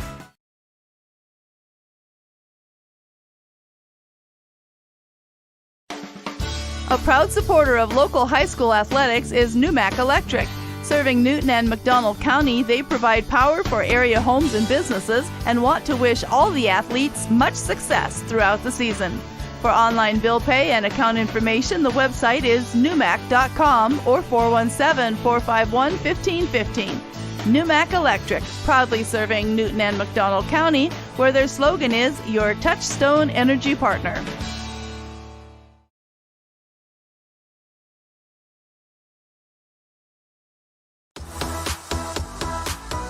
You've been listening to the Final Drive Scoreboard Show on the KNEO Sports Network. The Final Drive Scoreboard Show is sponsored by Freeman Orthopedics and Sports Medicine. See how one of their certified physicians, certified athletic trainers, or a therapist can help you get back in the game.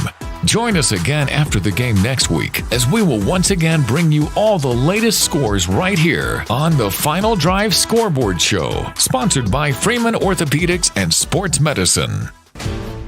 This has been a live production of KNEO Sports. This broadcast may not be reproduced or retransmitted without the express written consent of KNEO Sports Network. This has been a sporting outreach of KNEO Sports Network, reaching into communities to make a difference for eternity.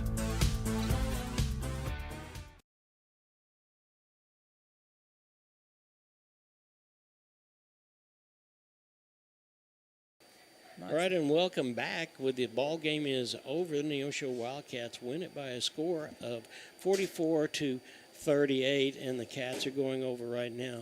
And they're going to be ringing the bell. We're waiting for Coach Touty to come back. But we will wait on him to come, but we'll give you some scores in the process. Webb City beat Lebanon 28-20. Neosho Wildcats, as we said right here, as you saw on KNEO and Neosho Wildcat Sports Network, 44-38. Carthage was all over Waynesville by a score of 50-8. Joplin Eagles 31 and Kickapoo 7. Nixa Eagles 49, Republic Tigers 21.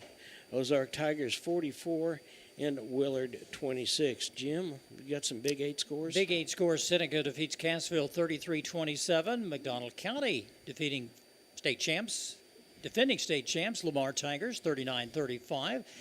East Newton fell to Springfield Catholic 31-27. And Nevada on top and wins over Monette by the score of 63-34. We do want to mention Postgame show brought to you by Arvest Bank of Neosho, where they believe in the power of serving others, from small business to agriculture. Whether you're looking for someone to help manage your mortgage or an expert in wealth management, they have you covered. You deserve a financial partner who cares, and you can help you reach your financial goals. Arvest Bank, proud to call Neosho home. Yeah, we're waiting on Coach Touty. He's coming up. He's making his way up there. What a great victory for the Neosho Wildcats tonight. And even though it was in overtime, we did what had to be done. And it's always a ball game when you play Glendale or when you play specifically Frank Prison. So I think we hear him coming this way, and we will talk to him for a few minutes about the ball game. I want to remind you to be with us next Friday night when the Neosho Wildcats will take on the Kickapoo Chiefs, and we will have that ball game from Springfield, Missouri, and we'll start that ball game pregame show about 6:15. What a ball game this has been. Once again, the final score tonight, Neosho, a thriller in overtime, 44-38. Coach Touty with us tonight, and Coach, so many great plays. How's your heart beating tonight? It's beating, that's for sure. I mean, a lot of ups and downs, but it was, it was a thriller, a good ball game. You had the momentum going into the fourth quarter. You were up by 15 points, and then some tough breaks that kind of bounced their way. But the big part, the defense on your team tonight, outstanding when they had to be. Absolutely. I mean, that's a really good Glendale team. They're extremely athletic. I mean, number 11 will be one of the better receivers in the conference. We'll see. So, credit to our defense for just continuing to rally and making plays when they needed to, and just super proud of the group of kids. It seemed like Newberry, outstanding quarterback for Glendale, and besides a good passer, he was a good runner, and we like to see Mr. Thomason just pounded him one, made him know where he was playing tonight here in Neosho. Yeah, I mean, Tomlinson played a lot of snaps tonight. I mean, it's got to be probably close to a record, I would think, because he was playing almost every snap on both sides of the ball, and extremely long game, but when we needed him, he made big plays. We thought you'd give him the ball, at the end. I mean, he could just... If he was wearing a different number, we would. I promise you that. Coach, is that an issue? We were getting kind of tired towards the end, and I know we've got a lot of kids that are playing both ways. Yeah. And being able to get them some rest.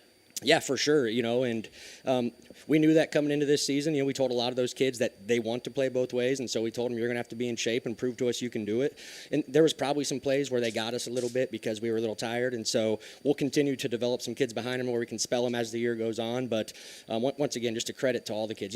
We did have some kids come off the bench and make some big plays. That fourth down stop in the fourth quarter, both Everson Tomlinson and Gabe Bastide were on the sideline, and those are some dudes for us in the middle of the field, and we stuff them right up the gut. So we got some depth as well. And you've got a good bowling ball on the team. McGee, he just in the second quarter, he had runs of 8, 9, 10 yards. Yeah, I mean, he's a big, strong kid. He squats 500 pounds. He just lives and breathes football in the weight room, and it shows. And he's about 240, and that's a big body to try and bring down, and he runs really well for that size too. Well, you can rest easy tonight. Kickapoo lost to Joplin, a big score. I think it was 31-7 in that ball game. You travel over to Springfield next week. Get ready. You look at some tape tonight. I'm getting old. There's no more film or tape, but you look at video.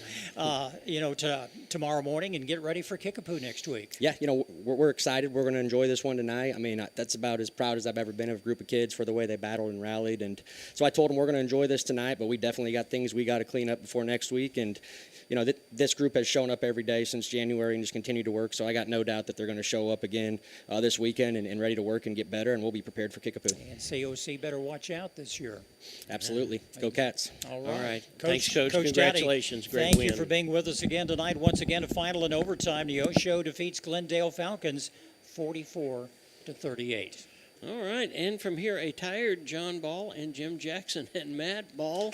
We want to remind you to be with us again. Hey, go watch the Lady Cats tomorrow down in McDonald County. You're going to see a softball team that you're going to be really proud of, and then they're going to come back this next week, and they'll be 11. So till we see you next time, go Cats!